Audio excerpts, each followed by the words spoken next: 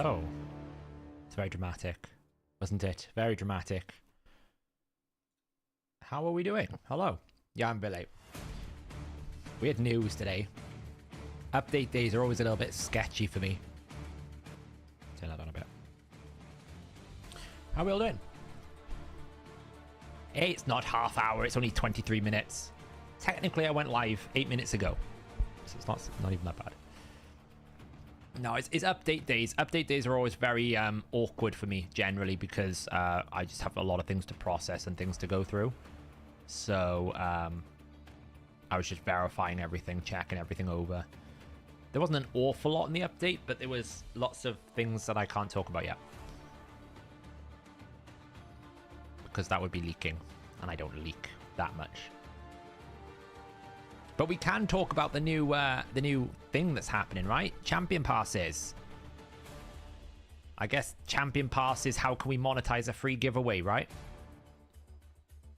I guess that's what we did. No, it's not HH's fault.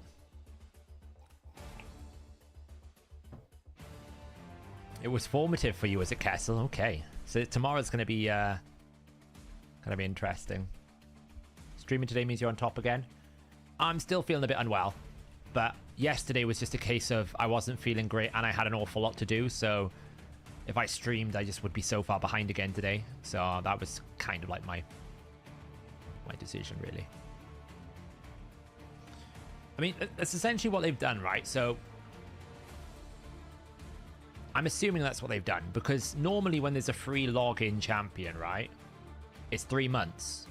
And I think they pretty much said in their update today, didn't they say something like it was going to last for a while? Well, I don't know. Yeah, so it's going to start on November the 10th and will last until February the 4th. So essentially, it's like a Ronda collaboration, but you got to buy the champion now instead of getting it. Maybe. I mean, it's nice that everyone gets a free Sacred Shard, I guess. And we don't really know what the challenges are going to be. And this paragraph here that they've mentioned, right? I mean, if we just let's jump right into it, right? So they posted a little like 20-second YouTube short. And then we go, in essence, this new event will work exactly like the Forge Pass events you're already familiar with. It will begin on November the 10th, so that's tomorrow, and last until February the 4th, but you won't be able to join the ongoing Champion Pass after January the 5th. It's a bit weird, isn't it? I'm no marketeer, but if it was a question of you don't have time to complete it, why don't you just sell me the opportunity to catch up? Like, if you were too slow, just like make you buy it. I mean, how did the gambling company not figure that out as a solution? Just like, if someone starts the game at like January the 10th, just allow them to buy the levels so that they can get it by February the 4th. There must be a reason, because that doesn't make any sense to me. Why you can't start it after January the 5th when there's a whole month left. So basically, anyone who starts playing the game like January the 10th just gets to watch a Forge Pass they can't interact with, or like a new pass that they just can't do anything with. So, weird. And will include a variety of challenges that you need to complete to earn points. Each finished challenge nets you Champion Pass points, which in turn increases your Champion Pass level. So, basically a Forge Pass. As you progress through levels, you unlock new rewards. Keep in mind that you'll require an Elite Pass to recruit the featured champion at the end of the Champion Pass and get better rewards in the process as well, while those with the Basic Pass will receive a Sacred Shard instead. So, I mean,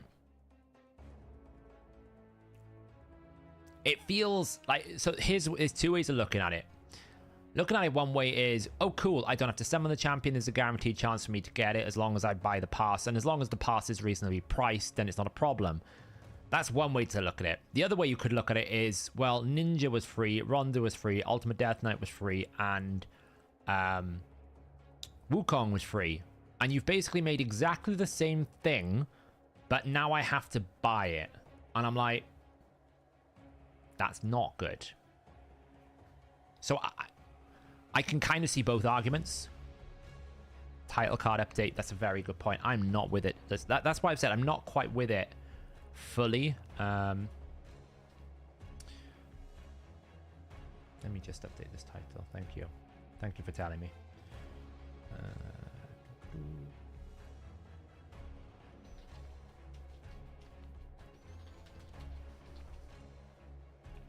Do that now. So yeah, so it's like, it's almost like they took the concept of the daily law, the free promotional champion, and then put a price tag on it. That's one way of looking at it. But the other way you can look at it is like, there's a guaranteed way to get a champion for hopefully a battle pass value. If they put the battle pass to like 60 quid, that's going to piss off a lot of people. But this is actually the thing that I think is like really stupid. But for this integration at least, there's another way. When the champion pass is live, we'll launch weekly summon boost events for the first 2 months. The featured champion will be available in the summon pool during those boost events, so everyone will have a chance to recruit them. If you want to know more about the mechanics, be sure to check out the in-game pass guide when it goes live, and don't miss the champion spotlight. Now, I'll be honest, the reason why everyone complains about Ninja is you can't get Ninja. Right? You can't summon Ninja. And I'm pretty sure you can't summon Rhonda. Why am I watching my clan boss team? I don't know why I'm watching my clan boss team. Weird. We still won keyed, it's fine. I'm pretty sure, I'm just going to check now. I don't think you can summon Rhonda, right?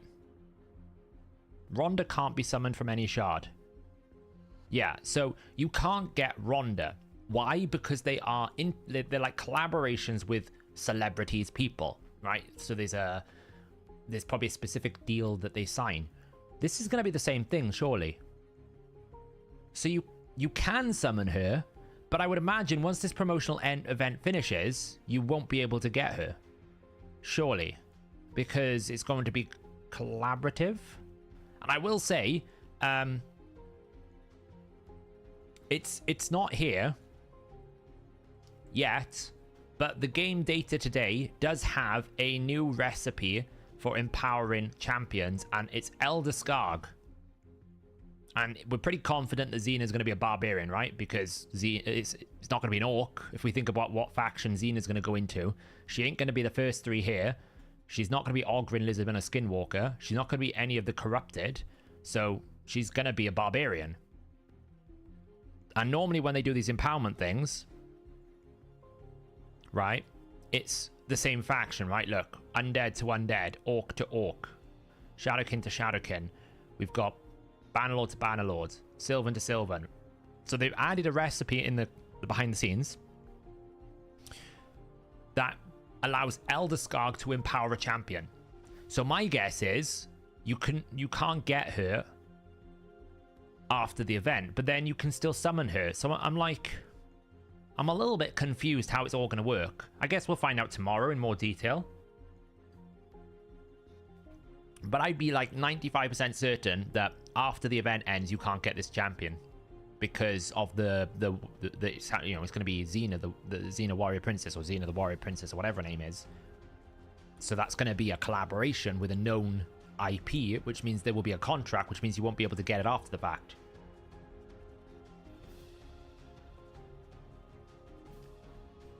Yeah, it's got to be a barbarian, right? Surely. So, yeah, I mean, there's a summon boost. So what I don't know is, if you summon the champion, does that mean you can't then you don't get it from the pass? Or if you get it from the pass, can you not get it from the like? You can only ever normally get one of these, or can you just have multiple ones of these, but they only get empowered by Skarg, maybe? So you can have multiple Xenas.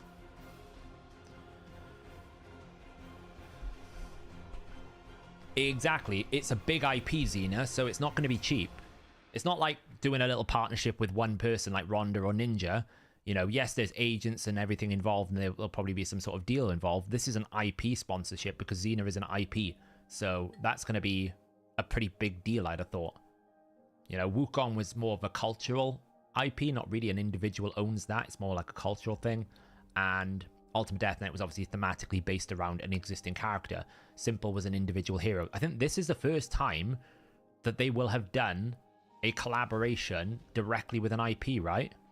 She is an old IP, but she's an IP. Trust me, these things will be expensive for sure.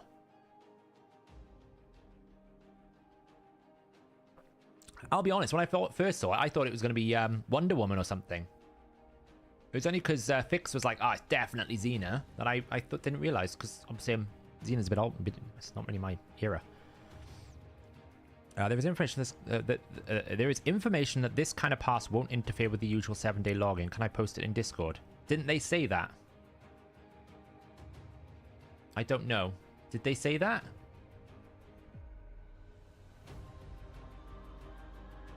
Well, of course, I mean, it's obvious, right? The 7-day login thing that they talk about, the new person login is Shaman. It won't interfere with that because they're not going to deliver it to you. It'll be delivered through this passes thing, right? This is what I said. This is the information that I did in my video yesterday.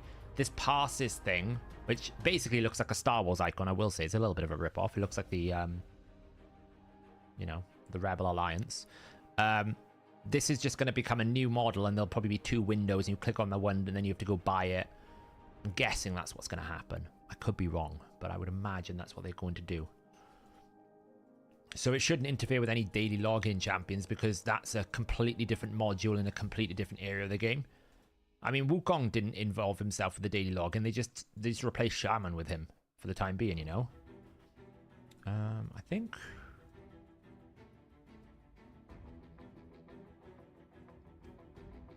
The good thing is I can kind of skip Dragon because I already got a Trigor. I was umming and ahhing about whether I did the Sand Devil. I haven't quite decided yet. I'm still trying to do some masteries though for Tweedledum and Tweedledee, as I'm calling them. Tweedledum and Tweedledee. So... No, you get it in addition. So Agrius, if you think about the Forge Pass, right? When you're buying stuff in the Forge Pass...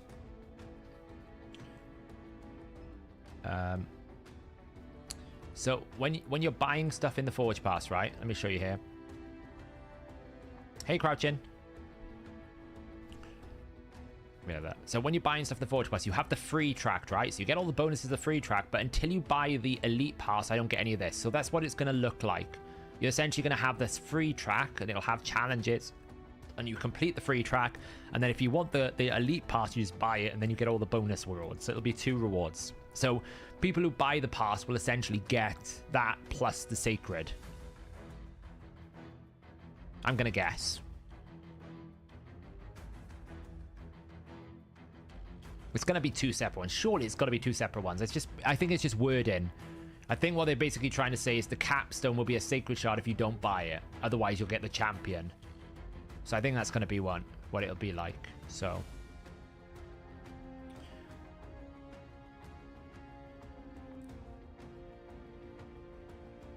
It's probably just a localization issue with the news report.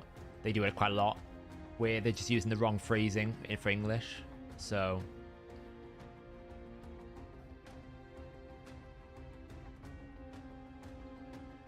Well, maybe, Kessel. But then, surely you just want multiple +4s of the unique champion. Like, assuming she's good, right? We don't really know what she does yet. She could be amazing, and typically most of the free login champions we've had in the past do have some form of like really good utility, but equally she could be trash. We don't know, right? Is she themed to something happening? Probably not. She's themed for Christmas so that we can get more players into the game. Probably they're probably doing. You'll probably see they ramp up their marketing now over the next couple of months to try and drive in more new users. They'll go through a bit of a new user arc.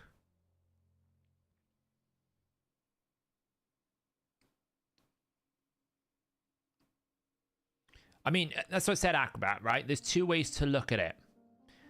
You can look at it as, hey, spend a little bit of money, get yourself a guaranteed champion and bonus rewards. That's one way to look at it.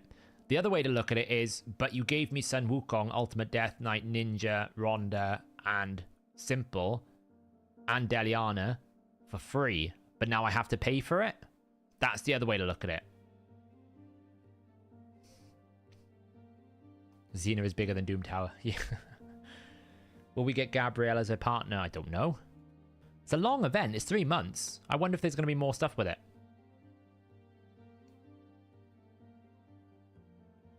Any clue when the Timid fragment should be hitting the store? Missing 5. I'm going to guess the next couple of days, Issa. So sometime the next couple of days. It might be before the 12th, because I haven't had my bonus yet, right? I haven't had my free gift for summoning both of them. I say free. My extra gift for summoning both of them, so...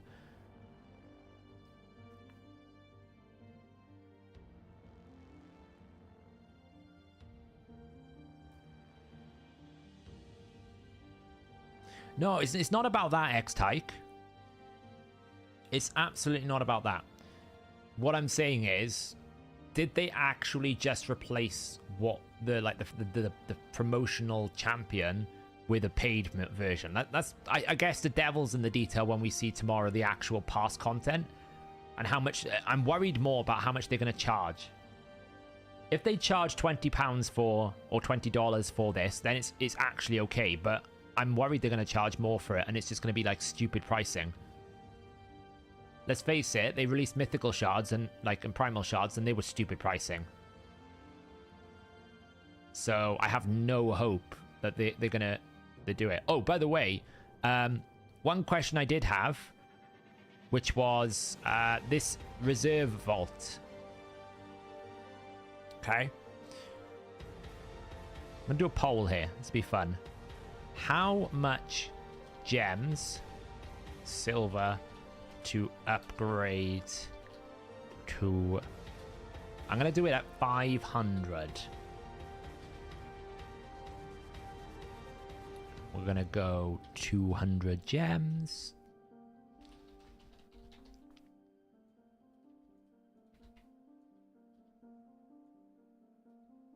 Do a little poll.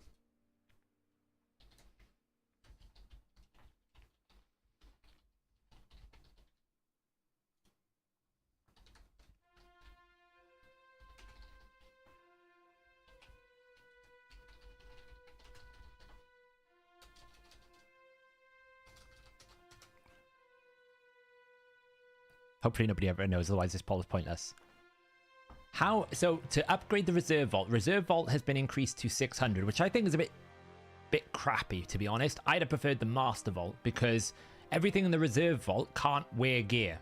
So invariably, you're going to have more geared champions than not to some extent. So, especially I do, because I'm a hoarder, right? So I was like, why can't the Master Vault go up instead of the Reserve Vault? Reserve Vault's really there for your faction guardians, mostly. Right, the Master Vault is where you want to store your champions, so it's a bit silly. I want to know what people think it's going to be. How many gems and silver? Yeah, from basically get 500 slots from 490 to 500. No, actually, my artifacts. Look, I've still got plenty of space. I haven't filled it up, and I haven't even processed all this rubbish yet. Which is probably a lot of rubbish.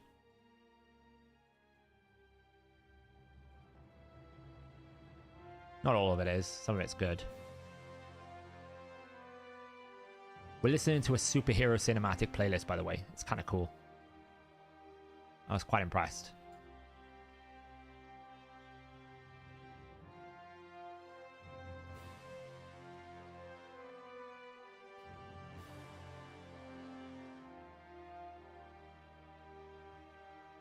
So the good news is we got artifact storage as well, which is important, as well as accessories, right? We got both. But we did only just upgrade this. But I'm really curious to see what people think. So a lot of people think 500 gems or more. I did probably start too low. Hey, Kaisu. How's it going? I'll give it 30 seconds and then I'll end it. And then I'll tell you exactly how much it costs.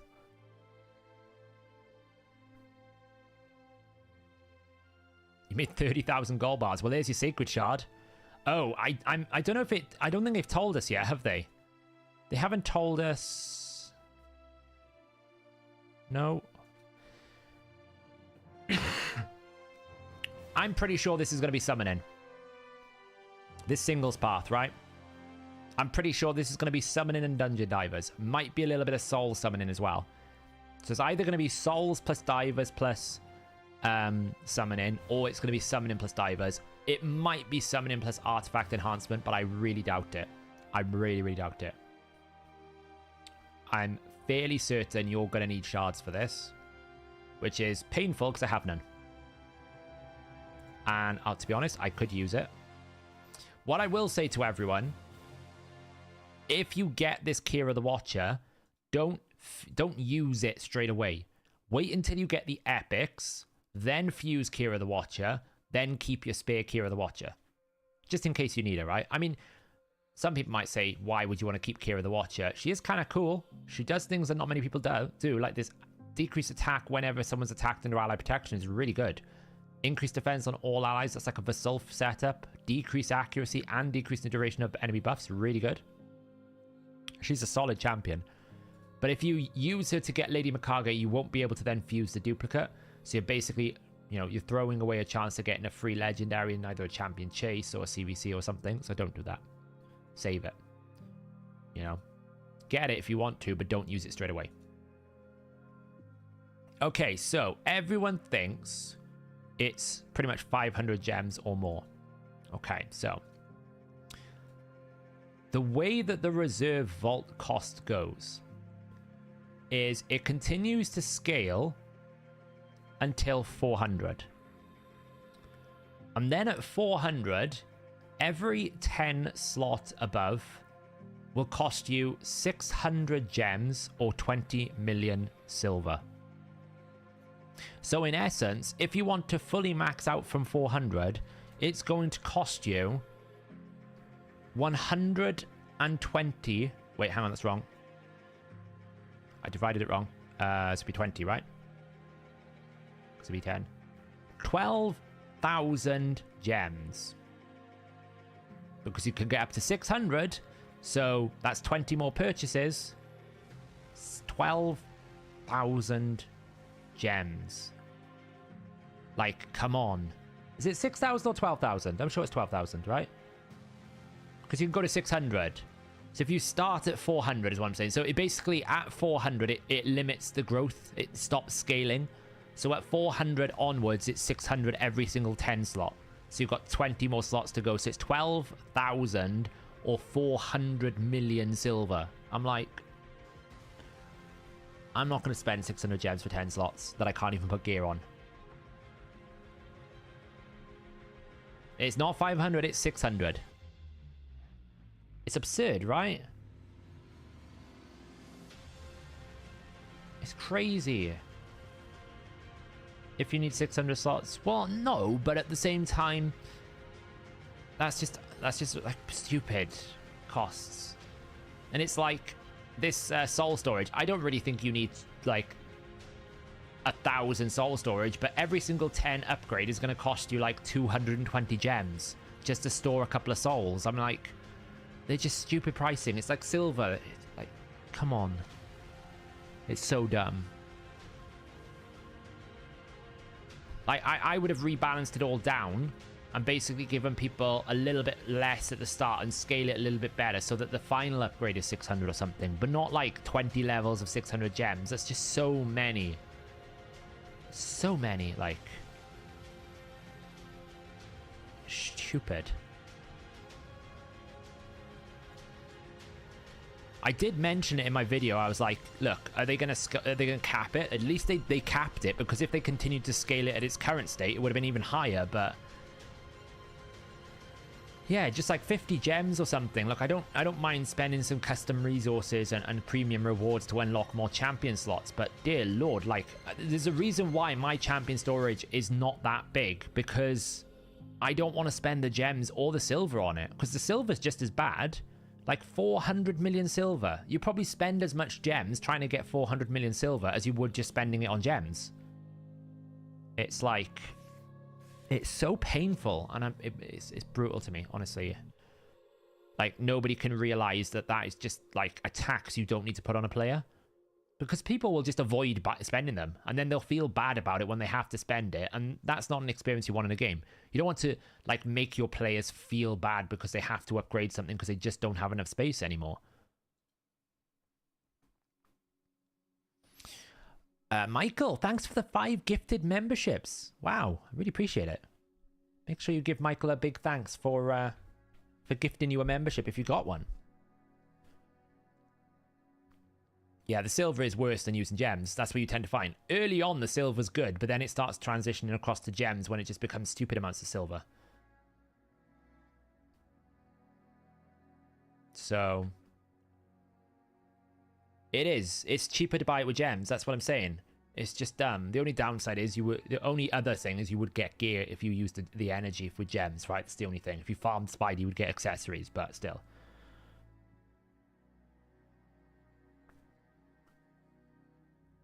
So, you know, I actually think this is what worries me tomorrow, right? So if we look at the last 3 things they've released Prism systems, which have been sometimes decent value and the next time it's completely pay to win. They released Primal Shards, which are about $5 too expensive. And now they've unlocked loads of storage and charging you 600 gems for 10 slots. What is this Champion Pass going to be like tomorrow?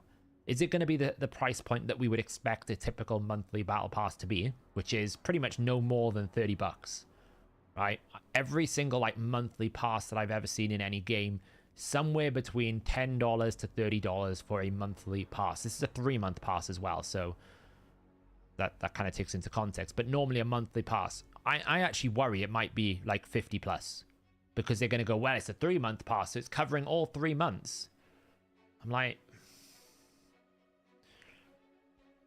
I don't think so.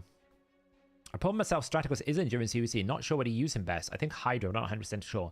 He is a Hydra specialist, but he's exceptionally good for soloing content as well. He's very tanky when he solos content. So he's very good for like things like Scarab King if you don't have Urost. He's also very good for like just dealing with difficult wave content because he does drop buff durations, which is really handy. Lots of different things, so... They change... Yeah, but skins are different, Barlin, right? I mean, that's just very specific to... The thing is, skins are a brand new product for them, so they probably started high rather than low. What you don't want to do when you bring a new product to market is you don't want to start so cheap that then when you need to increase the cost because you think you could get more money, players go, you're trying to price gouge, right? It's better to start high and drop low than it is to start low and drop and go high. So they probably went extremely expensive on the skin. But the good thing about the skins are they have no gameplay mechanics. They have no impact in the game. So if someone wants to go and spend $50 for a skin, I'm not going to complain about that. That helps the game develop. And if that's what someone wants to do, that's what someone wants to do. If they then want to charge a skin at $20, that's fine also. That absolutely have no problems with the way they overprice or underprice skins because they have no empirical impact in the game. And it doesn't really matter beyond your visual preference whether or not you have a skin or not. It's a bit different when you're actually giving champions because that might have that might have an impact in terms of your ability to complete dungeons quicker, or your ability to compete in something like Hydra Clash, or your ability to compete in any new major content piece, right?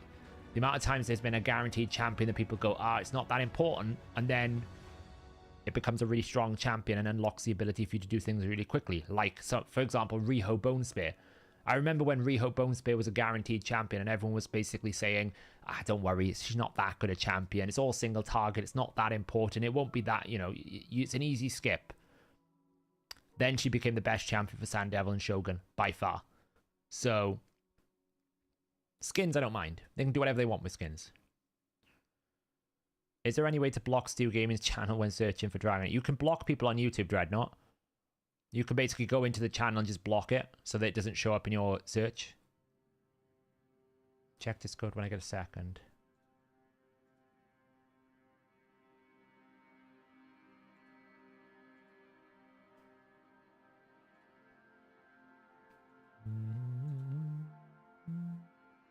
By the way, guys, Never is doing content on his own channel now for Dragonair. So if you want to see Dragonair content or you want to go give him a like, go head over to Never's YouTube channel.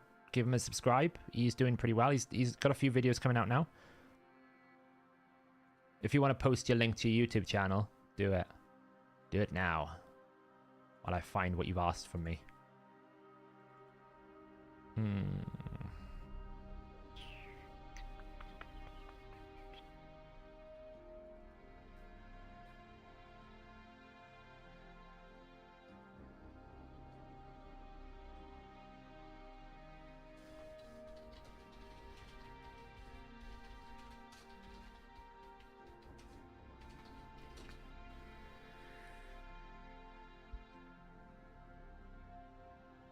Yeah, throw the link in chat, never.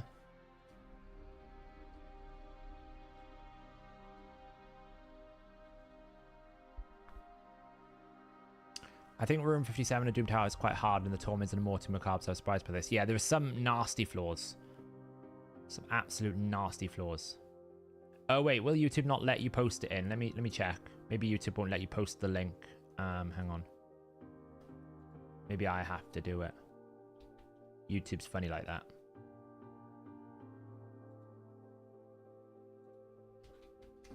There you go. Yeah, YouTube's funny. It lets me sometimes, but not others. He's not a minion or a mod. Well, he doesn't hang out enough, does he? He needs to come in more often. Then he might get some more special privileges from me. There is some new stuff in the data mine. There is. Nothing like content-wise. So nothing like playing the game. But there is like new champions that I've seen. I only see the pictures. I don't see anything like what they do or what they are. I just see pictures. There's information about some changes to promotional codes that I talked about already, like conditional ones. Obviously, the champion pass information will have more information about that. There is a small change to the Fire Knight shield, and I don't know if it matters much, but they've changed the multiplier for the HP destruction when you attack Fire Knight hard shield. It used to basically do 100% of the damage you deal. Now it's going to do 15% of the damage you deal. The link is incomplete. Wait, it goes for me. It works when I go over to it.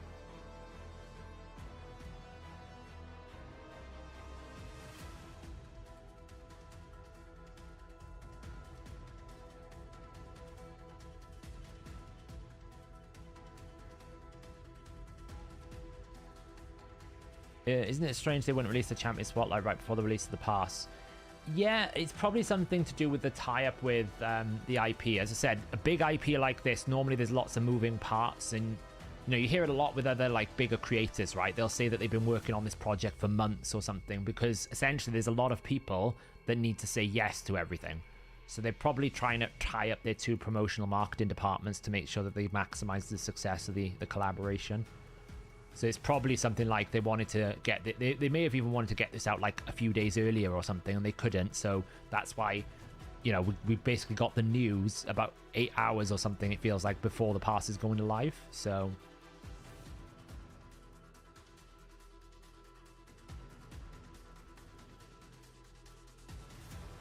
yeah, Tycho, you probably just don't have an awful lot of legendaries, right? So if you look at mine, okay, so my faction guardians are pretty much, I only keep, apart from high elves because I use Eris, apart from any specific factions where I use a particular rare, like Cold Heart, I should really start filling these up. I probably took away, well, I could probably do that. Right, I could probably speed that up. But apart from those, you'll notice I don't put anything really in rare. Rare I've got here because of Renegade for Night Revs. I've got basically everything in epic and legendary, right? We've got a few maxed out legendaries. And then I keep a copy of every single epic in the game. So I'm at 300, 220, and 290. And I've maxed a lot of champions as well for content. But it's probably the volume of legendary champions, right? I've got more legendaries here, which is probably the difference. Mainly because I probably have bought some more shards, right? Which is fair. Free to play. You probably don't have as many legendaries. So I absolutely don't think you need 600. But I do think you need more than what they currently got. Maybe. I don't know. Maybe not. you think Excruciator or Astral makes nukes harder than Gembo? Astralon will. The thing about Gembo is... Whoa. Why did the chat just jump loads?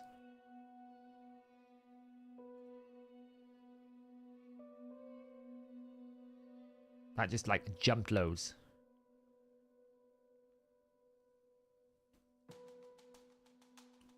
you think the Champ Pass will be Mythical Lego? Well, do I think Xena will be legendary? Mythical Legendary? Don't know. Probably won't be Mythic, I would imagine. I'd imagine it'll be Legendary, purely because I think they would want more control over their Mythic champions at the moment, because they're new. Yeah, we really do need new content.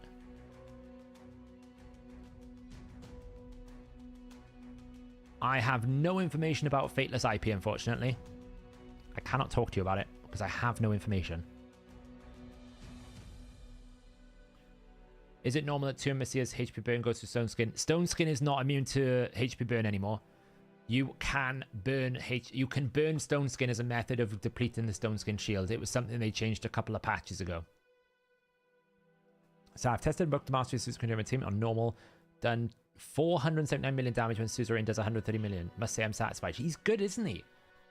I mean, a lot of that will be cursed. It'll be hex components, but he is still very good as just general raw damage because he's always attacking. What? Hello, the cat woke up.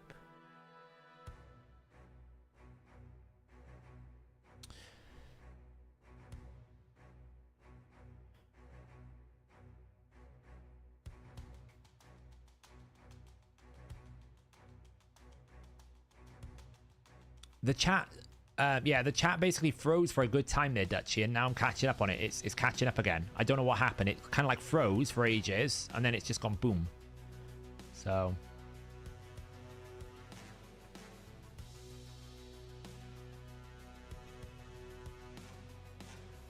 Is Gomlock Skyhide any good? He is actually quite good from a turn meter control, right?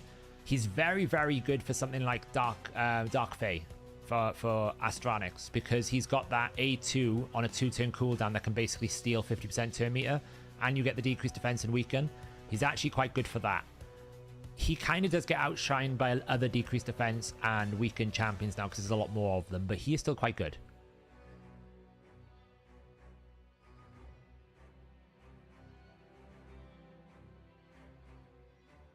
What is this about time? What time am I giving you? What am I missing, Never?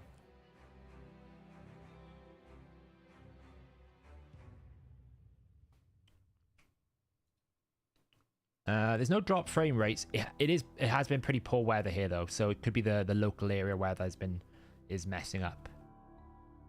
It's probably YouTube as well. I had a problem with uploading videos on YouTube yesterday as well. Whether you'll have time to stream or not. I'll keep you busy for a bit. But maybe, right? We talked about it a little bit.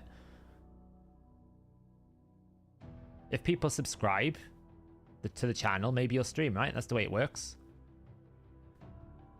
What do you want, little putty cat? Hello?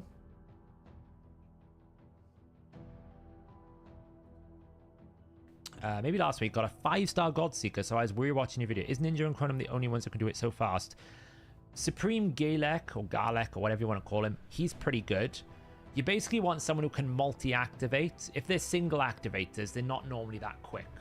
So it is kind of Ninja Chronom, probably Supreme Galek. Maybe that new Fenzi Epic. I don't know if that's a multi-activator. Can we see the cat? She's a bit camera shy. She only likes to show her tail most of the time. One sec. A bit of a disaster here. You're gonna fall off. Here we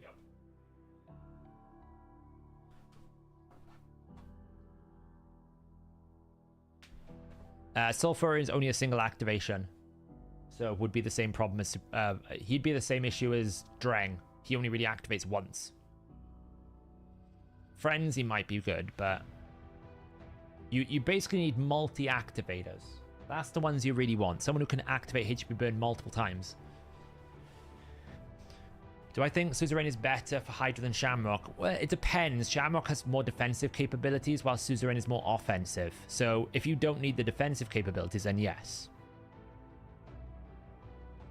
That's the way I look at it. Blessing ideas for Lady Mikage. If you're running her in Finite Hard, Phantom Touch, probably Life Harvest would be the one I would go for, because she's not really going to be a damage dealer, and Life Harvest gives her turns, and turns are what you really want with Lady Mikage, so probably Life Harvest. You could go something like a Brimstone for PvE as well. That's always an option. You know. Do you know how the book should land on Godseeker for partial book build? Normally, it's only the A3 that it's subjective to, G-Man, right? So either you want a 5-turn A3 or 6-turn A3 or a 4-turn A3. The passive normally can go wherever you need it to go. It's most of the time it's the A3. Have I tried Sissy and Sand Devil? I haven't, but then mostly because she's a double activation. As in, you need to use 2 abilities to make her work, whereas I've got Ninja, and Ninja can just do it in 1 ability, so. Have you seen the new full auto Hydra team with Emic plus Reset Champion, Taunt making Hydra heads not eat champions? I've built something, it's not full auto. I haven't seen a full auto team. I've built one that's with Nia. I'm guessing the full auto team, though, doesn't have as much damage. It's probably like double Pain Keeper, which is probably not that efficient.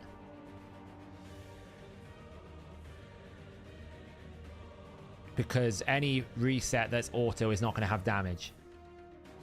Unless using Kaimas. And then I would argue that probably you don't need it.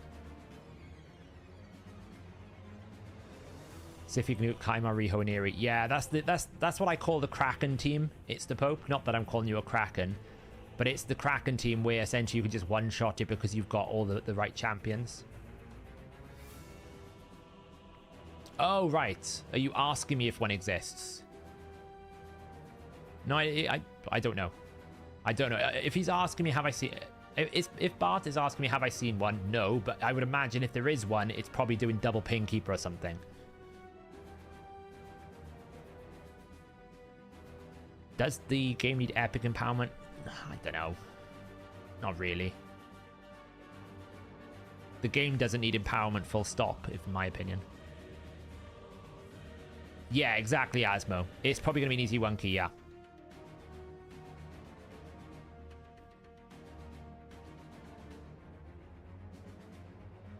Seeing one with Renegade. Yeah, Renegade could be a good sub. The only problem with Renegade is she's always going to be a bit of a liability because she kills herself, right?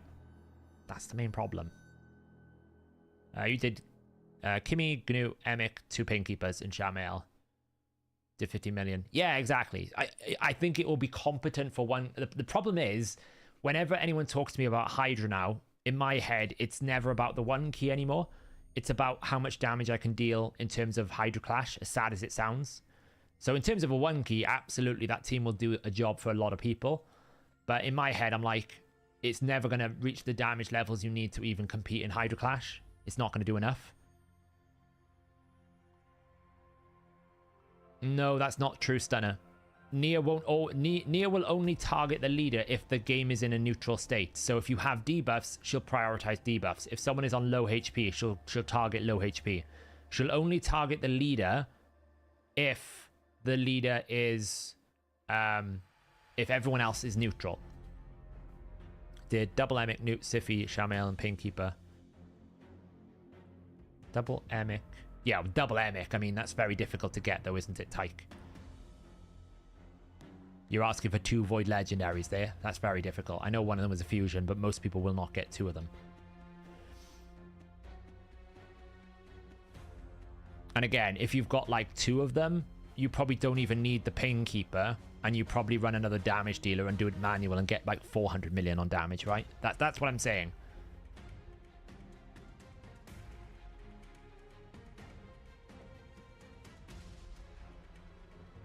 Is Bambus worth building for Hydra? I don't think so. I don't think Bambus is all that good, to be honest. I have no idea how much the Elite Pass is going to cost.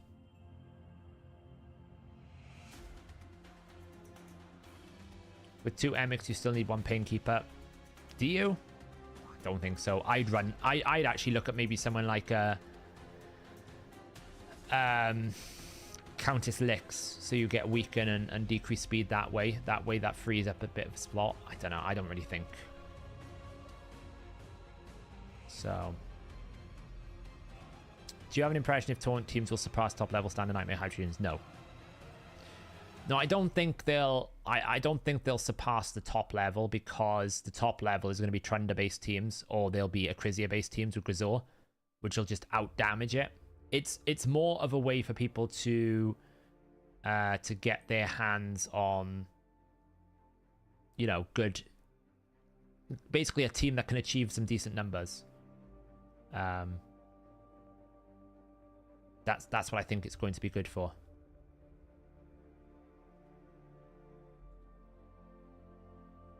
It's never going to compete with the top teams. Certainly in my initial testing, because there's just too many things that can go wrong.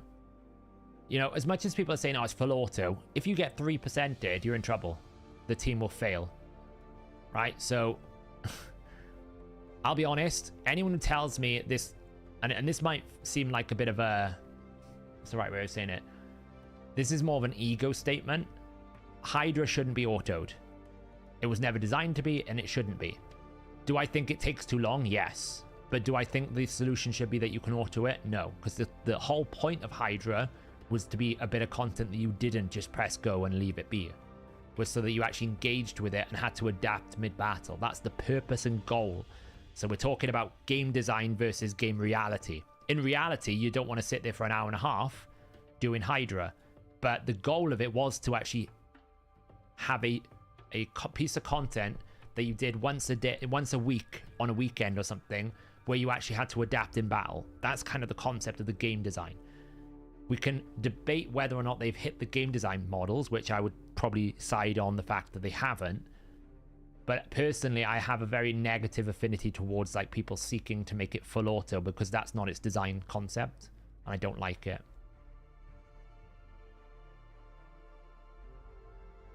I get that, and I absolutely understand that a lot of people want to auto it. I'm not criticizing people for wanting to auto it. I just have this thing in my brain that if someone says to me, oh, but you can full auto it, I'm like, that doesn't really add any value to me in my brain.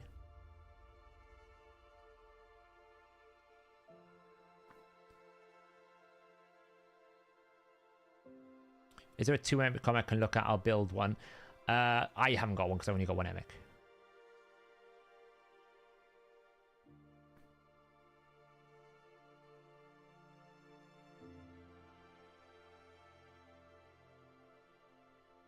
Yeah, exactly, Lou. So the idea of it was that it was designed to be a game mode that you didn't auto. That's the whole point of the original game design principle. I understand that people want to auto it because the outcome of the game design wasn't realized. It was meant to be a fun, engaging concept where you had to adapt on the fly and build a team that could adapt to all these different scenarios and deal with the different RNG elements. And that was meant to be fun and engaging, but it just became annoying. That's the problem. So,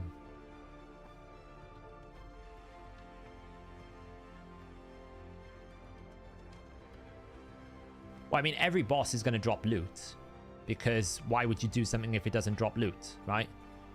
If I want to target farm something in Diablo, I'm going to want something for my time and effort. So, I don't really know if that's a statement you can make about game design. Like, the challenge should be rewarded.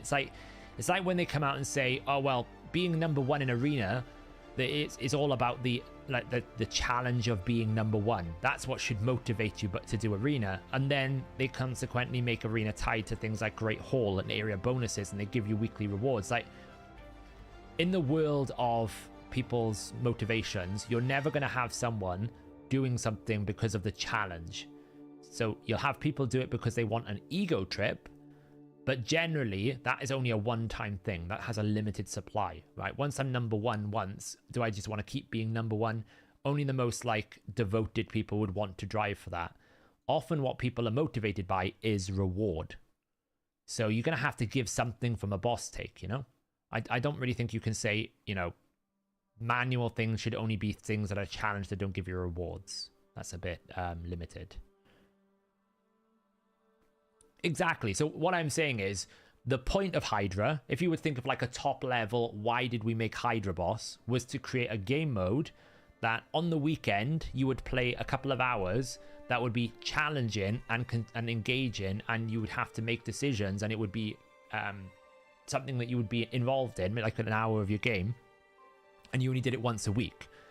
What it became was an RNG fest that took like up to 12 hours of your week, because you had to do it and you had to keep resetting it for rewards that weren't that valuable outside of Arena. And then they've made it competitive. So I think that's the outcome. But the original concept was sound, trying to make something like a clan boss that wasn't just press go.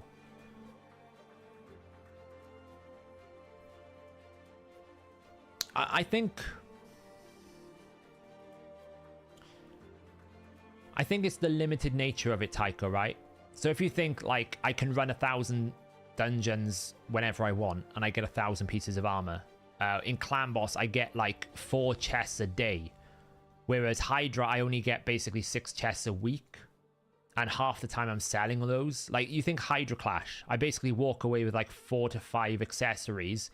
The majority of them are 5-star, and the majority of them are in primary stats that I don't want. So I'm not actually getting anything for my time. I feel like they do need to increase the Clash rewards specifically. I do feel like, I think the normal ones are okay. They're not so bad. But that's the main argument that people would have is, I get daily Clan Boss rewards, but I only get weekly Hydra, and the reward I'm getting for a weekly is nowhere near the quality of the daily. It's a bit like the classic arena reset. When we get our gold 5 chests, how many of you actually keep anything? I just sell it all and take my 70 gems, and maybe I get a void shard, right? You just don't. It's so bad. The amount of effort it takes to actually, like, it's a whole week's worth of rewards wrapped up into 5-star artifacts you instant sell. And I think that's the problem with it. It's more of the time scales rather than what you get. We all think stone skin and protection sets are really good. The sets are not the problem. It's the quantity and the frequency. Yeah, but I mean, Tycho, that's like I pulled that's like basically saying, oh, I pulled Sify out of 2 void shards. You got lucky. I've got 0 protection pieces in Silver Watcher overall, so it's not a question, like, it's just the way that it rolls, right? I think you probably would find if you went into another faction, you don't have anything in those factions. All I'm simply saying is, for the effort that is required to win Hydra Clash, in terms of how long, like, you're talking, most people would have to spend upwards of 4 hours manual in it to walk away with 5 to 6 accessories, which half of them are going to be 5-star, that you'll probably then roll half of them and they'll be bad, is the problem for a lot of people.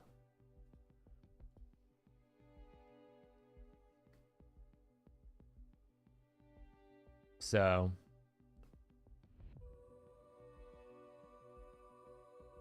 yeah, there you go. That's more realistic, Mark. I've had a fair bit of stone skin in Silver Watchers, but not protection. You know, like Hydra Clash, you basically roll in first the slot, so it could be ring, amulet, or banner. Then you're rolling the set, so it can be protection or stone skin. Then you're rolling the faction, and then you're rolling the 5-star or 6-star, and then you're rolling the rarity, and then you're rolling the combination. Like, I don't really want an attack amulet. Maybe I want a ring, but I don't want the bad substats. There's so many variables that you have to roll successfully that it warrants more chances. Whereas in Clan Boss, for example, I walk away with 1 cruel piece. Well, that's just one. All I'm rolling there is the slot, which is 6 rolls, and the rarity and the star rating. I'm only rolling 3 things. Where with accessories, I'm rolling 2 sets on top of 3 slots, on top of 16 to 17 factions, on top of rarity, on top of star rating, and then I'm also rolling the primary stats, and then I'm also rolling the substats when I roll it. It's just too much. They need more. And it's like a lot of people will highlight the fact that you only get 75. Has anyone actually ever got 75 primal quartz from the top chest? Because so far, all I've seen people get is 30 or 40. You know, you don't even get a blimmin' mythic shard for your 1 week's effort. It's almost like they see mythic shards as invaluable as a sacred shard. It's like, I can get a sacred shard. I get like 4 to 5 sacred shards from a clan boss.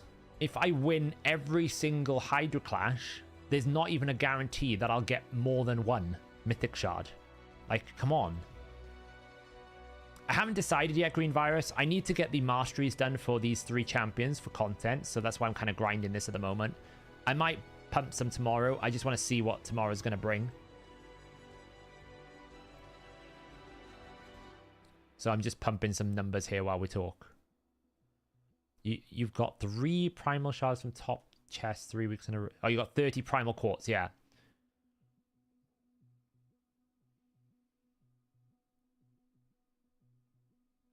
What I wish the primal quartz system would have been is you summon like 5 primal shards and then it gives you a free one on top. A bit like the way that the soul system works, right? Where you basically summon 10 tier 1 stones and then it gives you like a chunk of the tier 2 coin. That's what I would have preferred, rather than just this arbitrary primal quartz that eventually we might get 1 mythic shard, which will give us 1 rare champion. So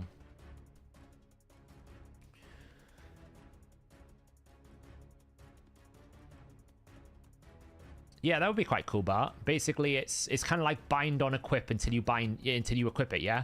That's kind of what you're saying. So it'd be basically like a stone skin amulet that you would bind it to a faction when you actually equip it. That could be that's a cool idea. It'll never happen, but it's a cool idea.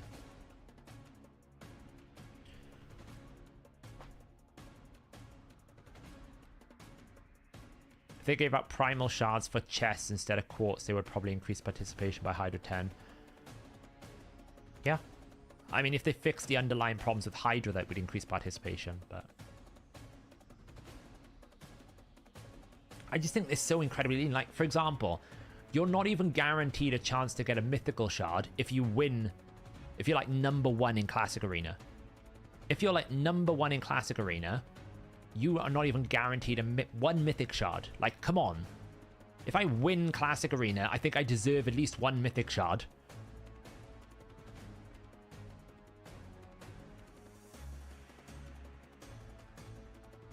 Any non-void alternatives for Demitha? If you haven't got Demitha and you want to go block, if you want to go block damage, then you're looking into something like a Helicath with a Warcaster. You're basically looking at 2 champions in one. Demitha's really the only one that can do it in one go. You might be able to do it with an Emic setup, where Emic will reset the person back down. So you could do like an Emic Helicath, where Emic will turn Helicath into a 3-turn cooldown and then run them both 3-1. A bit like what I did when I was running Emic as purely unkillable. But then you could just run Emic unkillable with a Painkeeper, right? So, swings and roundabouts.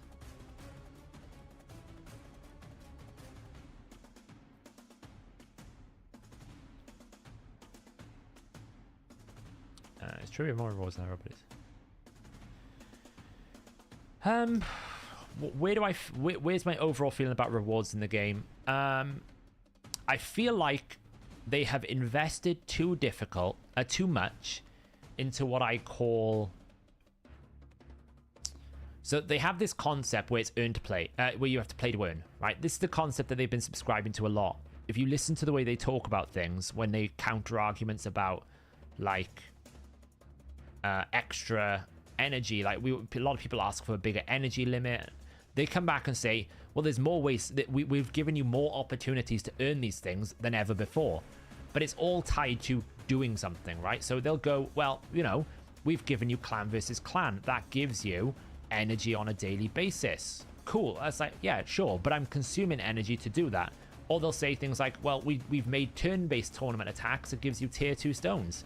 I'm using energy to get that, right? And, you know, we're giving you a champion here for free. And it's like, well, I have to spend 2,600 energy to get this done. So the problem I think they've done is they've subscribed too far into play to earn Because what you've actually created is a system where you get your rewards, but only after you've spent them already. So you actually end up in this weird kind of sometimes cost negative, sometimes cost neutral state where actually you didn't get anything. You just got everything back that you spent. Now, there is some things they've added, like advanced missions gives you a legendary book. That's totally free. It doesn't really cost you much apart from these dailies. But again, some people have seen things like, I've got to go farm 80 of my free energy refill to basically get the completed mission, and I have to go farm that in Sand Devil so that I can ascend an item, or I have to go do Hydra to get my refill. So again, it's very much like, well, we're giving you a free refill, but actually it's costing you 80 odd to get that free refill done because we've added a mission for you to ascend an item, so you have to have spent that energy. So I actually think sometimes the rewards are good, right? So let's look at the training event. I actually think that's not bad rewards. We get a tier 1 stone and a legendary book for 9,000 points. The reason why it's 9,000 points is you haven't got as much time. So if you've got a lot of brews, cool, great. But then when we look at something like this, it's really poor, isn't it? I mean, I know it doesn't cost as much, but 75 energy and 25 gems. It's a bit rubbish. Fire Night Tournament. 100,000 silver. Rubbish. 7 brews. Rubbish. 200,000 silver. Rubbish. One superior pot. Awful. The coins are actually basically 100 times the value of everything before it. Because you actually need 10 tier 1 stones. And if you think about the value of a 10 tier 1 stones is basically you get a stone on average a day, so that's 120. So it's about this 200 stone coins is worth about 1,200 energy. And then you get a 4-star chicken, which I can make in 10 seconds. So in some respects, they make the rewards really stingy. In other respects, they're quite good. I actually think a lot of people say clan versus clan is pay to win. I'm like, for a free-to-play person, an epic book for just playing the game, you know, as a clan, I get loads of clan gold that gives me energy. I get all this like XP boost, the extra energies, the ancient, like for a free-to-play player, CVC is one of the best things they've ever done. Because if you take away the whale wars, right, if you come out of the leaderboard and you ignore all these like, you know, IPR and all these kind of things, but just stick yourself down in tier 1 and tier 2, the fact that in tier 1 and tier 2 you basically get yourself 2 epic books if your clan just works together, you get yourself like 500 clan gold. That's about like a couple of hundred energy. You get also, if you win it at tier 2, another epic book. Like, these are very valuable rewards for a free-to-play player. It's very good, but a lot of people would argue it's pay to win. So I actually think CVC was quite good as an implementation. Do I think it's actually competitive? No, it's just point gouging, but it, you know, it's cool. It gives me free stuff for free to play. Like, that's good. So yeah, I mean, in general, I think they need to give you more soul coins. I don't think they give you enough. I think Hydra Clash is too weak for rewards. They need to improve that. I think Doom Tower is exceptionally good for rewards, and Clan Boss is exceptionally good for rewards. I think they need to reduce, like, personally for me, I always said with hard mode dungeons, either it needs to remove 5-star gear or it needs to remove rare gear, right? So when I'm doing hard mode dungeons, I shouldn't be able to get a 5-star rare, because that's just bad.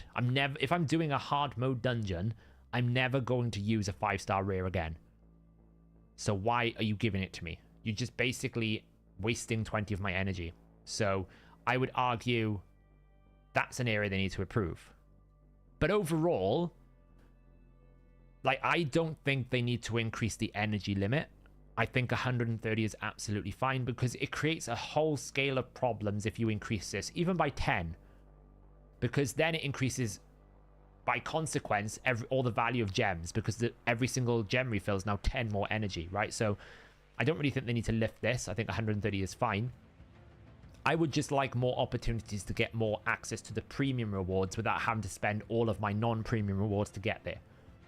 That's what I would prefer. I would prefer to be able to earn by playing the game, but not in a sense where everything that I have to do is consumed to get what that one reward is. That's where I currently sit. No, so what I'm saying, Acrobat, is if you're not in a top tier clan, 9 times out of 10, these tier 1 and tier 2 is far less competitive. So you can actually do an awful lot. And if your clan wins, then you'll get away these personal rewards. I'm not saying you can. I'm just saying if you exclude the top end whaling, there's a vast amount of clans that sit in tier 1, tier 2, tier 3 with active players that are probably getting away with these personal wins. So, yeah, it's like getting 5-star gear from Nightmare Hydra. It's painful. Why is it there? Stop it. Just end game content shouldn't give me gear that I was using when I was in the mid game. Because what you're doing is you're just basically neutering my enjoyment. I don't like running dungeons unless I actually have to, because I know 95% of the stuff I'm going to sell, because either it's 5-star gear or it's rare. I sometimes do Iron Twins. I haven't been doing it lately because there's been too much energy events going on. So I haven't been doing it. But it is worth doing every day because it is still the best source of things for souls and things. Essence.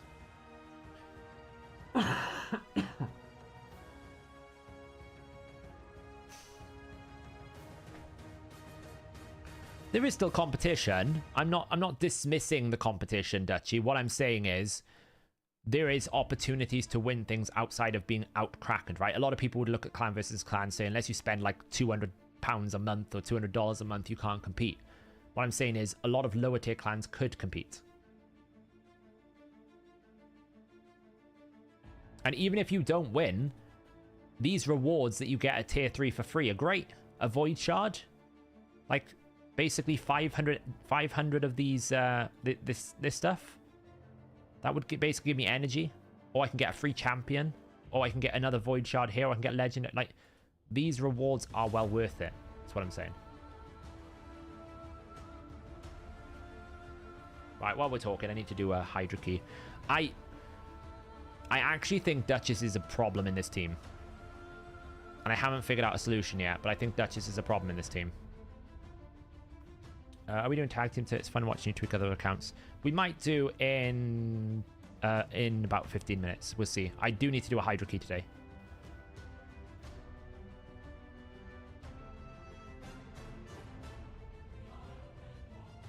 I mean, I 100% agree, by the way. This should not be tied to victory. If I hit 400,000 points, give me the rewards. Right? Just give me the rewards. I've worked for it. I get they want people to, like, grind super hard. I get that. They want it to be a like, spend your money, and that's why they make it big for personal rewards. But to me, if you've hit the milestone, you should just get the rewards. I just think it's fine. Yeah, tier 6 clan rewards is great. You basically get access, like, gotta remember, getting a 6-star legendary savage piece, it might be trash. You might sell it instantly, but the amount of energy that you need to farm to get one of these pieces, you know, that's like 600 to 700, if not more energy. So getting 2 of them, that's equal to about 2,000 energy. You get a legendary book, get 2 void shards. These rewards are really good. I haven't done live arena in ages. Should we fight a live arena randomly?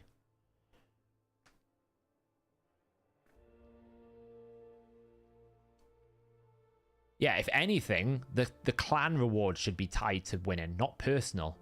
What I commit personally should not be tied to the clan winning, because that just feels bad. Because what you do is you will naturally create the conversation of, we lost because this person didn't work as hard as he should have done.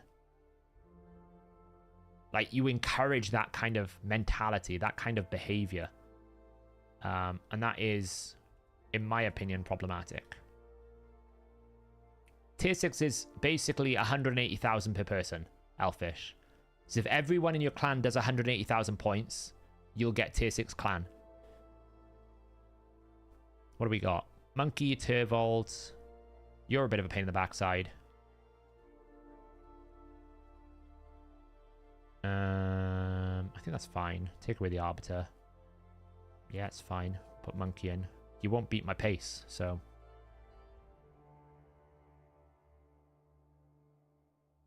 Yeah, I have to get back to silver. I haven't done live arena properly in, like, like months. Like I can RNG this, but to be honest, I might just RNG that. Get rid of his stone skin. Because at best, all they're going to do is boost my speed. And then I'm going to come strip that away. Because I stole a bunch. Then I'm going to do that. And then I'm going to steal a turn meter. And kill everyone. What? You're a sheep! You can't wake up and then kill everyone! Stupid passives, honestly.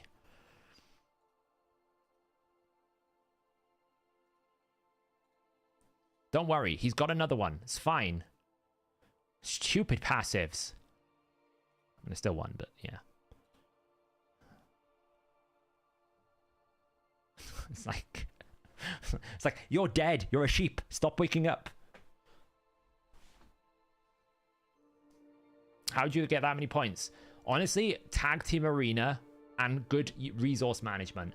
I got 200,000 points without even playing the game. By just doing my tag teams.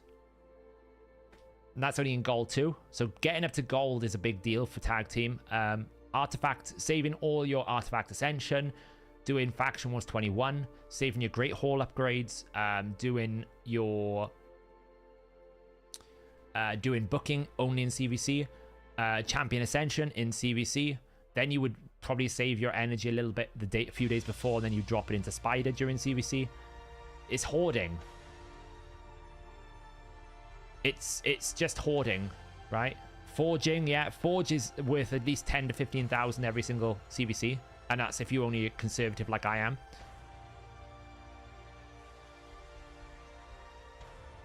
Like, it's... People... Like, actually, tell you what, there's an amazing...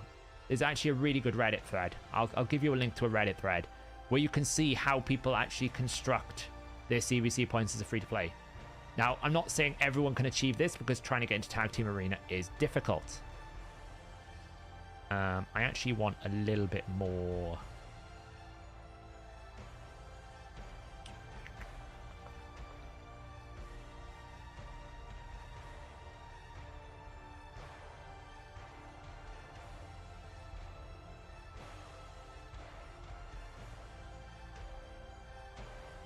Where is that? Where is it? I saw this Reddit thread. It's really, really good.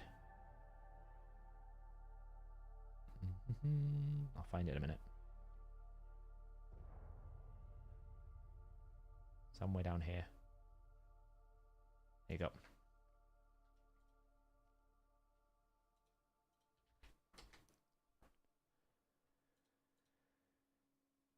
That is basically someone explaining how they get 400,000 points as kind of a free-to-play.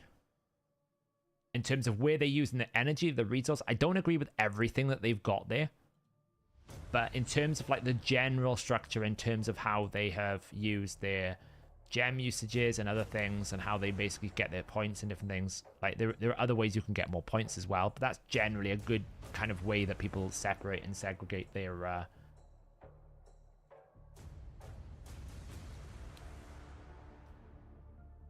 Oh, Diddums, you're gonna have to protect them. Now, this is the cool thing. This is this is the first time I've tested my new Emic build in Arena. He's got to attack Emic. Can't kill it. Can he? Oh, he can ignore unkillable. Ah! Stupid Rotus. We need to nerf Rotus. It's fine. You got to kill Raka first.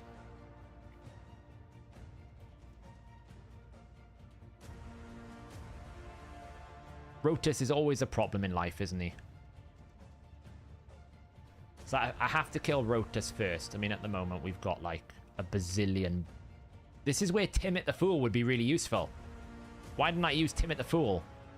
Probably just knock that down. Take some turn meter away. I should have just thrown Timid the Fool in this and taken away all his buffs, because this is where the problem is coming in. We still need to try and kill... I got to kill Raka Valtide first. That's the goal. I have to kill Raka Valtide, otherwise we'll never win this, because she'll just keep reviving. At best, he can A2, like, there, that's fine. I'm not saying Rotus needs nerf. I'm just saying it's annoying as hell.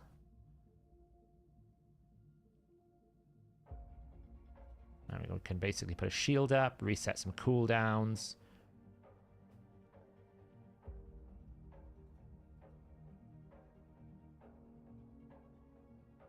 He can't do anything. It's locked out.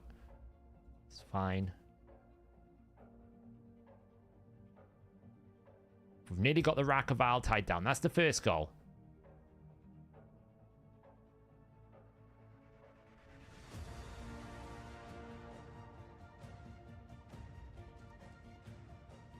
Drain some turn meter again. Get a revive out.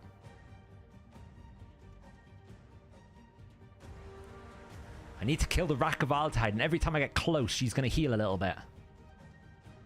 Oh, it's so annoying. What up, cat?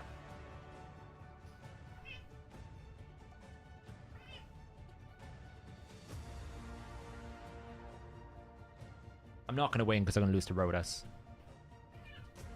Basically. I'm losing to Rhodas. That's why I want Rhodas. Taunt takes priority over Velia. I should have picked a better setup there. Was all. I should have picked someone who could deal with Rotus better.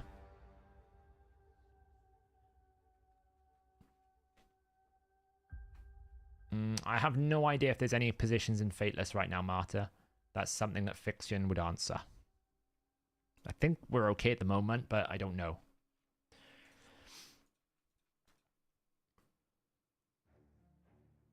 I'll never use it, Ultimate Death Knight. I'll not counter something by a stupid mechanic like that. What I meant is I should have brought something that had a little bit more agency to defeat a Rotus, like Fenax. So I can block revive him or hit him more times. Double hitters, I should have brought maybe Constantine. Let's try it again. Let's run it back. They'll probably ban my Wukong. Yeah, I don't have meta champions. We're banning the Rotus this time, because that was the only reason why we lost last time, because we got one shot. If Emic stays alive, it becomes quite a problem. If Emic dies, it's not a problem. I don't really mind Harima. I can kill Harima really easily here. Fenax is like a super hard counter to a Harima. Hello? What are we doing? Oh. Just checking in.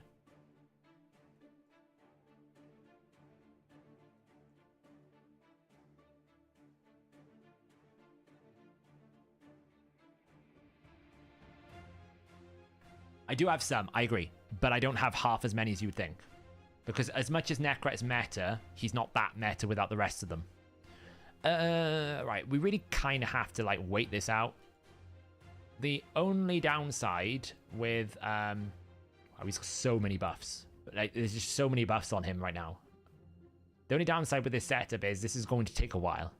Because we got to wait for the Stone Skin, because we don't have the Wukong. Wukong is not I normally use into Ultimate Death Knight. And we also are basically fighting Necret v Necret. The only downside is my Necret's going to have less cooldowns. Thanks to live arena matches. Good to see you as relaxed as me when playing the game mode. I'm learning to just take it as it is. Right, it is what it is.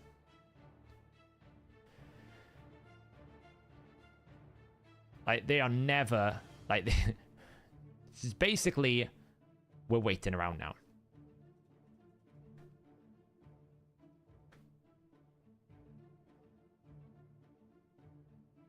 Do teams age out of tag team arena like they do classic? Actually, they probably remain more relevant in tag team.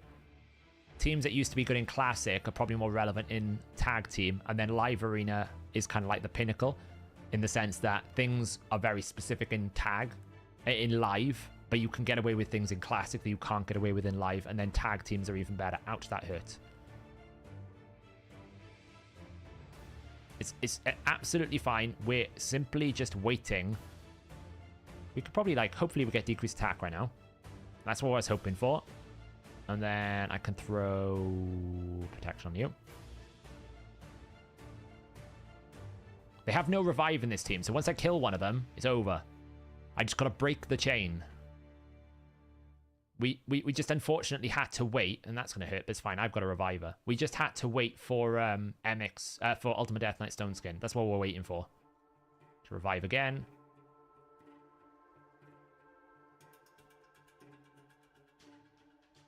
That hurt.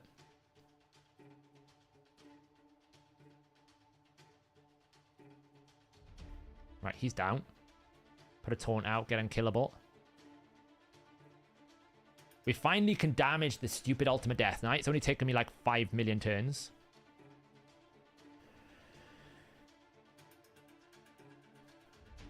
Now we want to start killing Harima. Unfortunately, we actually don't have ally protection here, which is a bit of a problem.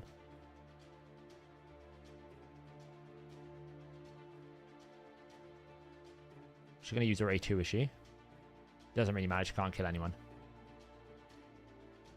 Unkillable.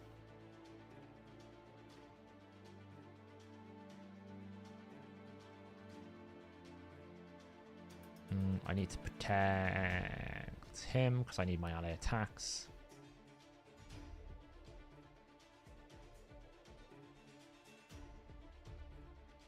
I just need to get one ally attack off on Harima with a decreased attack and I'll one-shot it.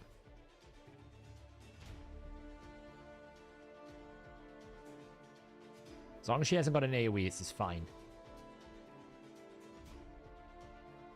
Don't have an AoE. Don't have an AoE. Don't have Celestial Ore. It's good. Oh, that hurt.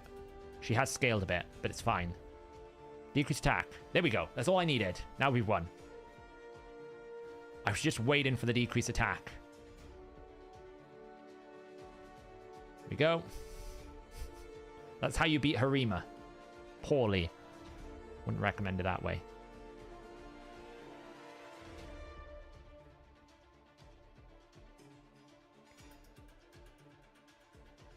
I lost a fight to a new player 3 times yesterday because his Taras feared my Warlord for free. Yeah. That's why Warlord is not very meta anymore, because of that fear. People like saying, oh, Warlord's better than Yumiko. It's like, not against Taras. Most people will want Yumiko over Taras. Over Warlord when it comes to Taras. It's just not ideal.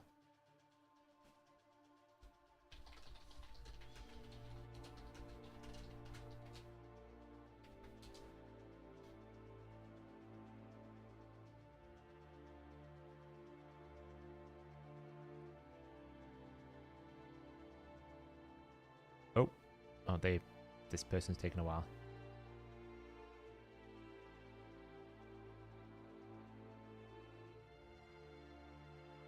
Are they going to pick one?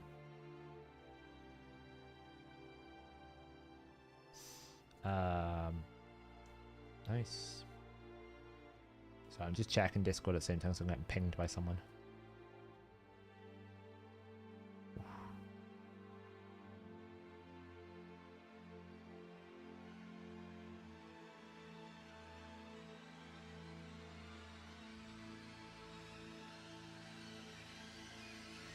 Sorry, I just need to check if the optimizer build is working.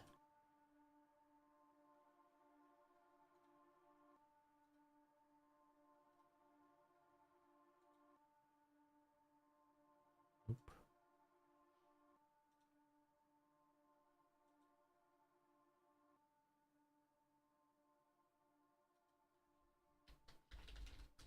This person is taking a while.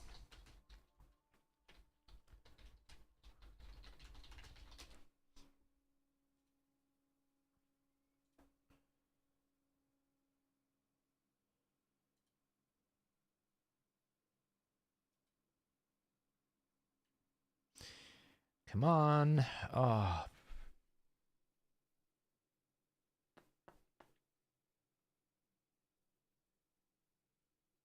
Like, seriously.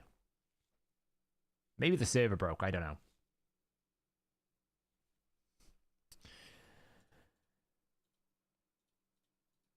And we wait another 50. This is why I actually think this only needs to be 30 seconds. I don't think this needs to be 59 seconds. Like, we could save so much time here. Yeah, I mean, Taras is just super strong. Like, if you think Taras is a non-maximum HP seer, So in some content where the maximum HP is not limited, aka wave content, Seer is actually better than Taras, because enemy max HP will always scale harder than Taras's own HP. Whereas in places like Hydra and bosses where you're limited by maximum HP because it's a cap, Taras doesn't have that limitation. So you can basically do what Seer does, but just with no cap. So it kind of like is the more appropriate setup. But I go for Rotas this weekend. I'll see. I'll have a look at, I think if the path is good, I might go for it, but I haven't got many shards, you know? Oh, it's not a Taras run. What I'm saying is, that's why Taras is really good in Hydra, because his damage is not based on max HP. So actually, Seer will always outscale him. Seer is better for wave content than Taras. Seer will always deal more damage than Taras when it comes to wave content, because any max HP will always scale harder.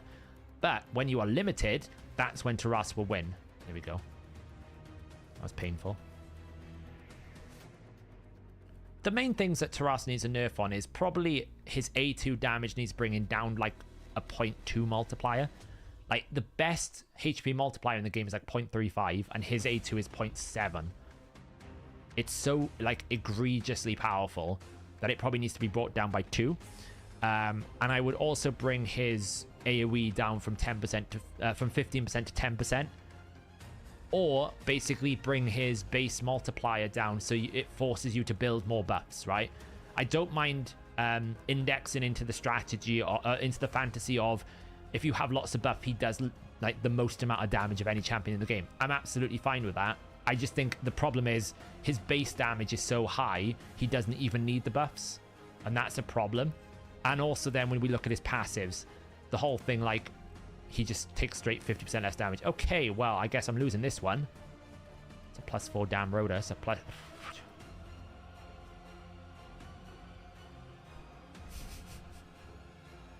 You know, who was it said earlier that I said what was the word? I have some of the meta. Well, everything you see on screen right now, I don't have. And that is the meta. So, as much as I have Necra and I have Duchess, everything you see on screen right now is the meta, and I don't have any of it. Even if I had just one of these, I don't have the Harima either.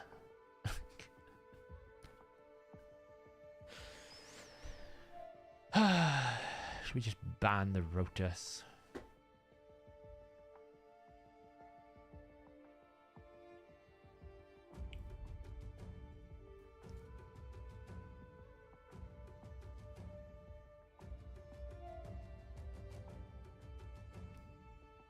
It's not really a pay-to-win team, it's the meta.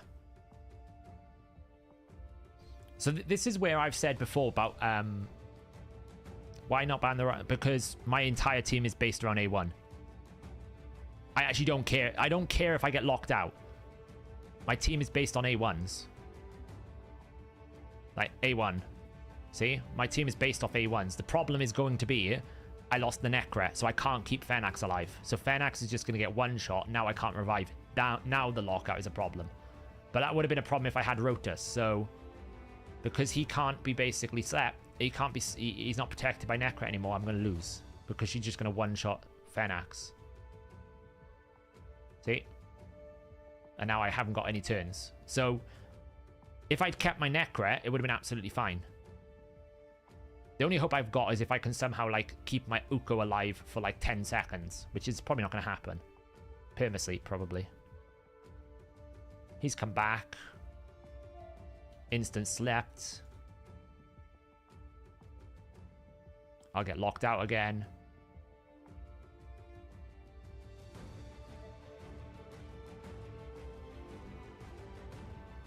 Oh, he didn't die. She weak hit. It's like...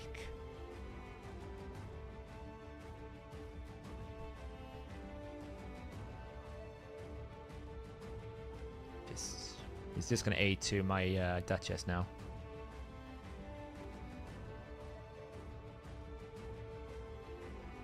Lockout. And that, my friends, is why you need the meta to compete in Live Arena. Even if I had one of those champions, I can do something with it. That's the problem that I have, is I can't... So in gold here, I can actually stop them being able to draft that setup. If I had a Yumiko, I can pick the Yumiko, they can't. If I had a Kaimar, I could pick the Kaimar, they can't. I actually only lost that because I couldn't break the Kaimar Yumiko, because I had to ban the Rotus, because the Rotus would have killed me. If I didn't get locked out, if I didn't get slept by the Kaimar, Fenax can one-shot that Harima, and then I win. Because lockout doesn't matter for my A1s. It's not the lockout that cost me there, it was my protection. Because I'm bringing a damage dealer, like if I had Leorius, I'm okay there, right? It's fine, I can one-shot something with A1. But because I haven't got a damage dealer that can stay alive without Necret, it makes Necret a perfect, like, ban target, yeah? And that's the problem I've got. They want to ban the Necret. That's the downside. I'm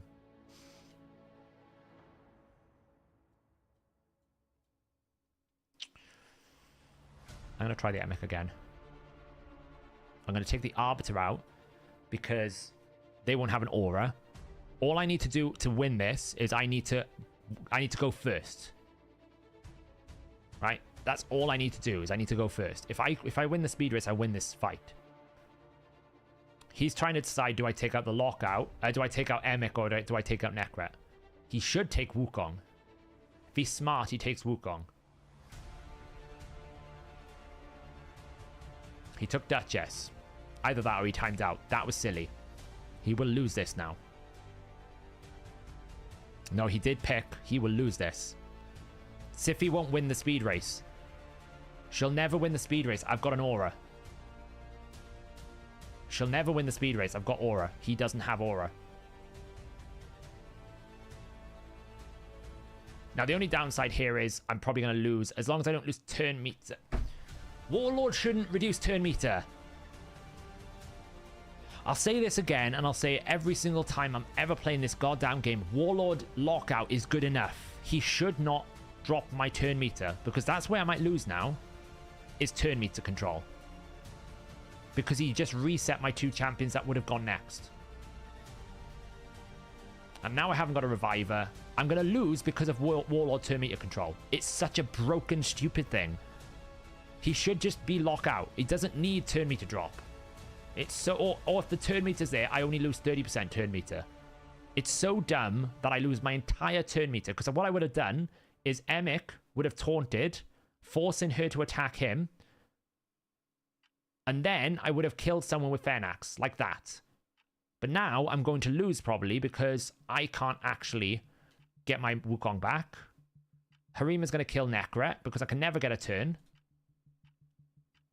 Or maybe actually... Like, Necret's never going to get a turn because she's going to kill him next. And all because I lost that turn meter.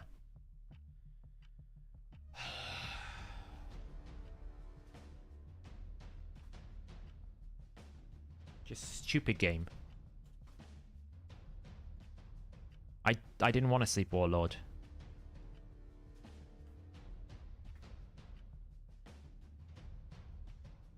My attack's like 6,000, crit damage is like 286.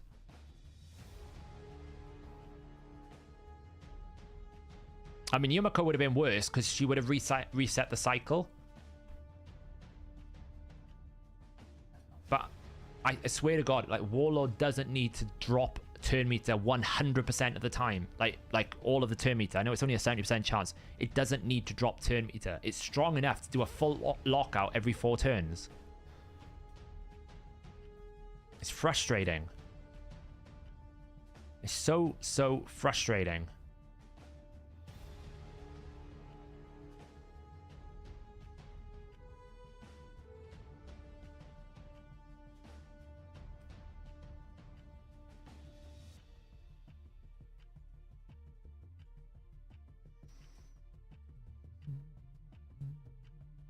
Where's my arbiter?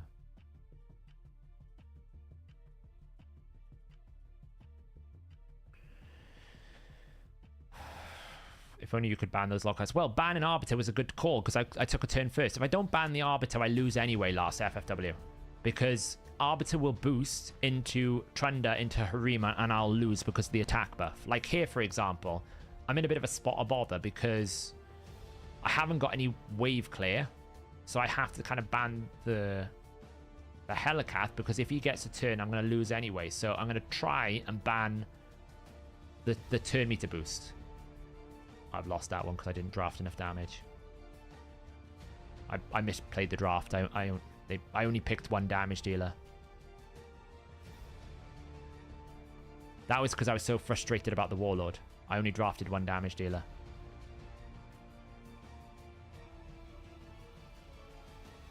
I doubt it, James. We've never had Ninja or any other, or like Ronda through a promo code.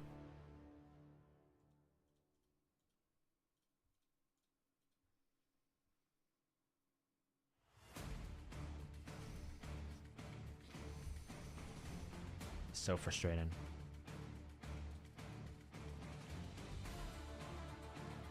I have the gear, right, Marta? I worked out if I was to be able to awaken Arbiter or anyone in Undead Hordes, my speed gear would get me to like 420 speed. So it's not a gearing problem, it's a roster problem. And it mainly comes down to... I got a free win here, by the way, because I lost 3 in a row. Stupid systems.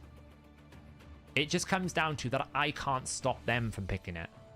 So that's what I mean by rostering is... Normally when you get to gold, you're kind of like win trading in the sense that, okay, you picked Siphi, I'll take your Rotus, or you picked the Kaimar, I'll take the Yumiko, or you take the Warlord, right? You can stop them from being able to put the pairings together. But because I don't have enough of the meta, I essentially can't win. So I have to like deal with what I've got. And I'm not like bitter about it. I just feel like some champions just don't need as much power as they've got. I just don't feel like Warlord needs to have... I don't know, just take that. For me, it just feel like Warlord doesn't need to have a 4-turn cooldown that resets all of your abilities and resets your turn meter. Like, that's just too far, you know? Why don't you try Gaius? Well, Gaius will need increased accuracy and increased attack. So once you ban the increased accuracy or the increased attack, you lose. So it doesn't work. The only one that really works with is Astrolith. Astrolith's the only one that can make that work. Because Astrolith doesn't require accuracy, so it doesn't need the increased accuracy buff. So all you have to do is make sure you bring two spreads. Then even if you do that, someone just bans the Astrolith, you lose anyway. You know, so it's like bombs. You can't run something that's telegraphed. If you run something that you're telling people what you're going to run, it's so easy to ban, right?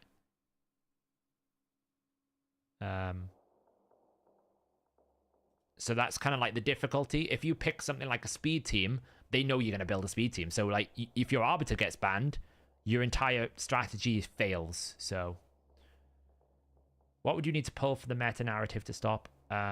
Honestly, just one of them, Kessel. It's a quantity issue rather than a specific champion. Like, if I just had one lockout, I can do so much more. I have so many more options. Like, if I had the one Kaima or the one Yumiko, or even if I just had one Siphi, or if I had one Rotus. But even if you think, like if I basically... If I said to you, give me the top 3... The top 5 nukers you would want for Arena, you're going to probably pick something like Taras. You'll probably pick Jorgid. You'd probably pick Leo. You might pick some HP champions, but unlikely. You're picking heroes, like champions, that basically don't require support. Whereas if you pick any other attack-based champion, what I should do is invest in Ragash. What I need to do is invest in a defense-based nuker who doesn't require the neck rep, because I'm so susceptible to losing neck rep. And once I lose the neck rep, I'm a bit stuffed.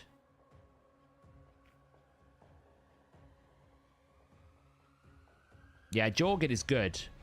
Because Jorgid Shugen works really well, John. Right? You run basically Shugen as an Arbiter replacement, and you let her make Jorgid take a turn. Once Jorgid takes a turn, he one-shots someone, then he gets an extra turn and one-shots the enemy team. So it is really good. That's absolutely fine. I think there's no turn meter control. Here's the only problem I've got. Let's just take Rhodus out. Okay. I probably should have taken the Ultimate Death Knight, even though I had Wukong, because it was going to be a ban for a ban. I probably should have banned the Ultimate Death Knight, actually. I'm not worried about the Mortu. That's not my concern. The Yumako's actually not a problem either. At least I keep Necret, which is good. They can lock me out as much as they want. The problem is I got to wait 2 turns. I actually think this is okay.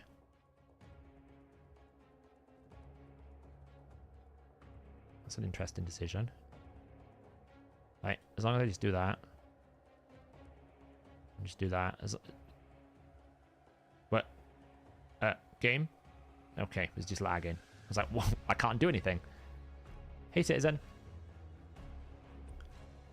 Yeah, so the problem is my Stultus is built for Dragon, so I can't use Stultus, right? He's kind of locked away into that kind of role. And to be honest, he's so good at it, I wouldn't want to bring him into Arena.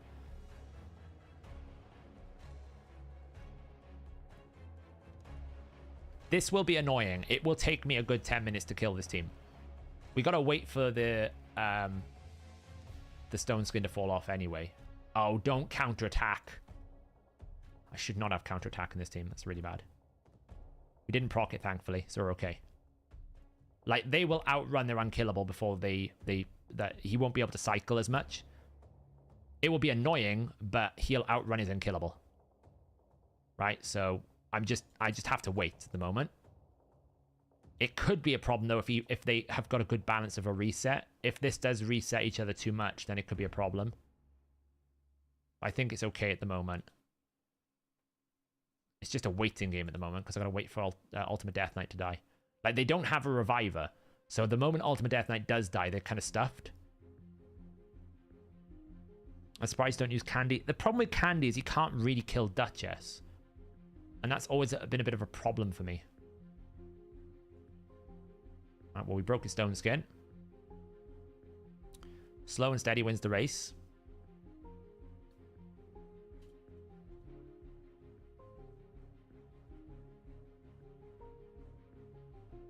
We're getting there.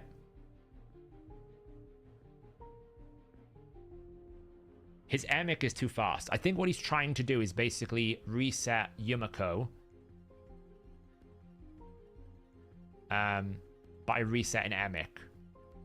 Right? He's trying to basically keep the Emic taunted. So he might have a reset for Yumiko now.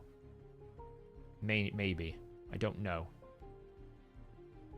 If he's got reset, then he can yeah. He's kind of kept permanent taunt. So we could be in a situation here where I'm going to have to risk AoE in at one point. Because essentially, I can never kill the Ultimate Death Knight because he's never going to outrun his unkillable. And I can never reset. I can never kill him because taunt is always going to be up. So it's actually quite clever what he's done. Up until the point where I can just kill the Yumiko. So if I just RNG risk it and AoE once, I will probably kill the Yumiko because she will be squishy. Right, so you see here now, she'll basically just do A1 or A2 something. And then he'll A2 to reset the Yumiko, and the Yumiko will reset him. It's smart, but it's subject to failure. All I'm doing at the moment is I'm waiting to see if I can kill her comfortably with his low turn meter. That was not ideal. All my ally protection ran out because it took too long. But I've got a revive, so I can revive them.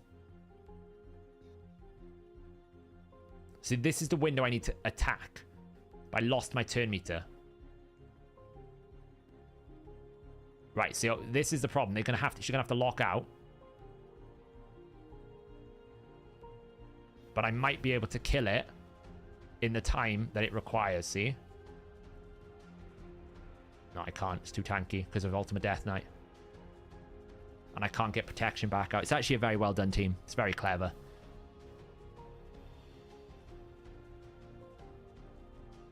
The problem is, it's very low damage so long as I don't... If I never actually AoE, it's very low damage, because he's never going to really...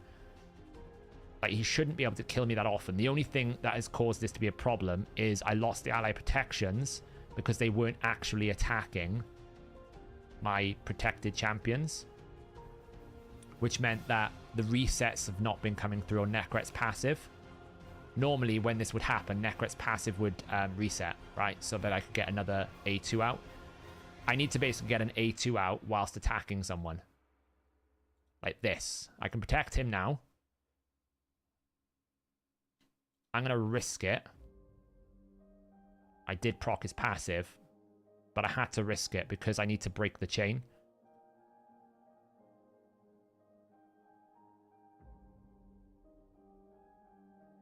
Hopefully he just got turn meter. I can't break the chain.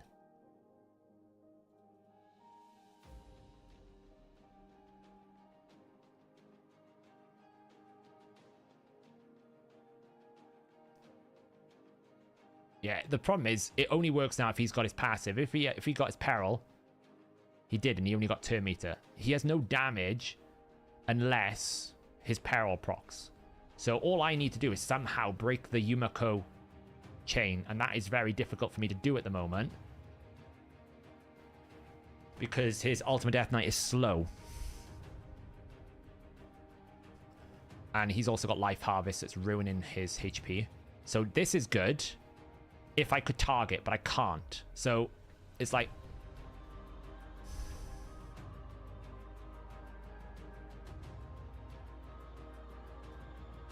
I might as well do it because I'll get an extra turn. So I can like reapply the protection. So I just make sure I always keep him protected. I just can't do anything until this chaining stops. But I don't know. I don't even think I can beat it. When you use the A to the ally attack will join the target. It does. The problem is, now is when I needed it. I should have saved it. I also didn't get the decrease attack, so I didn't get the double hit. Now is when I should have saved it. Because I need to kill him. If I just one-shot him, I can kill him. Like now. There's one down. That's the first step. It didn't really solve the chaining problem, but I was never going to kill... I was never going to kill him anyway. But at least Ultimate Death Knight is gone now, so the revival thing, I can actually start targeting him and pulling his defense down. I still think I can win this. It's now all about timing. That's a bit awkward. I've lost a lot of HP. You can just re-kill me. It's now just about timing. Can I find a window in which I can one-shot one of Yumiko or Emic? That was not great. I lost to ally protection because I got reset. Just waiting for my revives. Fine. What did I ban? The Rotus. I banned his only consistent damage source. Mortu is useless unless he can peril. If he can't peril, there's nothing he can do. I'm going to save that because I actually need it for Fenax when he comes up. Don't lock me out. Please don't lock me out. Please don't lock me out. Please don't lock me out. Please don't lock me out. Oh, she resisted, I think.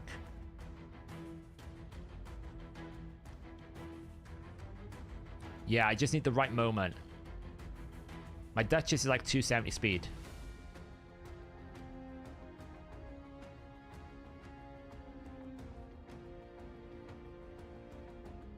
She's 270 speed, 600 resistance. Saving that. Like, unless I attack his Mortu Macabre, he has no damage. So he's just hoping I make a mistake. But I'm not making a mistake. So I can just do this forever till half parts. Like, you know. Now I just need to try and get protection out on him before he A2s. Hopefully he doesn't one-shot me when he A2s here. Yeah, now I've got it. Now I've got him. I think I've got him. I don't care if I get reset here. I really don't. I just want to hit you. Get decreased attack. Yes. One shot. Oh, I didn't block revive. It's fine. It's fine. It's fine, though. I've won. I've won. It's over. Well, it was painful. But it's over. Because I've won this now. I just gotta wait. I've just gotta wait for my revive. And then revive, and they haven't got any damage. Because he can't actually stop me. And it's going to take too long now, so I've got my protection back. He can A2. He'll be able to kill one person, but that's about it.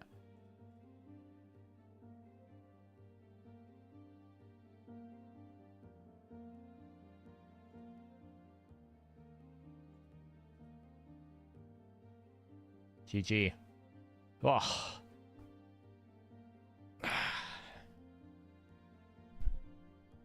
I said it would come. It took me 10 minutes. It was very smart. It was a very smart setup. That is kind of like how you can use Emic to good success.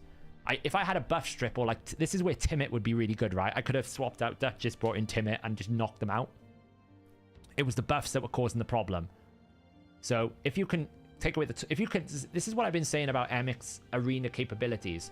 If you can protect the taunt, Emic is an absolute nightmare.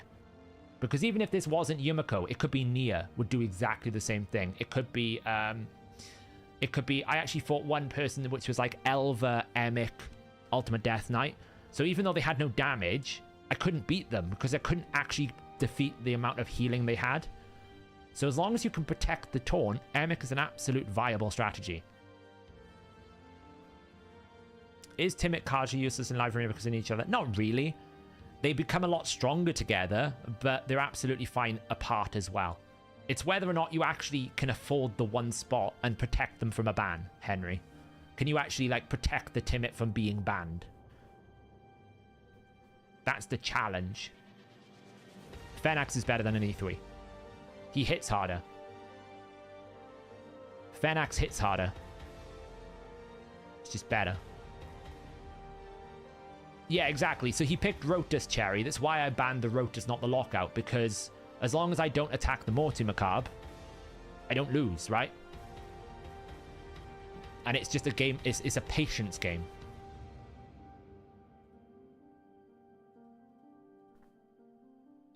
Man, look at the matchmaking. I'm getting drafted against people at 3,200.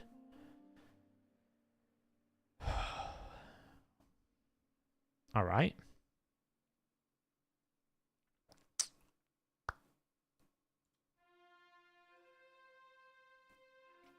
The problem is if I pick Mithrala...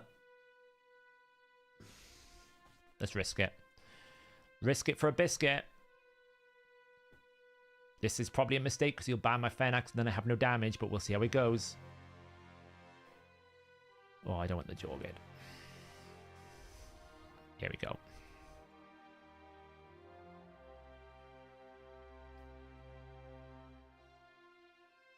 Yeah, I was...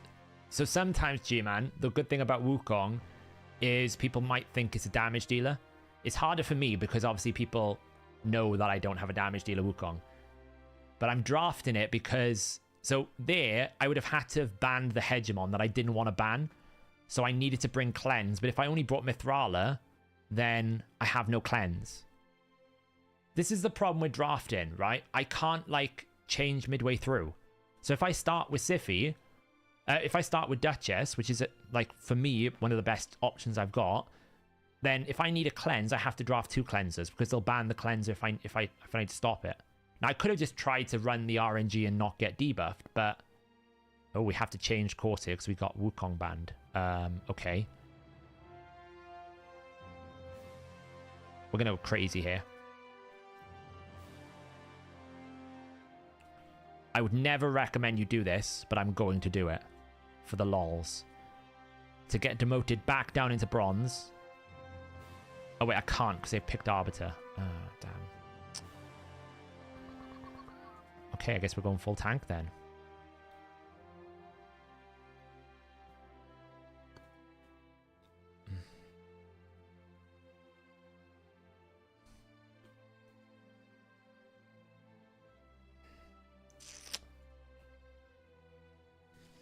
I'm gonna lose this one probably. Duchess in Stone Skin.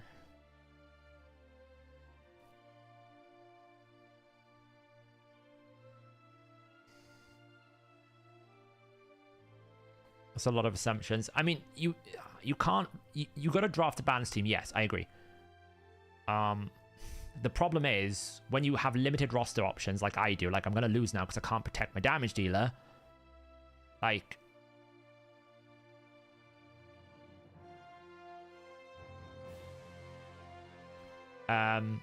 you have to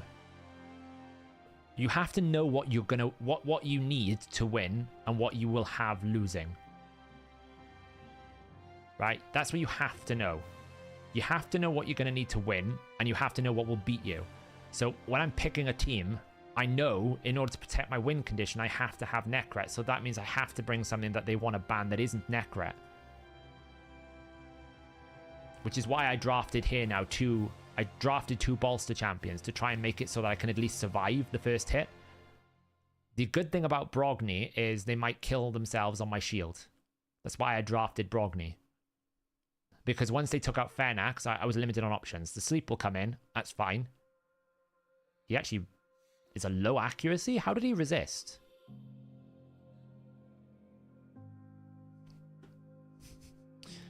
It's fine. That's all he's got, apart from a reset. The problem is, if I revive now,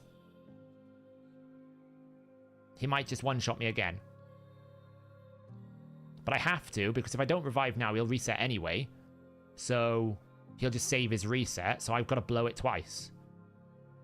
This is why I hate Kaima on live. A lot of people said Kaima's not meta anymore. He totally is. The only good thing is actually, now that I've done that, he can't actually attack me on the A2 until he does that. I might have a chance here, because if I can get a turn with Vlad, I can slow them down. It's all about slowing them down right now. It's fine. There's no point doing that. They're too quick at the moment. I need to get control. So I might as well do this. Oh man, they resisted everything.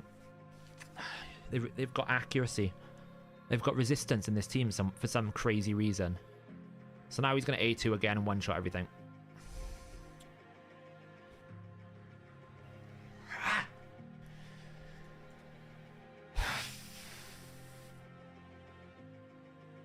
He's got resistance. My Vlad's got 350 accuracy, so they built resistance in the team for some reason.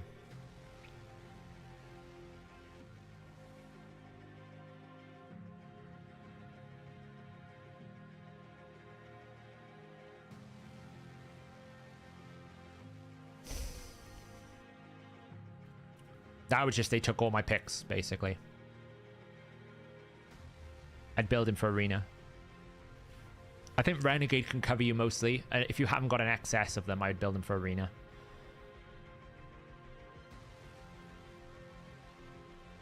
Yeah, it was a resist Kaima.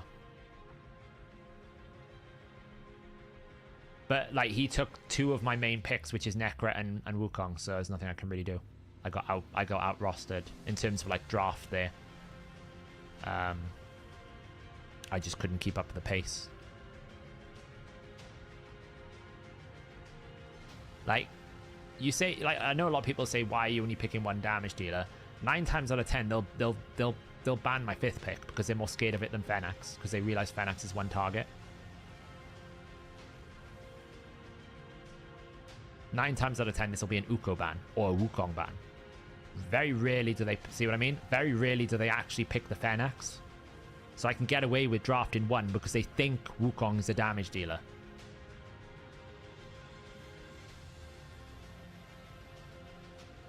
I'm trying. I haven't done this much live arena in a while.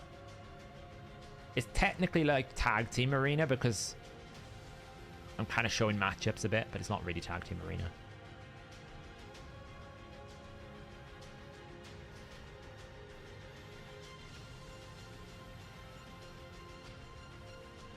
She should A1 the Uko if she's smart, but she's not, so... Like, that was dumb. You A1 the Uko there, because now I've just taken away all their strength, and I'll just kill you. Ooh, nearly. That was unlucky. Might actually lose now because of that. I'm not entirely sure how I didn't kill that. It's fine, I can revive. I got plenty of them. We'll just revive with Uko, that'll guarantee me 2 turns. Because he's not going to be able to kill me without increased attack. So he's going to hold it, and so I'm just going to do that. They can't ignore defense, so I've got at least 2 turns here. Normally that one-shots. I have no idea why it didn't one-shot. And obviously you have to kill the Heffrak first. Was it a double weak hit? That's just bad luck then, isn't it? You stun. Okay, it's fine. Stuns. Okay.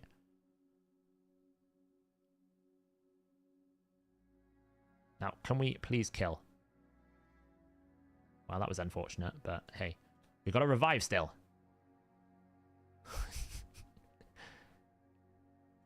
Can we get some stuns from Stanuko? No? Well, the good news is, at best, we can finally kill this. Oh, can we please kill? Oh, now he's got... I'm losing my mind. This is like the most tankiest Heffrak I've ever experienced in my life. No matter what I do, I can't kill the damn thing. There we go. It's dead now. You, go to sleep. Oh. You, die. Jeez. Like, like the tankiest Heffrak ever. Why did I revive Wukong? The Veil buff. To protect Fenax.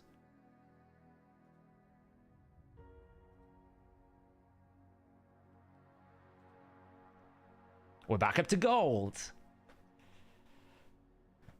Yeah, double weak hit into a weak hit into swift parry. Luckily, we got the stun, though, from Stanuko. So...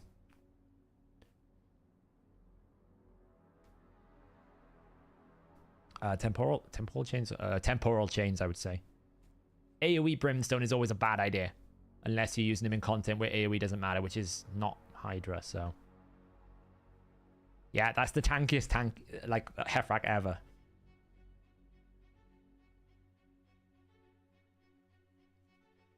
Ooh, we start with a Baron. Okay, well, I'm going to draft my setup. Yeah, I suppose gold is better. I probably am getting a bit of bad luck tonight. So he's gone double nuke boost. So as long as I take out the Arbiter, I win, pretty much. I've been drafting Fenax purely because he's faster than my Constantine. I really should put all my gear over to Constantine. But Fenax also doesn't have any conditions. But if I used Vlad and Fenax together, Vlad and Constantine together, it's the same thing as having a Fenax but AoE. But Constantine just is a bit slow at 160 for Live Arena, so... Wait, that must have been a... Was that... It wasn't in Stone Skin, was it? That Heffrak wasn't in Stone Skin, so it was just Swift Parry. Oh, a Gembo. Oh, this is weird.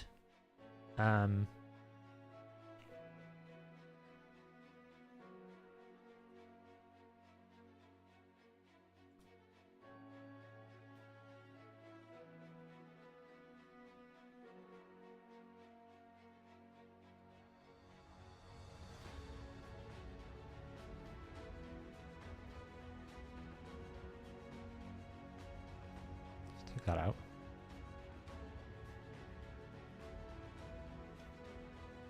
I don't know why I picked Rabbit. I was thinking, what's my fastest champions with damage? I was thinking about picking Fushan, but then I realized he's not in Savage. But hey, Rabbit is fast, so who do we take out here? I guess we just take out Uko. It's a bit of a pain in the backside, so get rid of him. Well, that happened. I mean, you know, it's a bit stupid, but... That was weird. That was uncomfortable. I don't know about that one. I feel like... Oh my god, why have I got Fat Kale? At 3,240.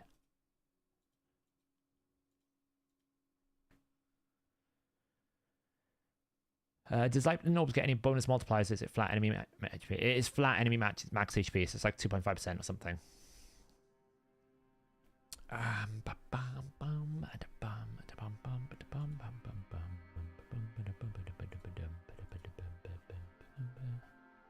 Players saying we let you in the CC room, but you have to stop data mining and sharing the info. Do you do it? Probably not. Castle? Probably not. Because my counter argument to be, are you going to then ban every single content creator in the program that uses multipliers? Because that's data mined information. Or are you going to ban them all from using the Dead with Jedi Clan Boss calculator? Because that's data mined. Or the calculators that everyone else has built. That's data mined information, right? So it's kind of like, if you start with me there, I'll always win that argument. And if you want me to do it, then I'll just not join the program and just do my own thing. I'm not going to diminish the quality of my content that the community depend information upon just because of their ruling. Now, obviously, if they came to me and said, can you withhold releasing certain data mined information till a certain point in time, then that's different. But if it's a flat don't data mine, I can't see how that's viable or fair to apply that standard to me and not apply it to everyone else, you know? Like, I'm not gonna opt into a situation that denies the reason why a lot of people watch my videos. That's just silly to me. Because they come to me to know how the game works. Well, I won't be able to know how the game works if I can't data mine, so. Am I still upgrading my area bonuses for Clan Boss? No, it's mostly Fire Knight and it's mostly Fire Knight and Hydra I'm upgrading at the moment now. Is your Ileal built in 7? My Ileal is not even built, and he's not good because he just, like, his A2 is really good and he's a good counter to certain champions, but his rest of his damage sucks. It just doesn't hit hard enough. And Wukong's a counter to everyone here. Right? I can basically try this. Right? And then I can drop some turn meter. That will proc Rota, so I'm not too worried about that. That was a bit awkward, because I didn't want to proc both of them. Like, at best, he can kill my Necret. At best. He can't even kill that. That was awkward. Didn't really... I forget that she can do that. I forget she's a cleanse. That was awkward as well. This is basically a series of unfortunate events. I got double counterattack. Didn't realize I lost my reviver. And also didn't get decreased attack, which is what I would normally do, because then I can just come in here and go... I thought they fixed the double attack with Ultimate Death Knight. Have they unfixed it? I'm sure they fixed it with the Ultimate Death Knight. I just played this fight wrong. It's fine. I just played that wrong. I should have A2'd into Ultimate Death Knight so I had full fight capabilities. Ah, live arena's over. Oh well. I just played that fight wrong. It was a total mistake.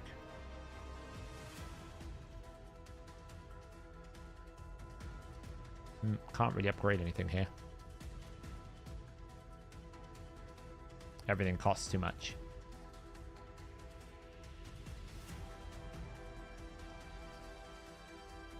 I just made a mistake that last fight.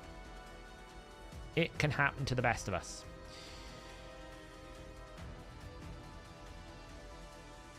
Hydra said something in a video today suggesting that he isn't allowed to discuss anything data mine being part of the program. Correct. Content creator program basically prohibits creators from publicizing data mined information in their videos to some extent. So they're not allowed to, like, data mine the test server. They're not allowed to release information that they've discovered from the data mine that isn't publicly available already, right? So he can do that video because I did the video and other people started sharing the information. So once it's out there, they're not releasing the data mine information, so they won't get in trouble. There's various different terms of the content creator program thing, so... why don't you use Ileal Necret on Live Arena? He gets a turn immediately with a turn boost. He does, he just doesn't deal enough damage. That's the problem with Ileal, right? So the problem with Ileal is this does a decent amount of damage. This is just trash and awful. And this is just not ideal because he's going to polymorph himself. He just doesn't do enough damage. And it's like, cool. I killed someone with this ability.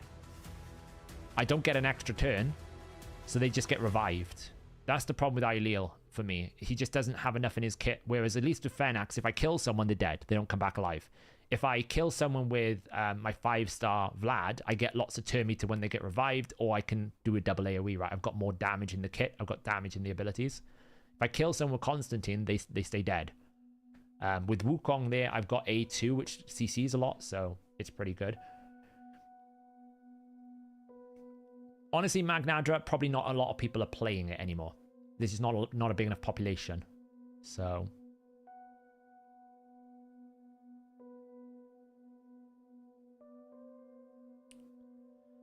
Oh yeah, I thought it used to. So it works fine with Necret, because Necret applies the first attack, so all the subsequent attacks from an ally attack with Necret works. That's why I like using him with Fennex.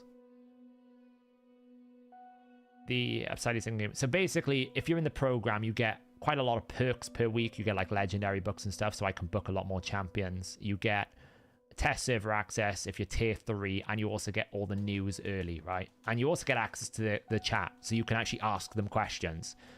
One of the main reasons why I don't really want it necessarily for the test server or for the rewards. It's for the ability for me to go to them and say, hey, I found this interaction with these things, or hey, this is coming out as the wrong numbers, or, you know, for example, when they released this guy, right? Where is he? Pan. He's meant to ignore 10% defense, but they actually didn't put it in the code.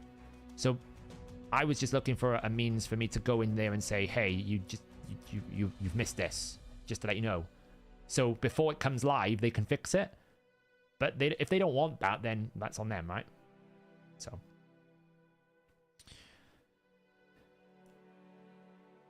Do you have Chronom speed for Sand Devil? I can't figure out how to keep him synced up. I got the right speed, but suddenly his A3 goes in 2 turns.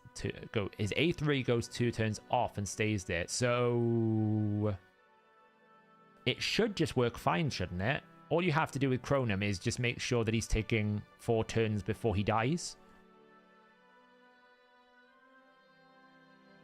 I think.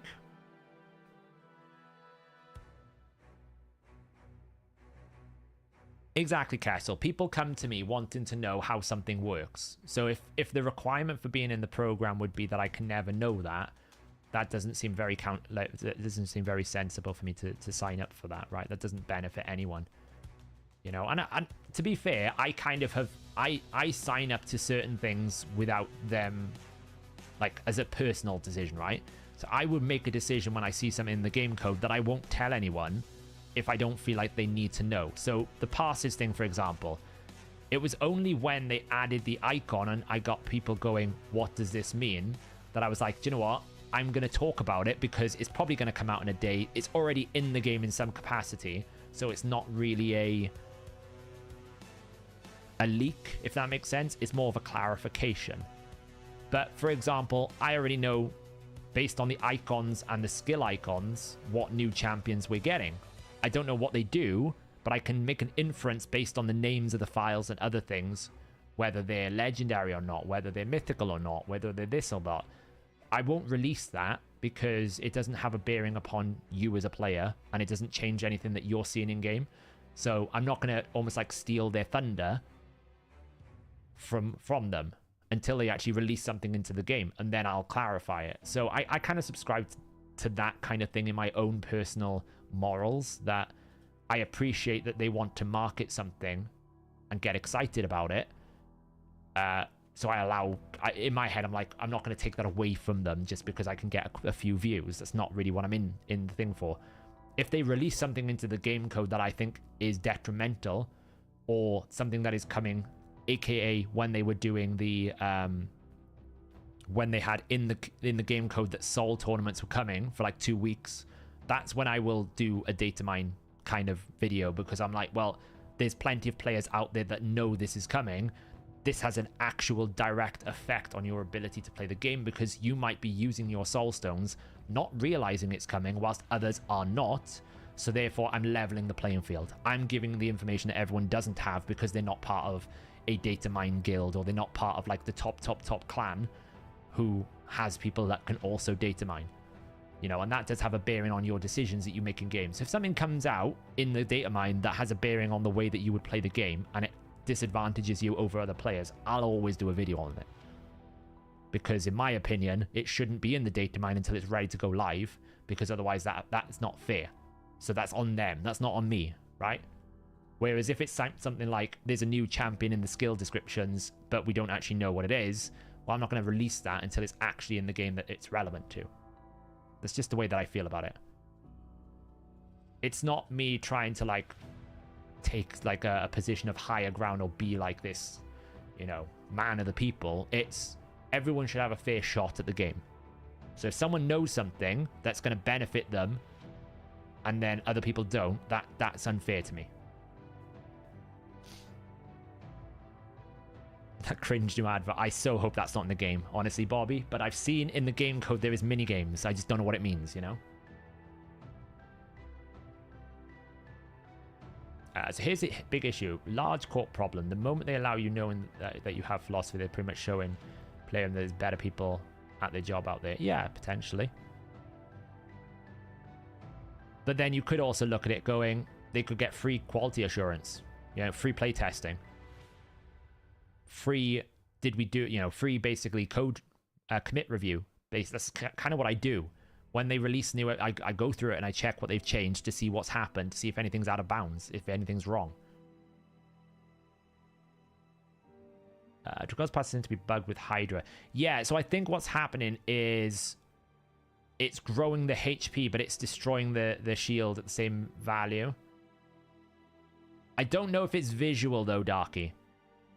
It could be the thing about Hydra is 9 times out of 10 the problem is visual, not physical.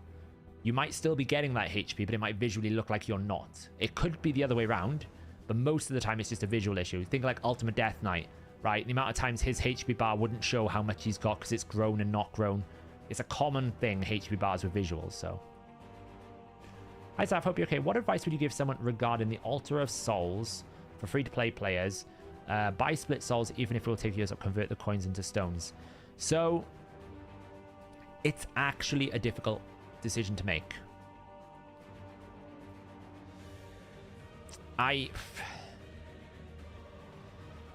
So part of me, so this is where I sit with the Ultra Souls. I will never probably buy a 6-star legendary soul, and I will probably never buy a 5-star legendary soul, and I will probably never buy a 4-star legendary soul.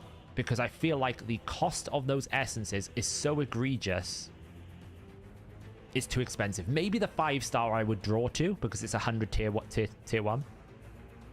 But I'm not spending 300 I'm not spending 300 immortal essence for a rank 4 soul. It's just so expensive. I feel like the epic price points is what legendary price points should be. However, there is a lot of quality and a lot of value in having enough essence to buy 1 to 2 stars, right? So this Shemna soul is a great example. That's worth 40 essence because that's 500 attack. So if you think of it from a stat value, it's 500 attack. 1 to 2 stars, I actually use a lot of my essence for, right? I got an essence for Kaja the Rai. She came up in the market. That's what I spent my essence on. She's down here somewhere. Right? I got a 1-star soul on her because that just gives me the option for a blessing. Sometimes an option is all you need. This could give me a better aura. It could give me 1 lightning orb stack. It could give me 1 stack of polymorph. I would probably focus on, personally, I think you focus on the priority epics in your account. Okay? So I think every account at some point needs to work on getting a 6-star seer. I think it's essential. I think at some point every account needs to work on getting a 5-star Godseeker in Eerie, because I think it's essential for Sand Devil farming, which will become essential for you as you enter the end game. Something like a 6-star Seeker is very valuable for Clan Boss because Seekers are used in Clan Boss everywhere. The other champions and epics might not be so valuable, but what I would say is if you've got key epics you're using, then I would be saving my essence for upgrading the epics, not the legendaries. I think you've got to, I think you just have to accept as a free-to-play, you're probably never going to be able to earn enough essence in your lifetime to be able to make a 6-star soul. Unless you get super lucky and you can just sell lots of these souls. Like, all my soul collection has come from buying about 6 to 7 soul packs as well. So I've bought some souls. Otherwise, I wouldn't have it.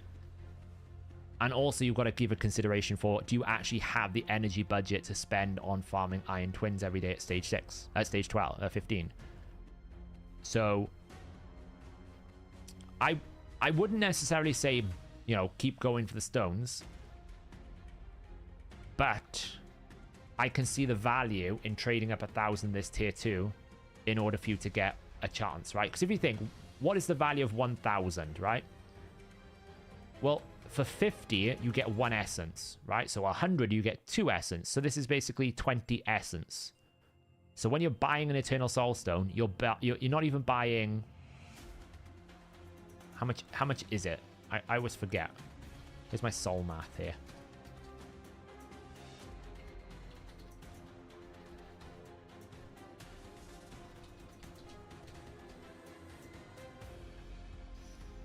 Let's see. So, yeah, so it's 300, right? You need 300 Eternal Essence.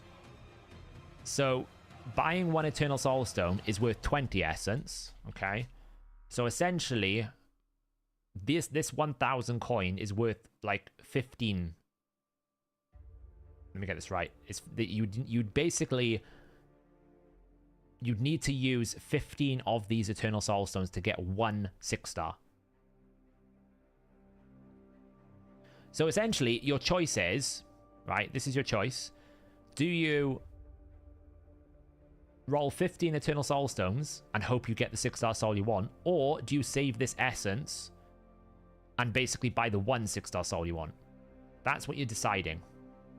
Now, obviously, there is some resale value to this. If you pull this and you get, like, a 6-star legendary you've already got, then you can resell it for exactly the same price. So then the cost comes down.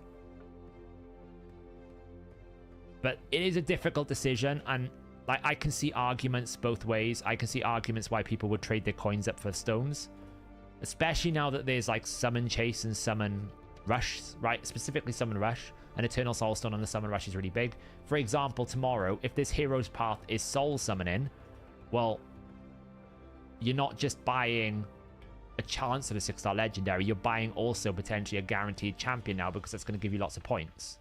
So there is more value to actually summoning the stone than there was just trading for essence, but there's a lot of champions in the game that all can get a thing. Like, it's very difficult to get the champion that you want. You're sitting on 410 soul essence. Okay, yeah. But that's, how long is that, right? That's like a year's worth of farming. That's what I'm saying. That's like, what I'm basically saying is you're probably going to spend your entire year getting close to just 1 6-star soul. But I do absolutely, I understand both arguments. I can see a case that this would be more valuable for people, like, especially if you've got lots of champions that you don't care what you get, right? If you want 1 champion, so say like you wanted your Taras to be 6-star, well, then it would make sense that you save every single essence. When I was going for Whisper, I saved every little bit of coin I had and all my essence because that's all I wanted. That's when it makes sense that you never summon. You basically save all your coins, and then when that champion pops up, you can get it. But if you're in a situation like, imagine we were looking at my legendary pool here, right? Imagine it was this bottom row, and these were all really valuable legendary champions for you. Well, it doesn't really matter if you pull one, like, just pull the stone, because you might get one of these champions, you know, until you actually get up to like a 6-star. Like, I could be saving for a 6-star Vlad, right? Or I could be saving for a 6-star Baron, or saving for a 6-star Artak, or saving for a 5-star. Like, until you actually get up to those levels, then you potentially could be waiting in the marketplace for something that you can't even get to begin with. So I guess the summary would be, if you've got lots of champions that are not awakened, then I would probably summon stones. If you've got very powerful champions that you need to awaken, I would save the essence. So it's dependent on your roster, maybe. Is that a fair way of saying it? Because it's difficult, right? It is very difficult to... It's no one answer is really good. Hey, Trans, how's it going? It's just a very... Like, you have to... Like, part of me as well is it kind of goes against the spirit of these types of games, right? You play these games because you want the hype moments. So you basically sit there for like 8 months waiting for that one moment you can get it. It's just a bit too much for me. They've actually made the Soul system as a very unfun model. Right, so I do need to do a Hydra key tonight. What I don't know is... So I thought if I sped up Duchess in this team, it would make it better. But it's actually made it worse. So she's actually faster than everyone else now. But that means that Nia is outrunning the block debuffs.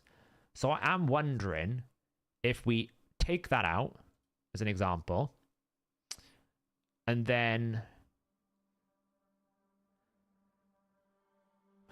we bring someone like Shamael in because the fear is still a very difficult. This is brutal. So we would take out maybe Michinaki. Oh, actually, we take that out. We keep Michinaki in. Take Val out. Bring in a Shamael in full damage. Right. And then... what this would mean is we don't need a decreased attack. We might want to weaken. What I want to look for is there a champion that can do AoE increase attack and AoE cleanse?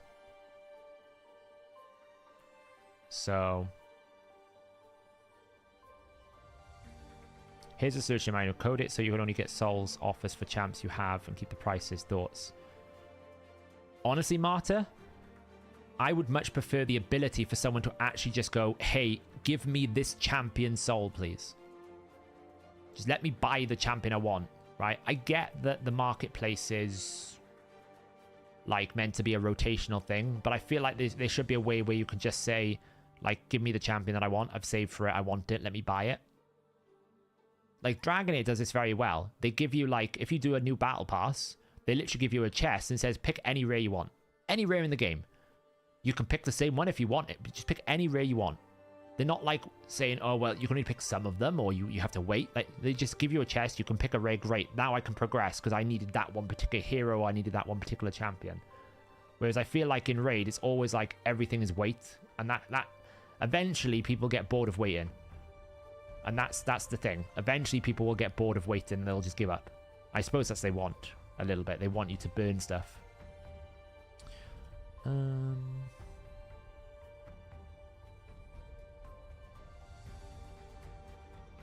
that's instance only buffs. So I thought I'd want block debuffs, but to be honest, it can be a block debuffs or an increased attack. I think that's absolutely fine. It doesn't really matter. So it's kind of like, what have we got here? Grinner, Arbiter. I'm looking at my thing a second, just looking at my index. Drockgold, Doom Priest. It's kind of lame. The problem I find is most increased attack champions don't really bring with them much damage.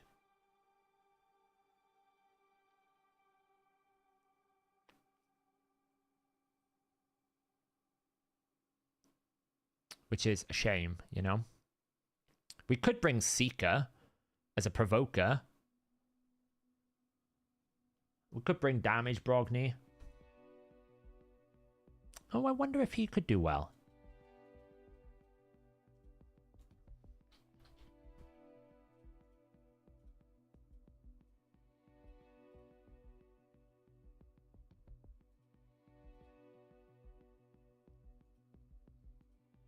He doesn't. I was thinking about Colin because he has that boost into increased attack. But no.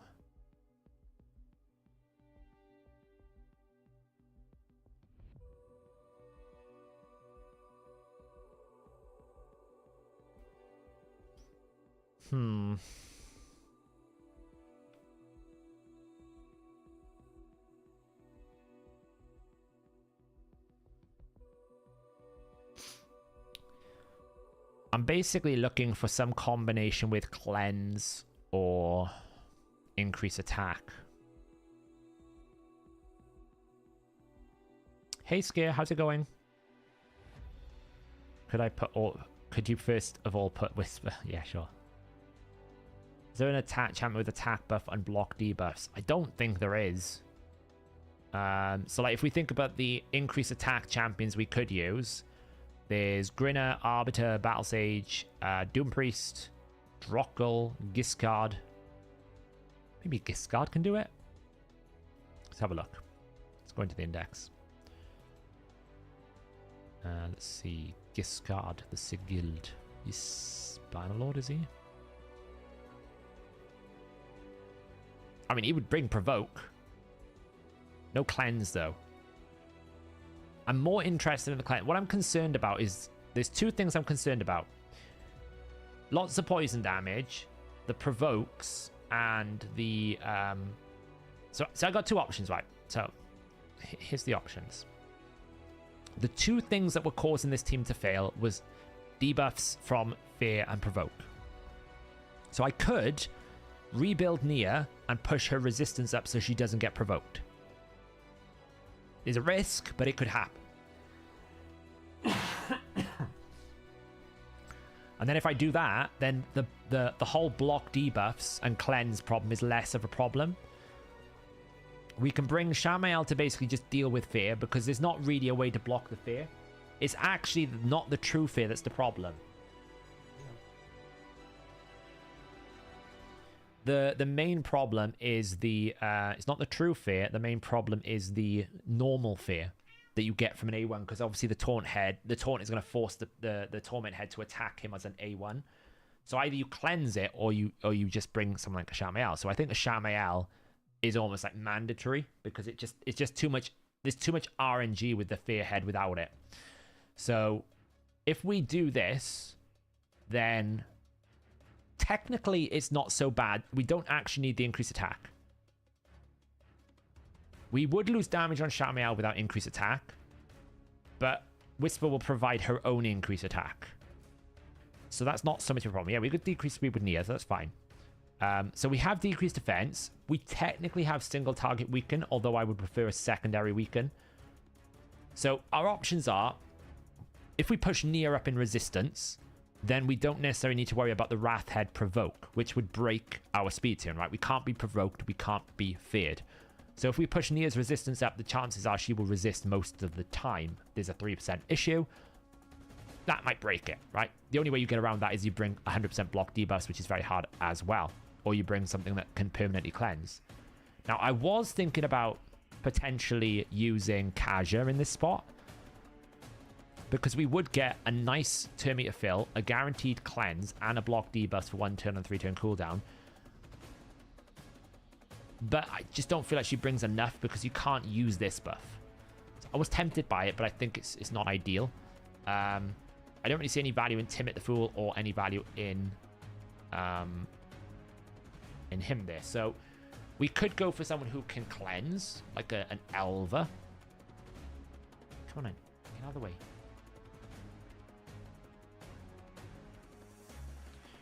Which is what I'm just looking at now. I'm going through the list of people who can cleanse to see if anyone would fit. There are obviously some people that are locked out. No, there's nothing in the data mine about Xena. Nothing at the moment. It's coming tomorrow anyway, so we'll know tomorrow, Riley. Skartor's problem is he'll steal buffs. So then, Skartor's will immediately require him to be a mischief target, which I don't want to do. I can just filter, can't I? I forget these new filters are in here. I prefer my spreadsheet because I can just list it out. Other effect, positive effects, remove debuffs. Because the thing is, this is very conditional. Like, this removes a debuff, but only on the self side. It's very difficult to know which ones are actually cleansers and which ones are not. You kind of need to know all the champions, which is a bit annoying.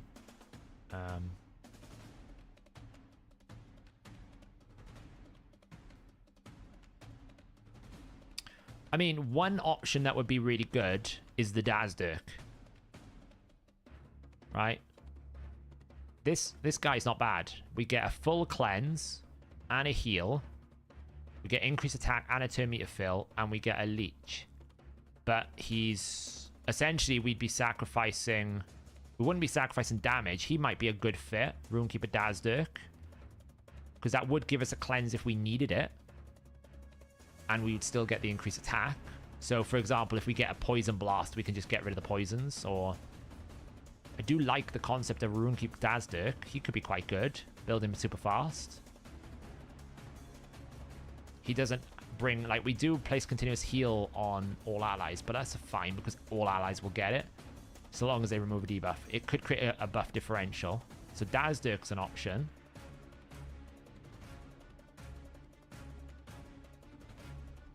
I don't have a 2 Hanorach. I mean, we could bring Ugo. Like, Ugo has got a cleanse. But we would lose increased attack, right? So I would like an increased attack for Shamael. Ideally.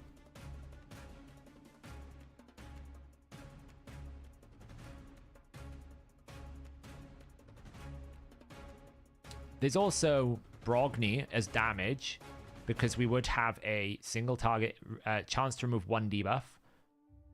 We would also have a block buff. So we also get an ability to remove 1 random buff off an enemy, which is quite good. And we get a HP burn. So we get a secondary HP burn to deal with things like that would help deal with the fact that we don't actually have block buffs. Maybe he's just better here. Maybe this is just a better fit. You don't think Brogni will work well with Shamael? Why would he not work with Shamael? Is there something with the passives? I haven't done Lady Mikage yet, no.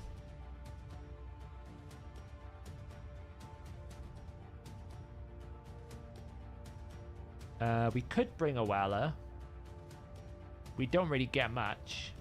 And the risk you've got with Oella is if they steal a resistance buff, that can cause you problems.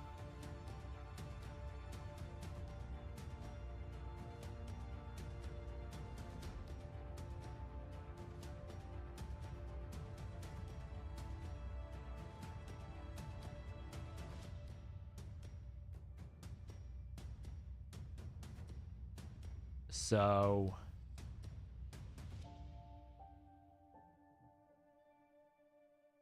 you don't like block buffs with Shama. You don't like block buffs with Shama. You lost me. Why would I want my people to get debuffed? His A1 does no damage. The only damage Shamael does is A2, right?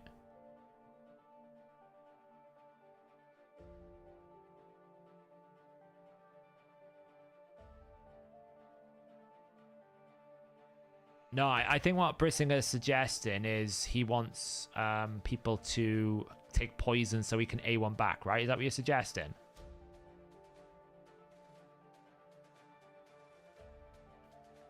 Block buffs reduces... Yeah, it reduces his counterattacks, but this doesn't do any damage. This counterattack doesn't do any damage because it can't crit. It's really poor. Only deal 50% of the normal damage and can't be critical. It's terrible. Yeah, it will help trickle the head down, but it's quite bad. Like, in terms of damage output, it wouldn't be the #1 that I would pick. Tell you what I'm super missing in this team, actually, now that I thought about it. We are lacking increased speeds. So, potentially, we might actually want to prioritize increased speed over everything else, because I've just realized I have no increased speed here. And probably I should have increased speed. Because that would actually add tremendous value. Because we just get back around to our abilities a lot faster. I could run with Elva. She is built for raw damage. So she would bring a cleanse and increase speed and block debuffs. That would be a good option.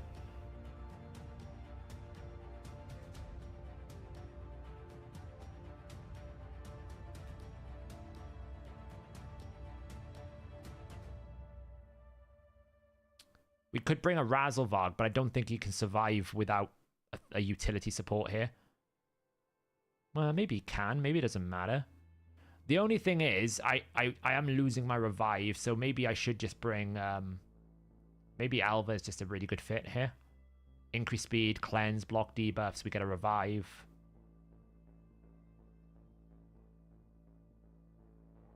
Which is always nice. Yeah, I don't have Shujen. Xena is coming to the game tomorrow as part of a new champion pass. Yeah, Rabbit brings Leech. But to be honest, they'll heal off Life Drinker because they hit so hard. So I'm not really concerned about the healing component. It was more, I think I was more concerned about... I think Elva might be the best option here.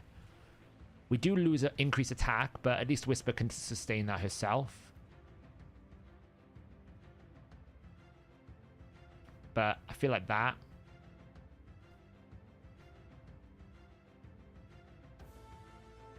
Who do we put as lead? Like, she's built full damage, so... she's a bit glass cannon, but she's built full damage. The only thing we got to worry about Elva is buffs. Is she going to create problems with this? Where the Mischief Head's going to go crazy. Am I still playing Watcher? I'm playing Dragonair. I haven't played much Watcher. So the only thing I'm worried about is that's a lot of buffs. Because that's always going to go on one of these three, which means it's going to create a buff differential and Emic ain't going to take the taunt anymore. Which is a problem.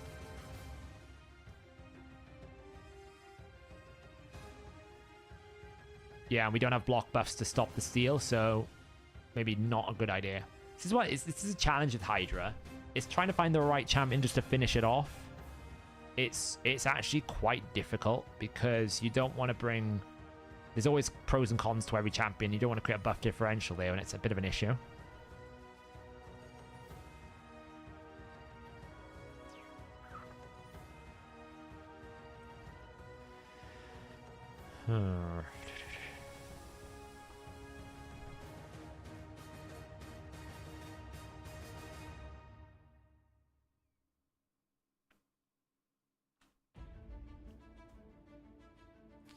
The other option is Mighty Uko.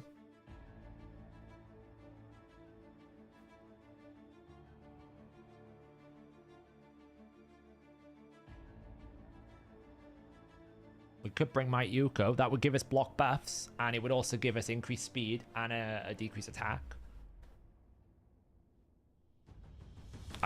I can't rebuild Uko. He's built for Arena. And I can just deal with the fact that he cleanses. The cleanse isn't really a problem.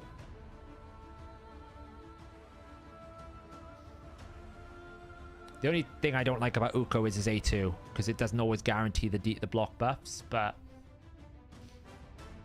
should be fine. He'll at least get like a lower cooldown on the A2.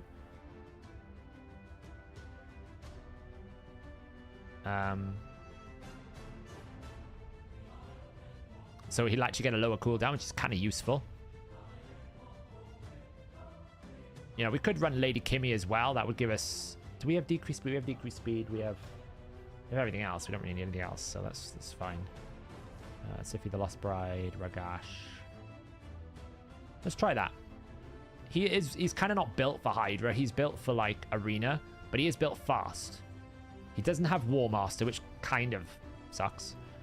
We would have to rebuild one of our other Shamaels here, because one of them is already built. The other one's in my other team.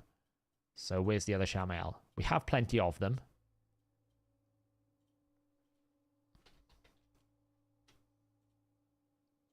There he is.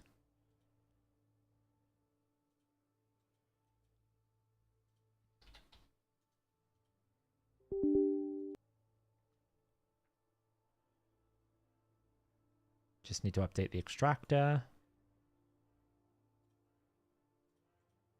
Is Mac working now?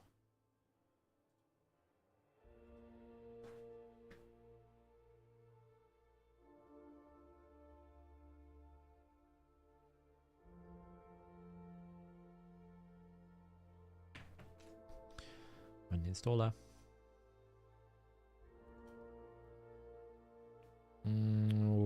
We might be able to. I do want to rebuild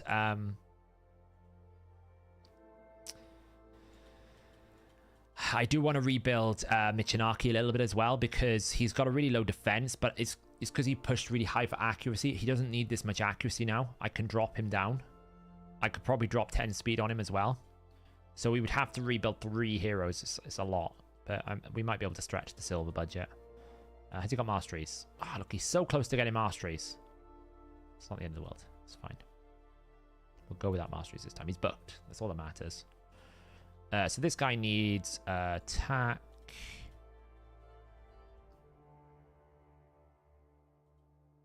Oh, look at that. It's a fancy old Sacred Order refresh banner that dodged the speed buff every goddamn time.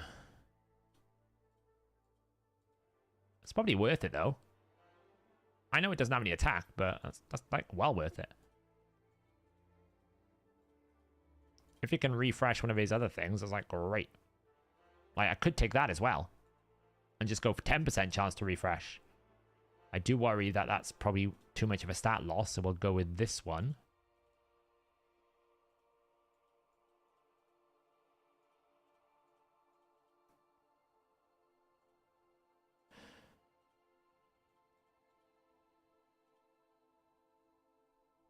That was bad. That's a sell.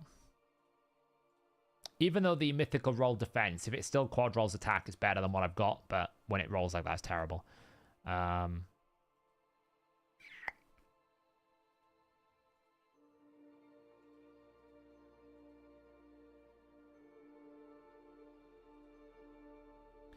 question is, which Constantine is hoarding the good ring? Wow, my rings kind of suck for... Like, this is what I'm saying sometimes, right? People say, oh, you should sell all your rare rings. Look how few options I have for attack rings in the Sacred Order. Like, this is really poor for an account. If you compare it to my Shadowkin and compare it to all my other accounts, like, I need to start saving some of these because this is really poor. I have so few options. I basically have one triple roll. I have one good ring. So I need to see what others have got. Right, so you've got that one. You've got that one. Okay.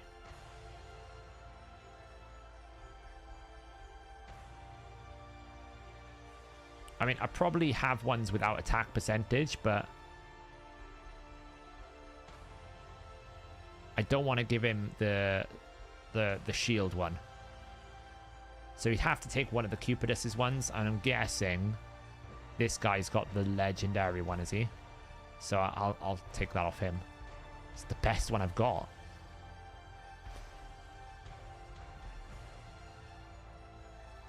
It's crazy, really. I'm actually ashamed of myself. Need to go do more spider, right?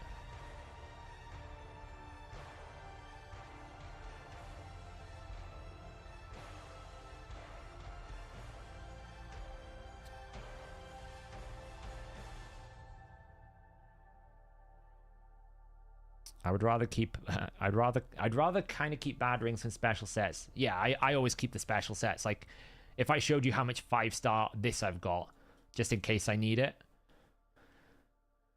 We'll take that. 150,000. Yeah, one thing I love about Dragonair is you can swap gear around and it doesn't cost you a penny. This game, it's just like, let me take all of your hard-earned silver just because you need to swap one ring. It's painful. Right. Let's go here. So, need this guy in damage. A2, count the horrors.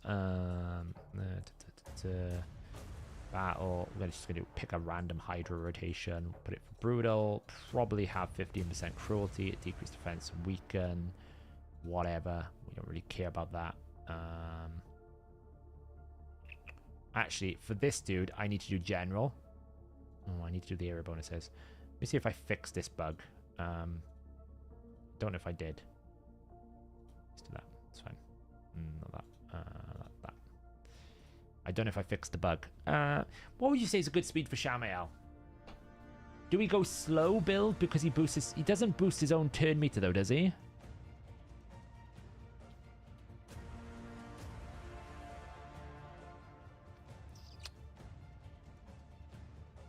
It doesn't remove your farm gear, it just resets it. Crazy. You keep all of your gear in Dragonair, they just unlevel it, so you have to level it again. But that's absolutely fine. I mean, you still keep all the legendary pieces, you just have to roll them again. 200 plus 250. Yeah.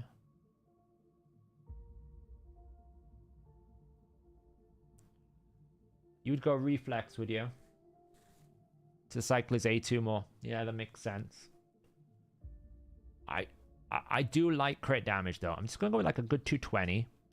I don't really need anything else.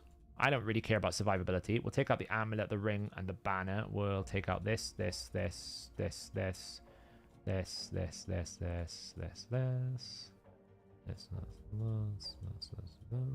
Sets. I have no glyphs, so we'll just put 4% there. See what this gives us.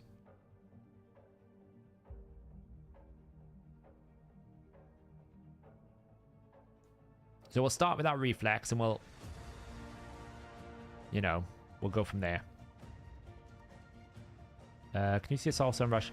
I do wonder if the hero path tomorrow will have a soul summon in portion green. It might be summon in champions, summon in souls, and like dungeon divers. So we'd be 6k 251. That would be in like 1 cruel.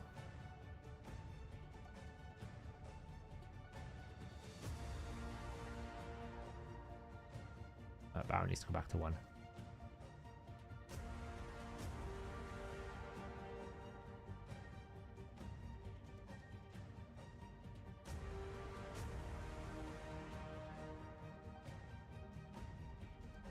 Yeah, I think it's different though, Kessel, because he's going to boost his own turn meter, right? He's taking that chest because that chest is just so good. Let me just take out lethal because I don't want it to take good lethal pieces.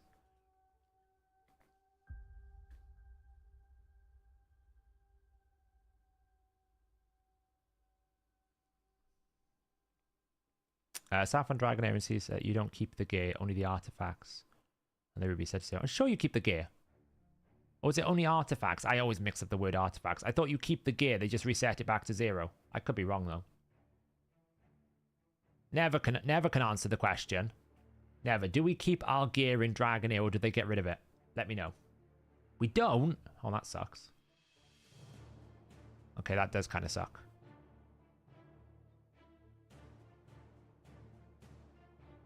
Shouldn't he be in like... Yeah, you're locked for 1. Okay, I stand corrected. That's pretty lame. I thought it just reset to 0, but I guess it's artifacts. Maybe it's not lame, I don't know. But that sounds rubbish. I stand corrected.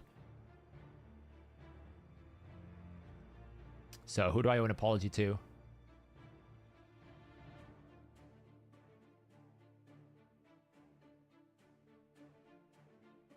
So, I'm trying to figure out who told me about that, and I misspoke. Crazy Thunder. I apologize. I was wrong. It happens every now and then. Okay, so that is 6k 233. We'd be looking at a like 171,000. So if I try reflex now, let's see what that gives me. See if it's worth it. So we would lose 40,000 damage on the A2 because we lose so much attack. Don't know if that's worth it. Do you keep any rare or 5-star gear at all? I keep quite a lot of rare gear. See? Rare. Rare is the best way to get 2-star.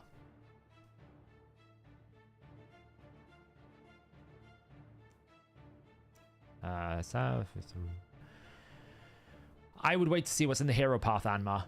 That would be my deciding factor.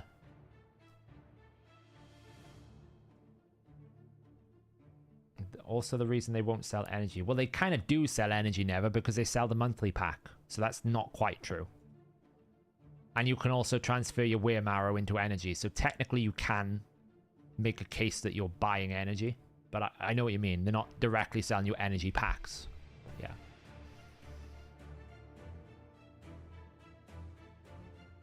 me just put a, like, maybe a +2 glyph on it.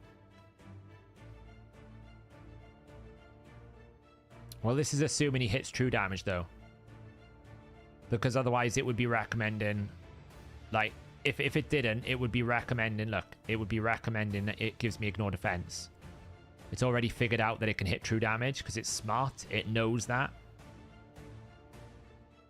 Yeah, so it knows this is hitting true damage.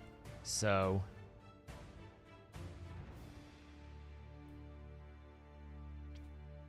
yeah, so the question is the stat drop worth the reflex procs? That's the question. Do we actually in this team have enough buffs? Yeah, we do. Of course we do. We've got...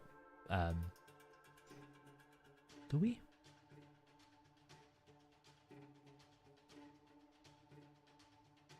Do we actually even have enough buffs in this team?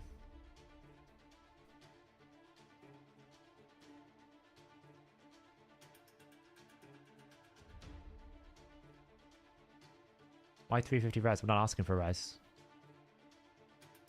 Oh, someone's saying that. I don't think we have enough buffs in this team. We're going to get increased speed, shield, unkillable. Is it just enough? It's borderline, right? I suppose we could use Nia's buffs, but I don't really want to do that. Well, I can't really give him a shield jewelry because he's going to get a shield from Emic.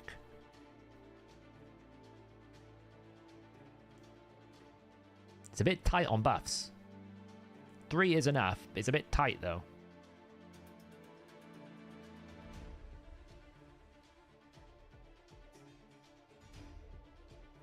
Yeah, but I've already got Relentless on Michinaki and thing. I don't know if I can afford more Relentless. I mean, it would probably do more damage.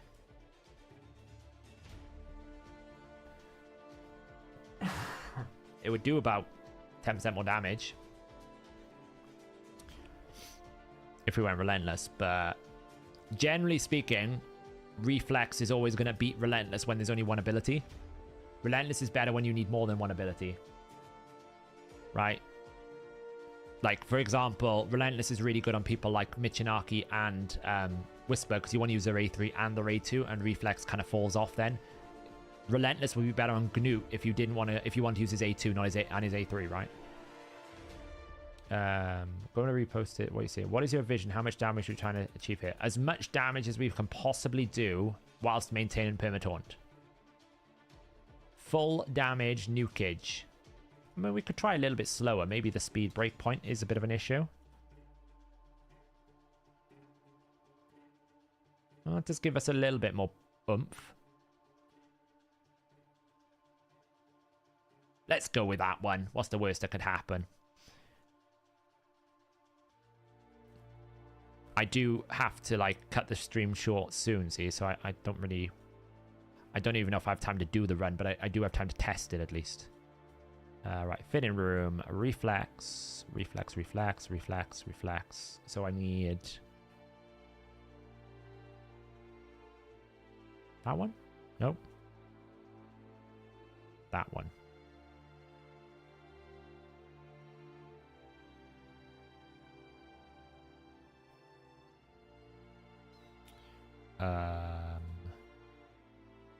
That one.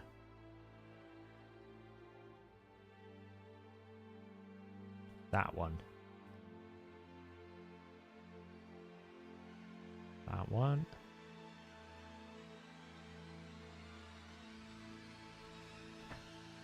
And then we need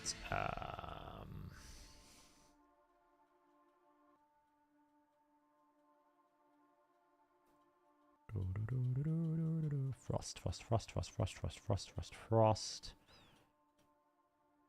Not that one.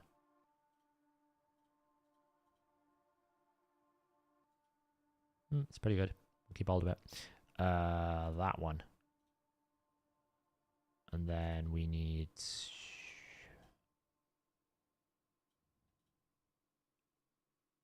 that one. So it's slow until we do the boots. It's fine. Okay, cool. Right, he's done. Let's give this a bit of an upload.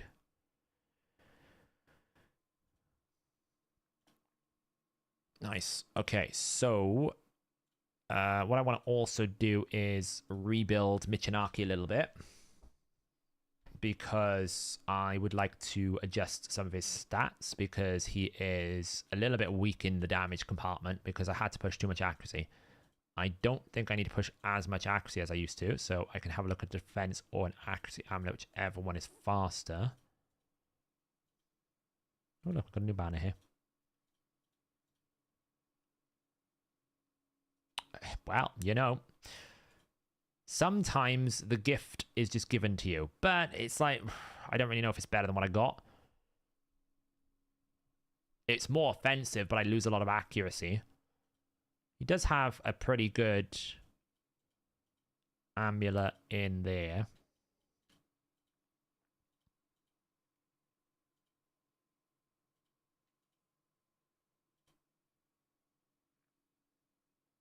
I mean, that would be foolish not to use that, right? Surely that's just too good to not use.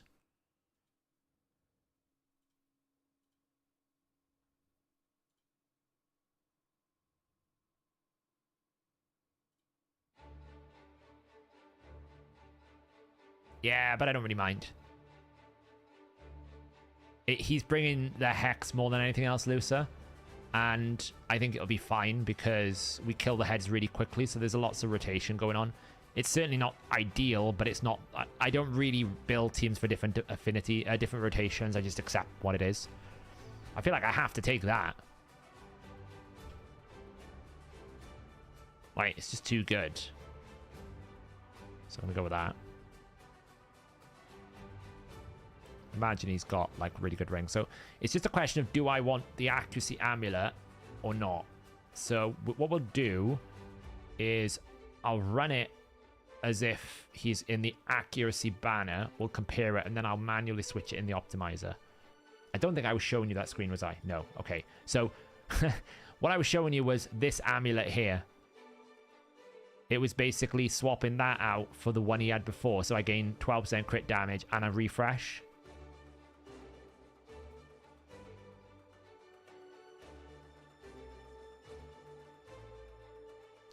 I think the event collection banner is only when there's a special event on G-Man, like the Festival of Fears. I think that's when they'll use it. So if they do another one where it's like a Titan-style event, they'll bring it back.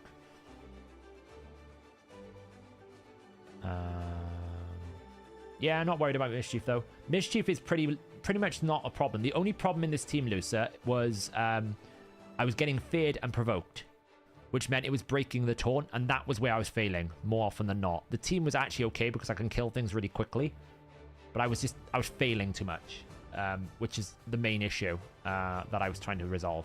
So I had too much accuracy. I only need, like, let's see, what's Nia's accuracy? 340, so let's just go with 340. You can drop that. I'm going to drop him down to 240 speed as well. I'm going to take all these rings out. These are fine to keep in sets. Want him in Relentless. 4, 7, 5. Awesome. Optimize. Let's see what we get.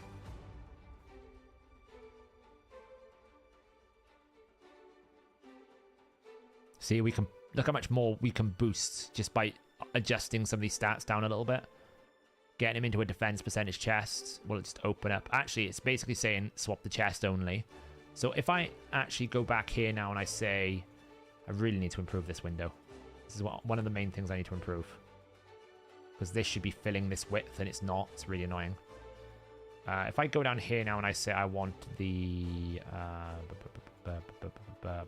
defense, the one that I just got, swap that over, and I run the exact same thing, what is it going to is it going to be better or worse? Probably a lot worse. So yeah, so I should basically keep the banner that I've got and just swap the chest out. So it's only one swap, which is actually quite nice. And it just gives me a lot more value. So just basically drop this accuracy chest that I've got here in favor of, which is a really good chest. Don't get me wrong, it's a really good chest. But just drop that in favor of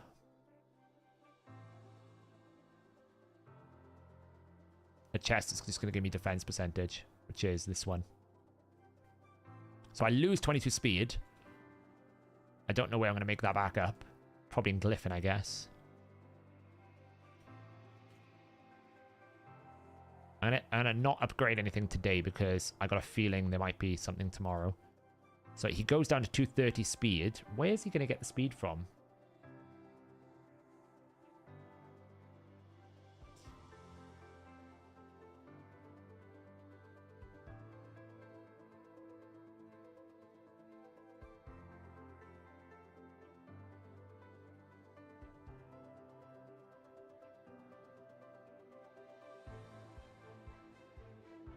Oh, is it from Hydra bonuses? Yeah. Thank you. Thank you for pointing that out. Yeah, so it's basically a bit of glyphing and a bit of speed there. So obviously we would glyph this to +4. That's 3. That's fine. That's fine. That could go up. That's fine. That's fine. And that's already glyphed. So yeah.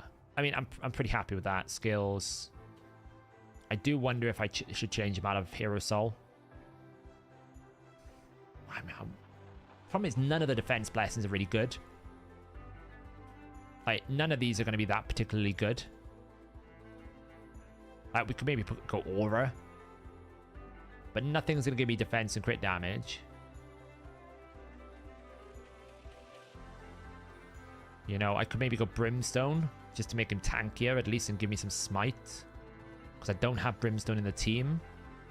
What kind of blessings do you guys use on Michinaki?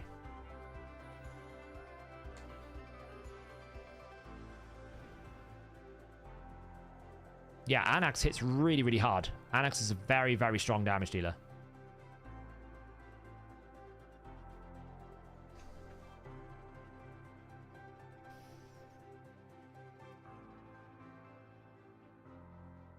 I don't really know what blessing. Like, you kind of want primary stat, but, like, you don't want polymorph. Brimstone gives you HP. Life Harvest gives you HP, it's totally useless. That gives you attack. Temporal Chains would give you that, but it doesn't actually give you much value at all. Ward of the Fallen is a HP. Intimidating Presence gives you defense and resistance, so that's kind of nice. That gives you attack. So you could, like, take Heaven Cast, like Iron Will, but, you know, that will only help me against the Head of Wrath, which I'm not really that worried about. These are useless. That's useless. I could take Cruelty, but again, it's attack and crit damage, which is not ideal.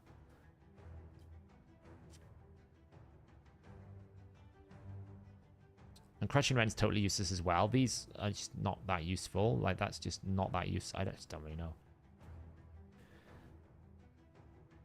It's just rubbish. Like, we need a defense blessing with defense and crit damage.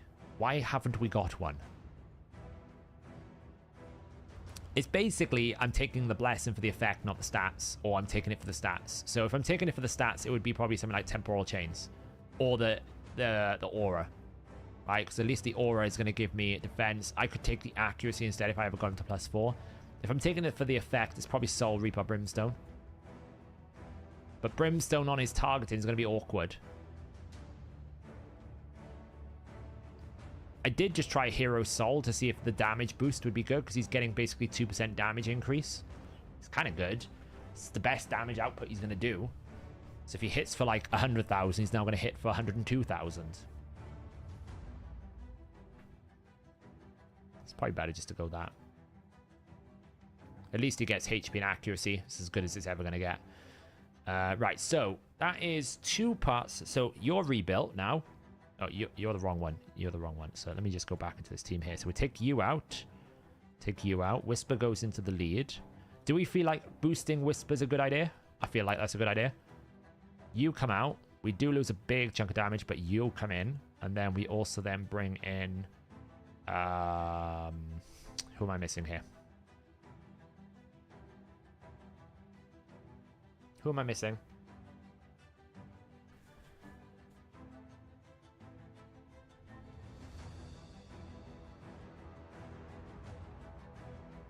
Uko, thank you. I knew I was missing someone. Uko doesn't need a rebuild. Yeah, but it's the boosting DS snakes, right? So whoever's in position leader will get boosted by Shamael when there's a fear. So it's kind of like whoever you want to take the most amount of turns is who you should put there. I do not want it to be Nia. So really what I should do is change the team order again and take out Nia, put Uko in the lead, put Nia down here. I don't want these champions getting boosted because they will break their turn order, right? There's a very special, careful turn order that goes with those two. They can't be boosted. So it's one of these three. So do we want more block buffs? Do we want more Hex and decreased defense? Or do we want more Whisper? I would probably say Whisper, right? I would probably say that is the best one. Or you want Uko? I mean, Uko would give us more block buffs, but...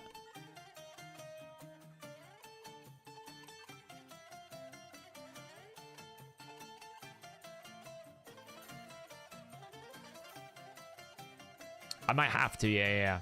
I might have to. We could use his aura, but it's only 24%, right? It's not that crazy. Like,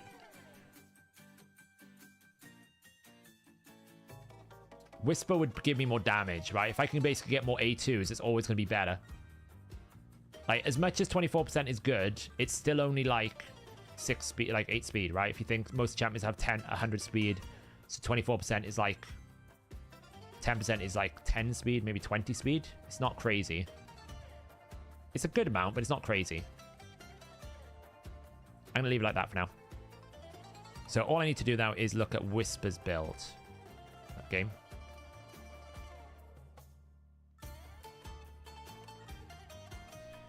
And this is where we need to make some serious decisions.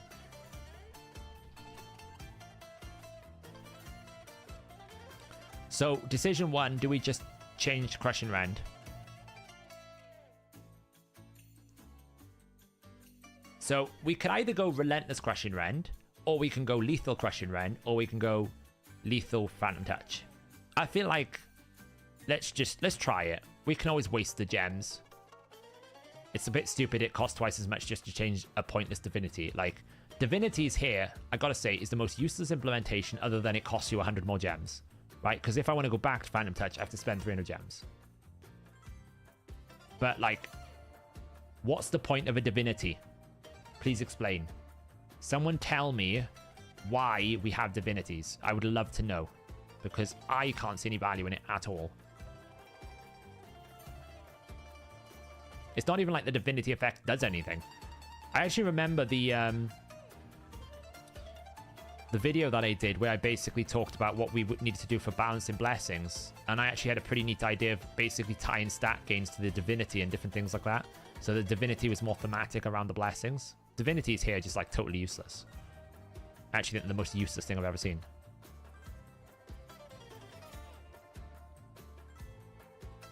So we could go faster but less attack, or we can go less attack but faster.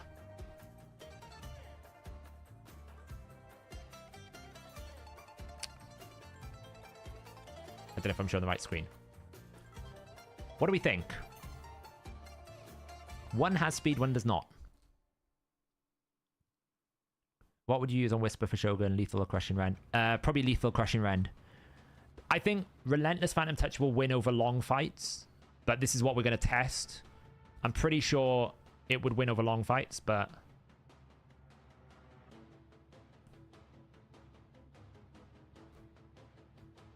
I mean, I feel like because she's going to get boosted, this is just so much more damage. Like, look how much... Like, I know we lose a little bit of the primary, right? So if you take into account we're losing like 140, that is 500 attack. I'm like, we are keeping that one, right? I'm pretty sure that is my highest attack banner in the game as well, yeah. And because it's got accuracy as well, it's really good. So this is great. We kind of just need to find places where we can get accuracy without having to actually invest into accuracy.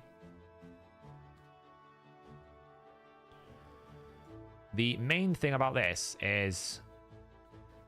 Look how many amulets I went through to try and get a crit damage amulet. It was actually brutal. It was the worst experience of my life. Look how many I've had to do.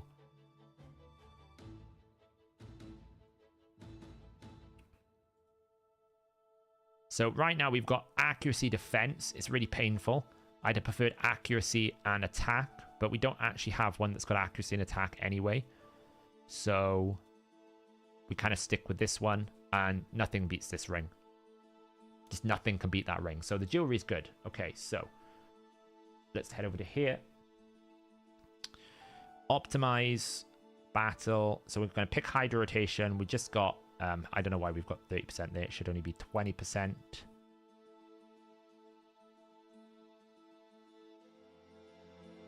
It shouldn't even be that. It should be like 15%. Actually, what kind of do I have? 3-star. Here we go. 3-star cruelty. Decrease defense, increase attack. We don't have the aura, so we take that off. Get increased speed as well. Stats. I'm going to go for 180 speed is fine. But accuracy. Now, here's the problem. I do not want to index tons and tons of accuracy. But I have to. Because like, if we start at what you need, normally you would need 340 accuracy, right? So we start with that. We go attack percentage, cool. Banner. Right. We'll have to do this. Sets. Lethal. Glyphs. Boom, boom, boom, boom, boom. Accuracy. Like, let's just be a little bit more on the extreme side.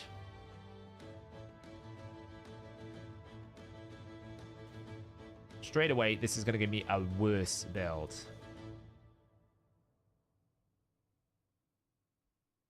Yeah, it's not include Nora. It's actually give me it'll deal more damage, but it's a lot less because I've had to go so high. Now I could, if I wanted to, play a little bit of a less of a like as much as I want, right? I could basically try and drop it down a little bit. And then we're starting to scale back up to where I want to be. But that would be less accuracy. I mean, Dutchy, how much accuracy do you run with? Like, how many accuracy are you running with?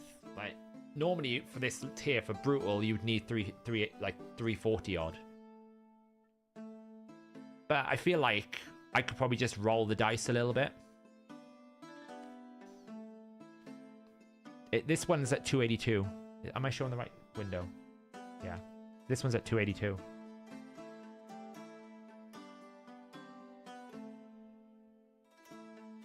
I'll tell you what I didn't do.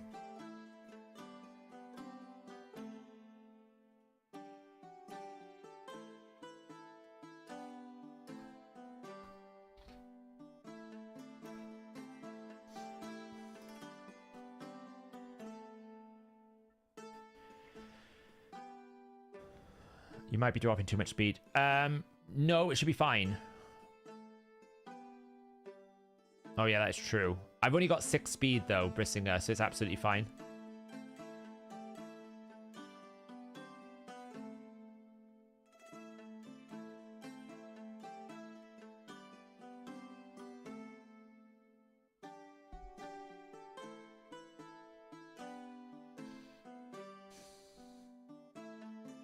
You get 16 accuracy, yeah, that's true. But she's in defense because she'd be quite squishy. So I've got her in the defense tree, otherwise she will just die. So she doesn't, so we don't actually have her in support tree.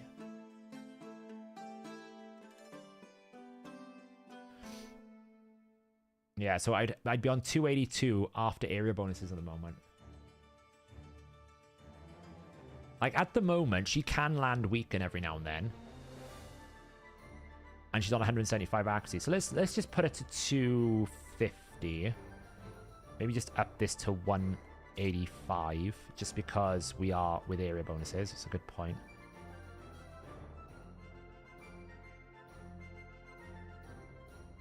So it's like 7k, 8k attack, 289% crit damage. Crit rate's a little bit high on that one.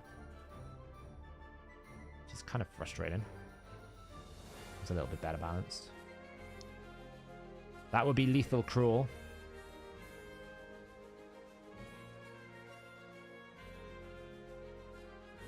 What's the difference between that and that? Is it the helm? No. It's the weapon. Weapon would give crit rate.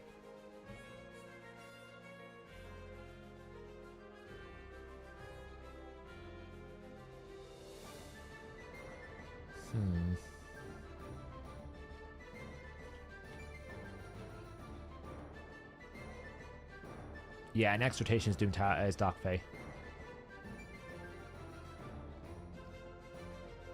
It's just like, I don't like getting more than 70% crit rate if I can help it.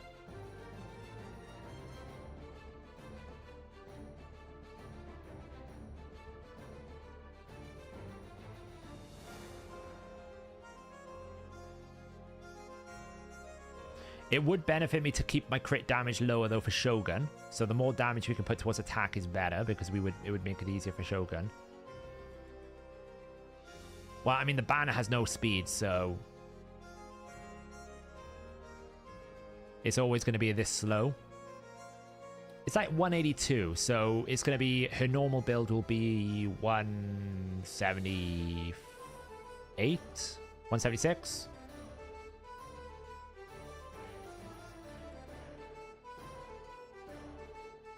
Yeah, but she's only going at 191 right now.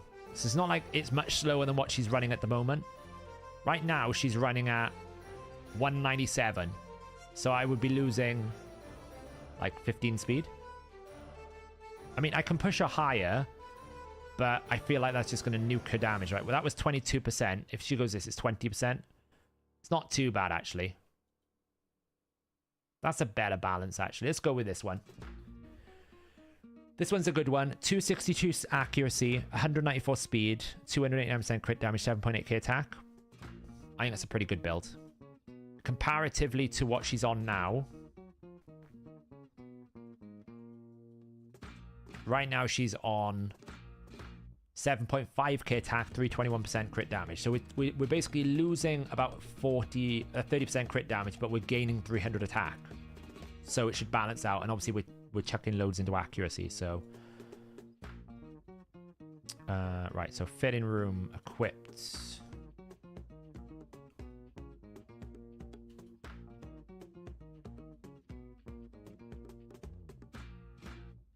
That one does require a little bit of ascension. Oh, we are going to like nuke one of the Brognies, but that's fine.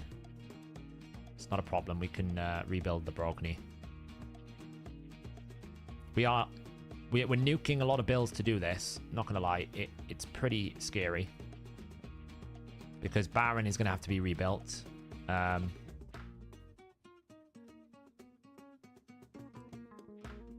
have I got a flat start attack? Oh.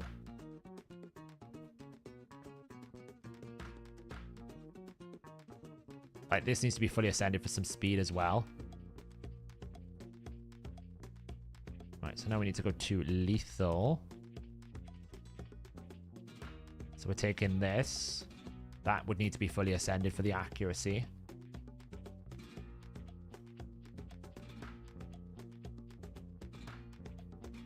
We're taking this. We're taking this. We're taking these. Oh man, we need to ascend everything to get to the right crit rate. I guess we're spending a few minutes in Shogun. Because we need 5% crit rate. So we're spending a few minutes in Sand Devil, I guess, to try and get that up. Okay, go.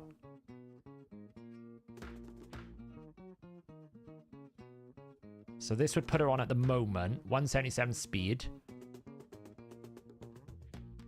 213 accuracy. This is just kind of like, this shows you why Ascension, like a lot of people will sit there and say Sand Devil and Shogun, so it's all like, you don't need it, you know, it's all end game stuff. It is so important. Look how much stat difference, right? The build that I've got in the optimizer is telling me I will get 3.8k attack. I'm at 7.7. I'd be at 194 speed. I'm at 177. And I'll have 213 accuracy. I'm at 262 in the optimizer. Because I'm missing out on the accuracy, but I'm missing 10 accuracy here. I'm missing like 15 accuracy there. I'm missing 9% crit rate here. 67 accurate attack there. Speed here. I haven't even awoken these pieces yet. You know, we could... This one, I think, sucked in terms of that it's only defense, right? So it's so important. It's fine. We can go smack the Sand Devil for a little bit just to get this done. I got the oils here. I just need to get this up to 80. So we just need to win a couple of them. It's fine. Let's go do that quickly.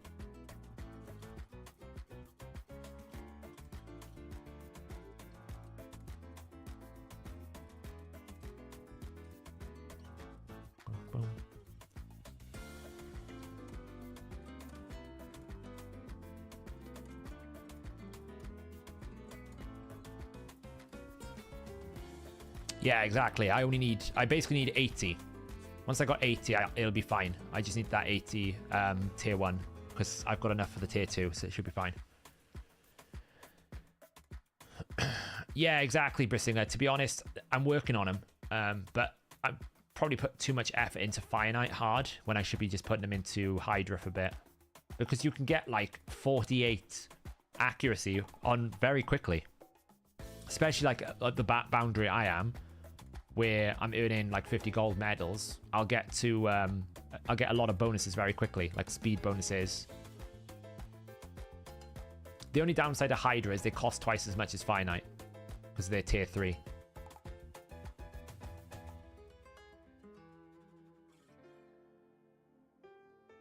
So we'll just do this quickly.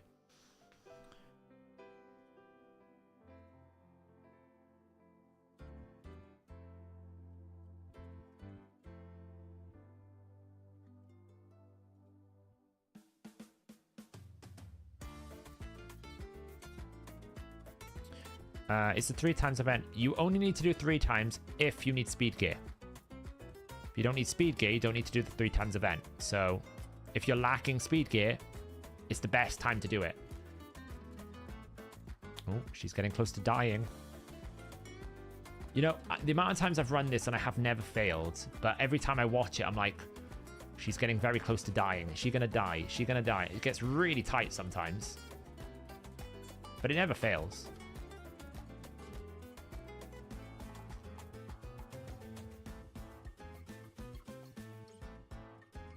Not superior. Oy.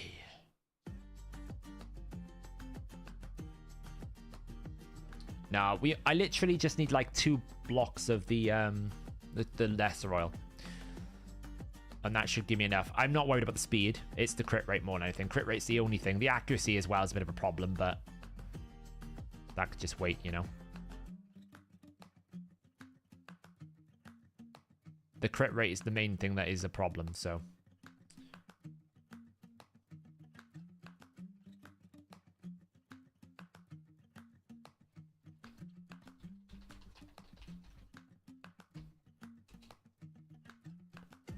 But I am on a short limit here, so I think at best we'll be able to just test the team.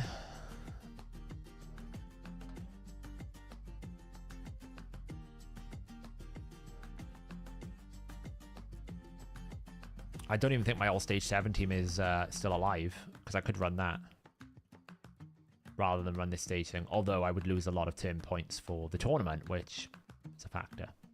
I mean, this isn't too slow. It's just a little bit too slow. I will be skipping the ×3 event because I don't need the rare. If I needed the rare, I would do it, but I don't need the rare because I've already got him, so I'm going to skip that one, and I'm going to focus either on whatever the path is, or I'll do the Sand Devil. Because, like, I dedicate the energy for Sand Devil when there's a tournament now. The tournament's almost like my press go farm Sand Devil. And there's also a training tournament on a training event at the same time, so I can train the food at the same time. So I'll like be triple dipping. I'll be getting oil at the same time as training at the same time as doing the tournament.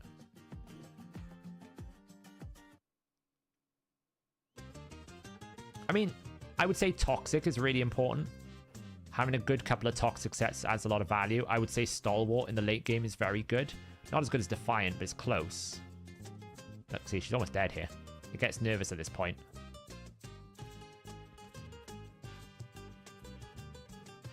But it never fails. Sometimes it takes a few extra turns. Will you stop giving me superior oil?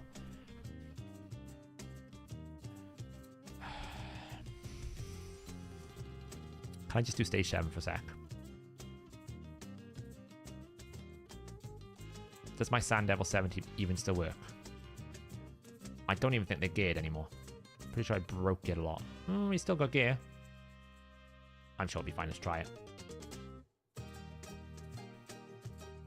Apparently not. Slight problem.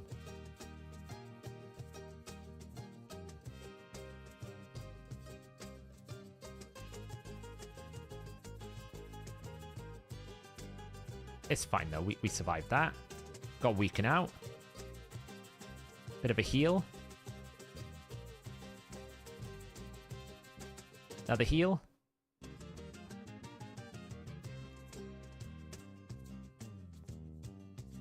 There you go, look. No problem.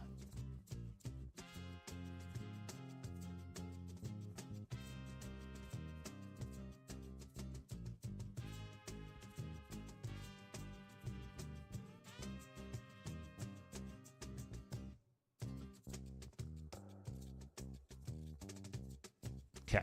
I just need to speed up this dude a little bit. How fast is she? Okay, he needs to go a lot faster. Muckstalker, come out of the vault. Where are you?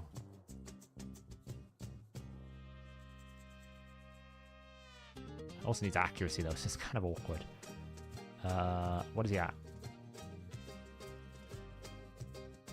274.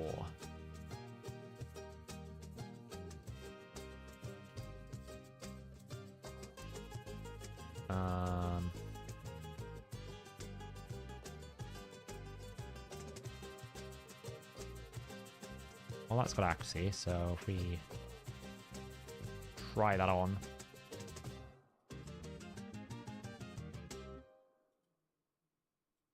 Well, that is a bit of a problem, really. Can anyone lose it here? Who doesn't need it? You? We don't actually gain any speed there. That's a bit of a problem. Well, one didn't anticipate this problem. We don't actually lose that much accuracy.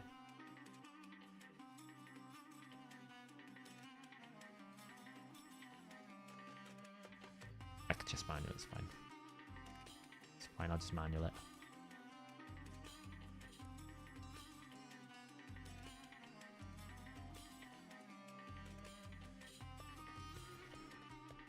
It'd be fine, don't worry. I pressed the wrong button, it's fine.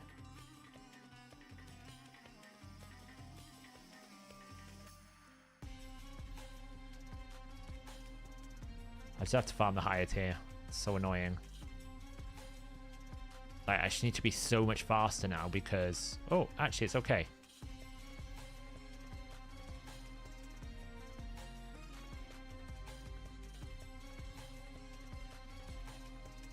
I'll just farm the higher tier. It's annoying.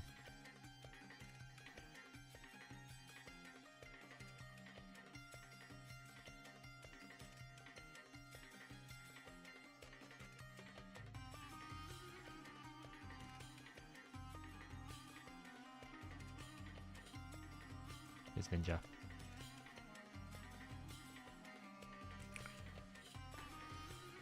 Oh, that's just...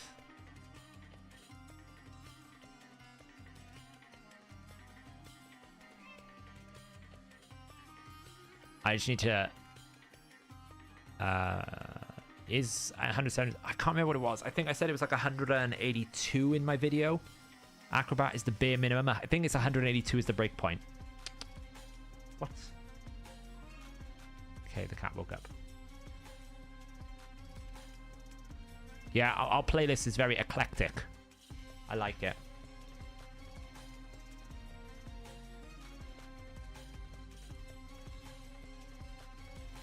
Yeah, it could, Jared. I think as well it's subject to the affinity rolling on Ninja. So if Ninja weak hits a lot more often, then it takes an extra round of turns. So if his affinity breaker fails, then it could fail. But it doesn't generally fail. I think it's failed like once in 100 runs, maybe. It's quite safe, so. What are some Ninja alternatives for this? You can run Chronum, you can run Supreme Gaelic. You can run a single activator, but it becomes a bit spicy.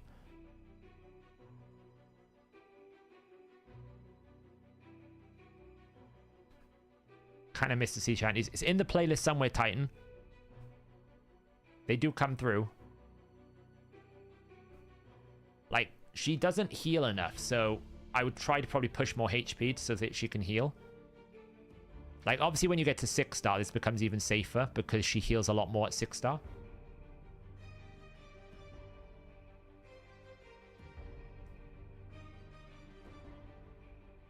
Hello.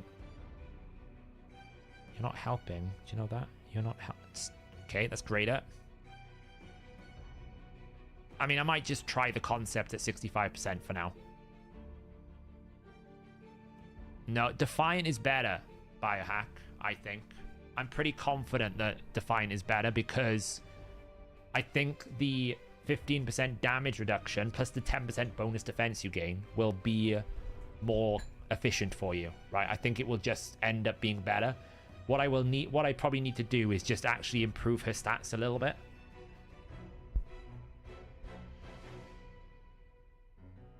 Because really, Immortal's what, 3%? It's not going to make a massive difference, whereas all of the attacks she's taken is AoE. So if she takes 15% less damage, she has 15% less to restore. Aneria, Armaga in 20 minutes. Nice. I can immediately buy a 6-star soul. On Discord, people said that wasn't. I say it is worth it.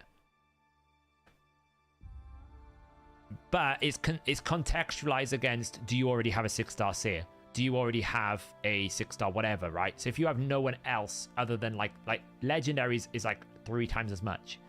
Whereas if you are still finding it fails, like this works at 5-star. If you're happy to accept a 1 in 100 fail, then then it's not worth it. But if I saw it and I had excess essence, I'd be tempted if I got a lot. Like you got 400, so you've got 100 spare. Oh, I swear to God. If it gives me another superior or less, I'm going to lose my mind. Can Aneri be too fast in a team with Drang? Not really too fast. I don't think so. Well, the only problem with Drang is he lives. Right? The value in this team is essentially we save an entire turn with Aneri and we also don't let Ninja live. He doesn't need to live. That's the value. So you're saving so many turns because essentially you're attacking significantly less. The main issue I found with Drang was he didn't activate as much. He also attacked a lot more. So it meant that everything was a lot slower. And also because it was longer and it was slower, it just meant it failed more often.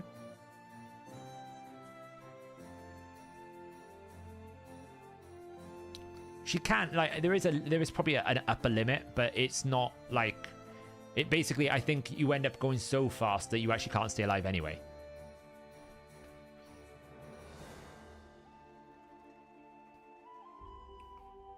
Like, we are taking so far, the amount of runs that I've seen, we're taking a lot more critical hits than normal. Like, that was just like 3 critical hits in like 2 attacks, like in 4 attacks. So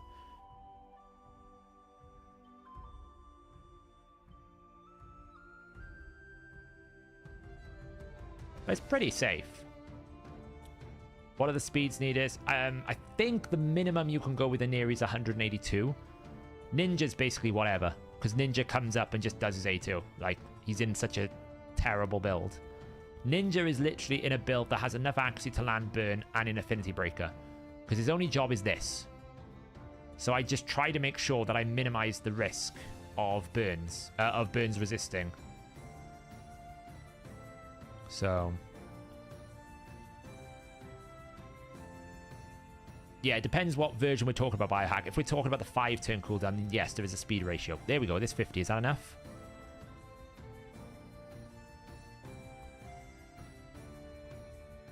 Not you. Did I have enough? Yes. Okay, cool. All right, I can take it all the way up. I don't need to right now.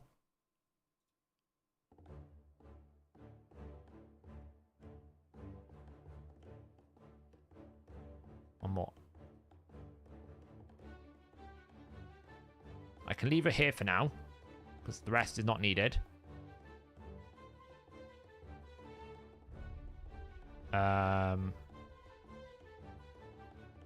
What would be most valuable, speed or accuracy? I'm thinking speed. Wait, have we not glyphed something with speed? 3, 4, 3, 2. Well, that could get more speed, can't it?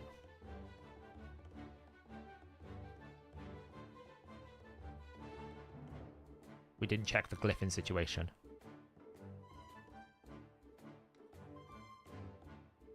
Well, that's about it.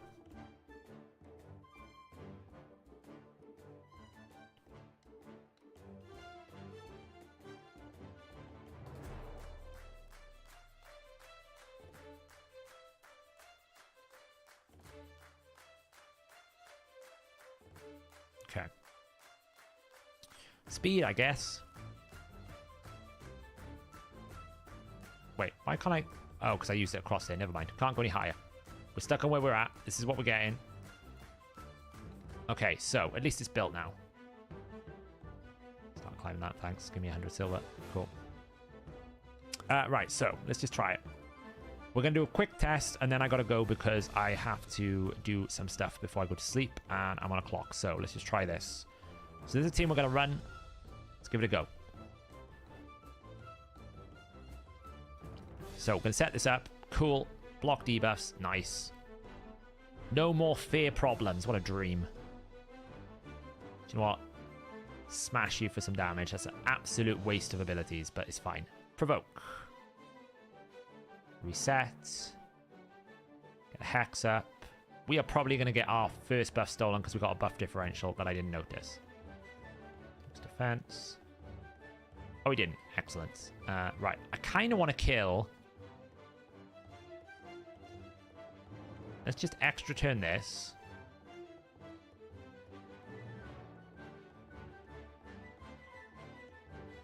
I don't really know what head to kill now because it doesn't really matter. The one head I don't want to kill. Yeah, see, this is what I was on about buffs.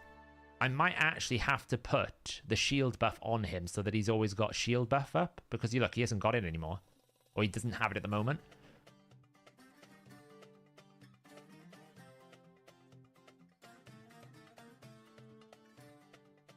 Like, I feel like Wrathhead is a lot less of a problem now.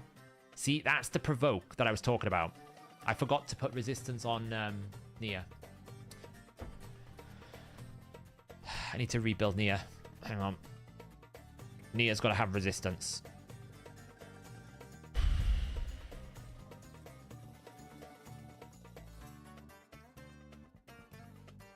Just put her in a resistance chest for now.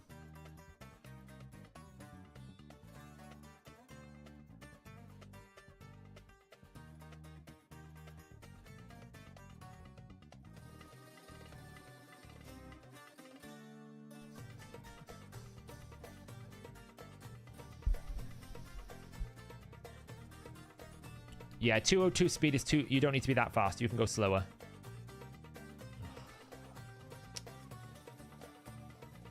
Damn it. Nia.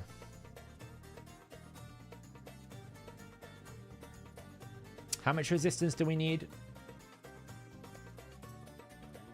I have to resist the provoke because the provoke's the problem. Oh, whilst we're here as well, we might as well put the ring on Shamael. I feel like I just put this on him for now.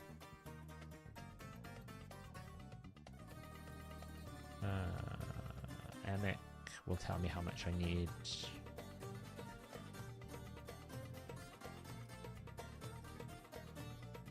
$450. For suffering, yeah. Just the provoke head. It's all I care about. I can just look over here, can't I? Hydra.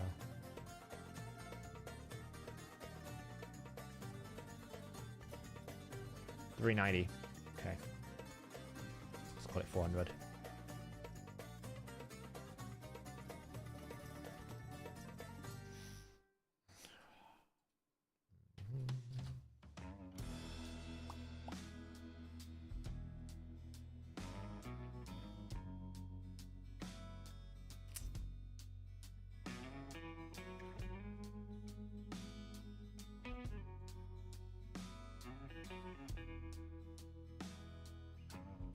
Oh, man. Oh, that's why.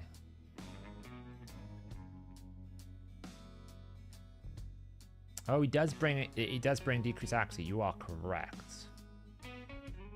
Like we can do that. So halve it basically. About 210. It's risky though because what happens if there's no decrease attack, right? That's what I would say is risky. What blessing? You always put Miracle Heal. Miracle Heal is what makes it work.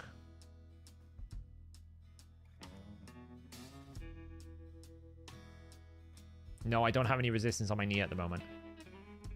She wasn't built for resistance because I had a block debuff, so she has none. Well, she has 191, but...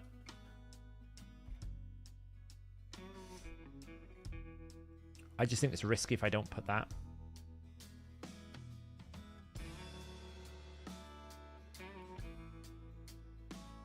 But trying to do that in Guardian is the problem. I'm not getting anything. Let's try this a sec.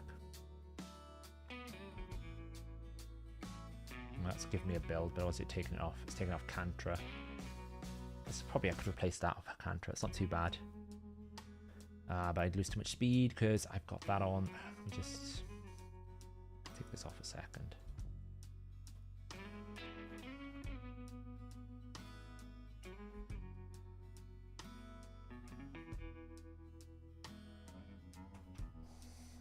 That's on a Demitha. I don't think it's on a really important Demitha.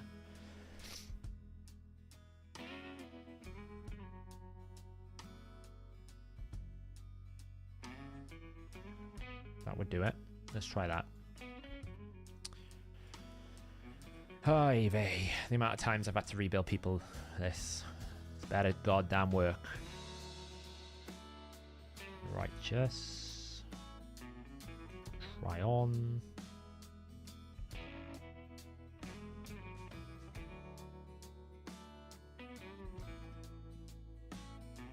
That's why you hoard gear, because, you know, you never know when you need it.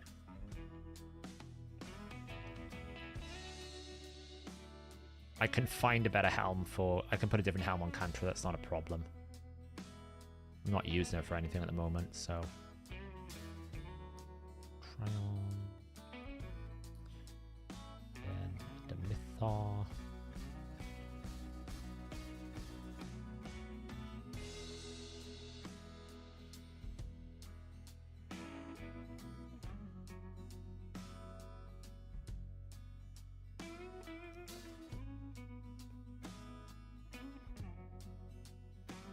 Gonna have to deal with going 10 speeds slower for now.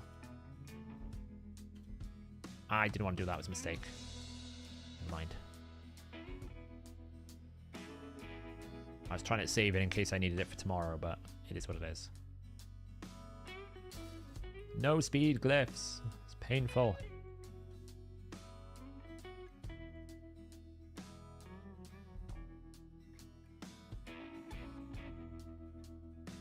Zero speed glyphs. It's brutal.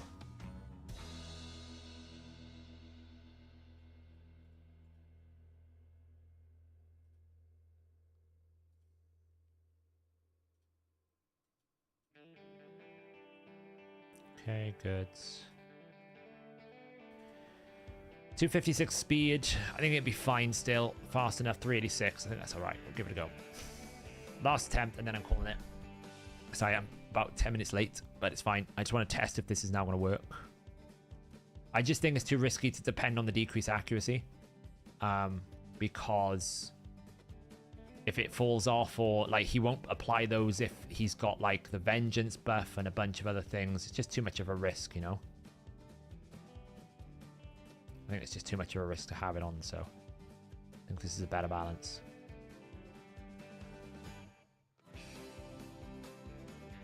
See, we only have 2 buffs at the moment, but it's fine. It's better than no buffs.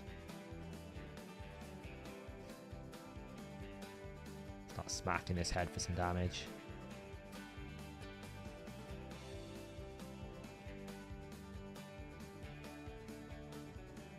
No provoke that time.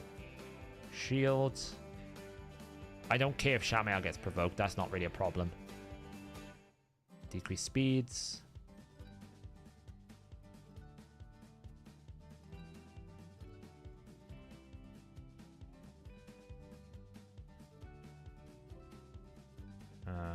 Okay. Apparently we just didn't get a lot of cursed out this. Should be A3 in there. I'm being dumb.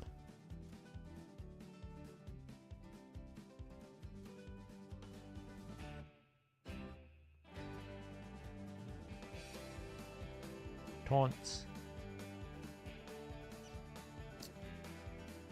This is the downside with not having as many debuffs, though. Like, I don't have AoE decreased defense out. I don't have... Like, certainly at the moment, but I think that's just because I had a bad rotation there. Damage, it's fine.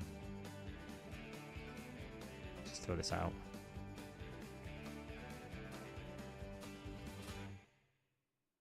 I can't A3, see? I've never got an A3 target at the moment. I mean, I know a lot of it is down to the fact that Michinaki and that's not really changed, but...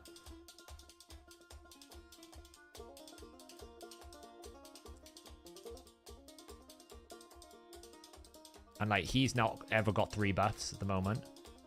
That's probably because I'm going to need to use A3. I'm just a little bit worried this team is a bit buff light. Right, now we can start A3ing. Because obviously the big change is A3 is where the damage is at now. That's what the whole point of Lethal Rend was meant to be. Is the A1 and the A3 now is where our primary, like our big damage gains are. So if we're not getting a lot of damage out of the A3 and the A1, it weakens the value. Like, this is why block debuffs is so important, I think. I don't know. I'm just not sold that not having block debuffs, because look how many debuffs I'm just picking up that's nuking my damage. Like decrease attacks and different things. Like there's nothing to cleanse this away. So I'm now taking basically 2 A1s that are doing half the amount of damage because I haven't got a way to get rid of the decrease attack. I don't know.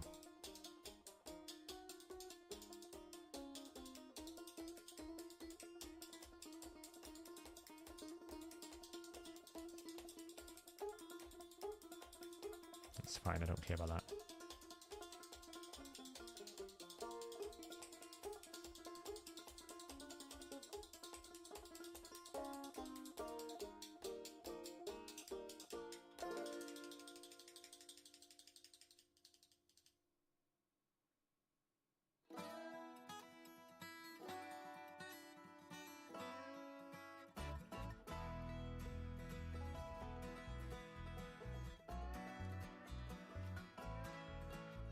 Yeah, I was a bit tappy. I was thinking about skipping it, but I'm trying to focus on this.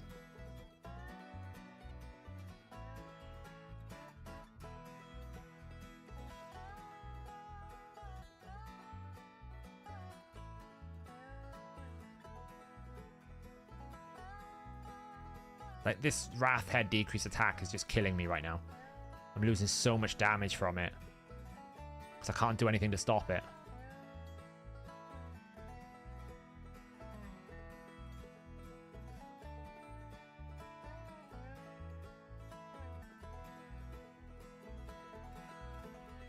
Yeah, Ninja needs accuracy.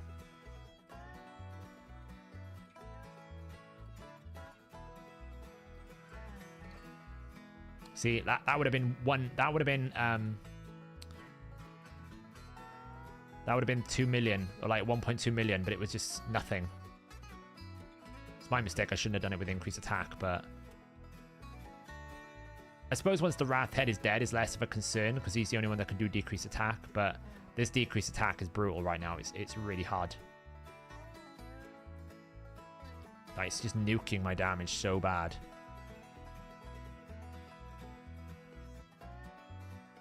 That's what I should be getting.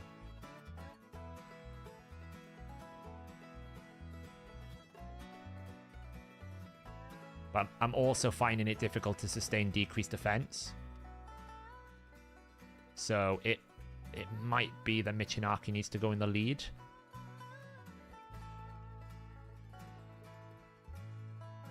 That's the first time we've had 3 buffs on him, but no increased attack, which is obviously part of the team.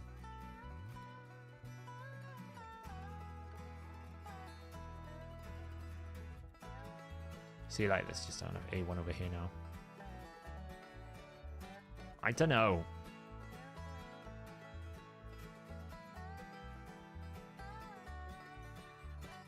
I don't feel the balance is right in the team. I should be A3ing there. I'm so dumb.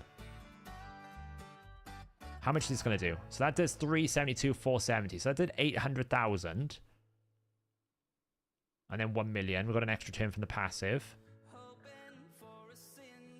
800k. I mean, it's a lot of damage. It's just whether or not overall it's going to do more damage. I'll have to basically just run this through now to see. how it compared, because last time she did 70 million damage. So she has to beat 70 million damage to make this change worth. I know she's got some optimizations in terms of ascending and different damages we can do. Go again. That was a lot higher.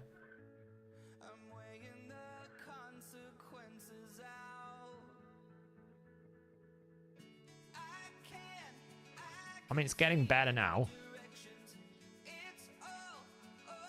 But, like, you can see, like, debuffing-wise is a bit of a concern for me at the moment because I can't stop the Wrath Head from provoking me, which is a bit of a problem. Let's just go smack this head. Yeah. Nice.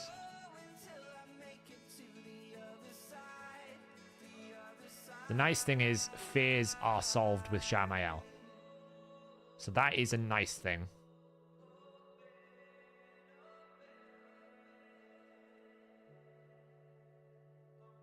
You know, the taunt setup is much better with this setup. It's whether or not I keep forgetting to A3.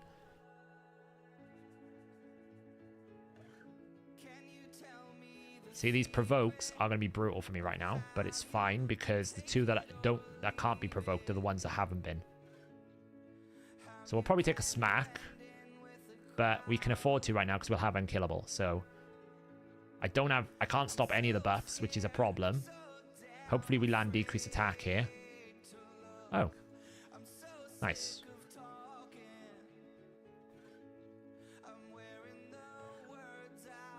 Might as well do this. Take the head out so that we drop the 2 meter. Do that while we have unkillable. I don't know. I can't decide if I like the balance of the team without having a block buffs.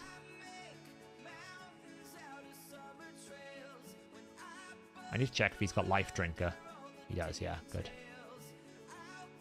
Obviously, there's no provokes in this team. That's by design. I haven't got a problem with that. Because I can just kill the heads really quickly.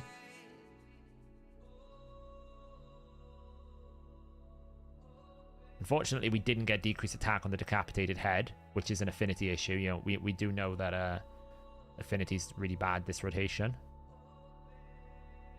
That's good. Set that up. That's why counterattacks are kind of handy with these two. Right, increase speed. I need to do that more often.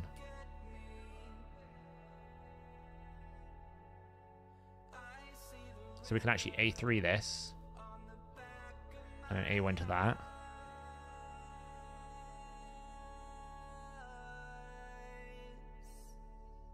Like, what we don't want, though, is Whisper to die. We really do not want Whisper to die, because if Whisper dies, it resets the thing. So there is an important value in healing and keeping decreased attack out on the team, so...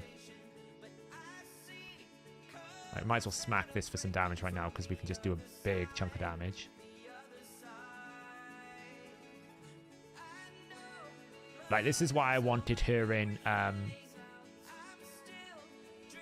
defense tree, because we'll get the retaliation counterattacks when a fear comes out. So we just help improve the weaken. That's a bit of a problem. We didn't get back onto our block buffs. So we're basically on auto farm for a bit. Just hit this head. This is brutal. Okay, so I'm just going to leave it there. I'm not going to keep the key. Whisper's at 15 mil, Michinaki 10 mil. Shamael is doing no damage. That's really concerning. I guess this is the problem when you take out increased attack. He just doesn't have any damage. And Uko without War Master is reducing damage as well. So maybe Uko does need swapping out for someone else. Maybe I just need to try the Elva or try maybe a Runekeeper Dazdirk with the Cleanse, because that might be a better option, and just deal with the block buffs being up, because that's just not good. These two are not good. If you think I've taken Val out, who was basically doing what Michinaki was doing, I've sacrificed a lot. So we'll have to redo it. But anyway, guys, I've got to dash off. We didn't get around to Tag Team Arena, but we will try this further in another stream. We will refine it. I will get it right. Thanks for all the advice, guys. I hope you had a good stream. I'll catch you guys. I'm probably streaming on Twitch tomorrow, doing a bit more Diablo. I might stick on a bonus stream if I feel okay for it over the weekend to try and do more Hydra testing here, because we didn't really have a good time, enough time to test it fully out. I'll do Sand Devil and get them maxed out a bit better, but the Uko spot I really feel like needs to change. So yeah, well, that's the problem, Dutchy. Without backup debuffs, we're relying basically on Michinaki and Whisper, and rotation's a bit rough for Michinaki, so we'll see what happens. I just need to figure out a bit better. It might, like, the problem is if I drop Uko, I got to make sure I bring some sort of reviver, because if something goes wrong, I have no backup, you know, and it is a bit of a glass cannon build. So anyway, guys, have a nice stream. Have a nice evening. I'll catch you in the next stream.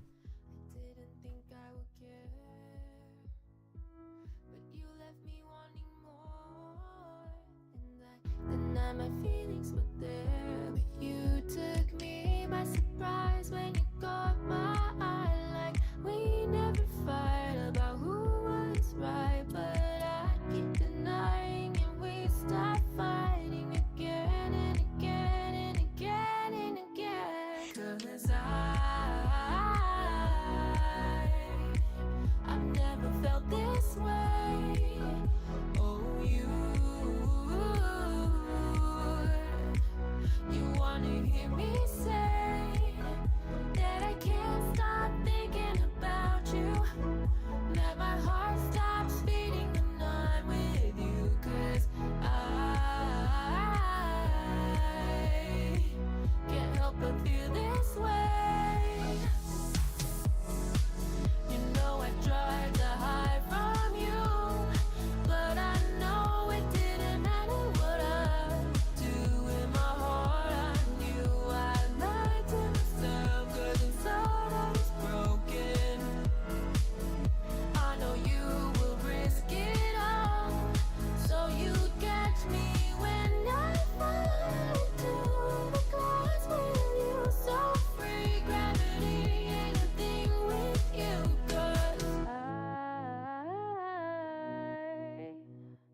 I've never felt this way.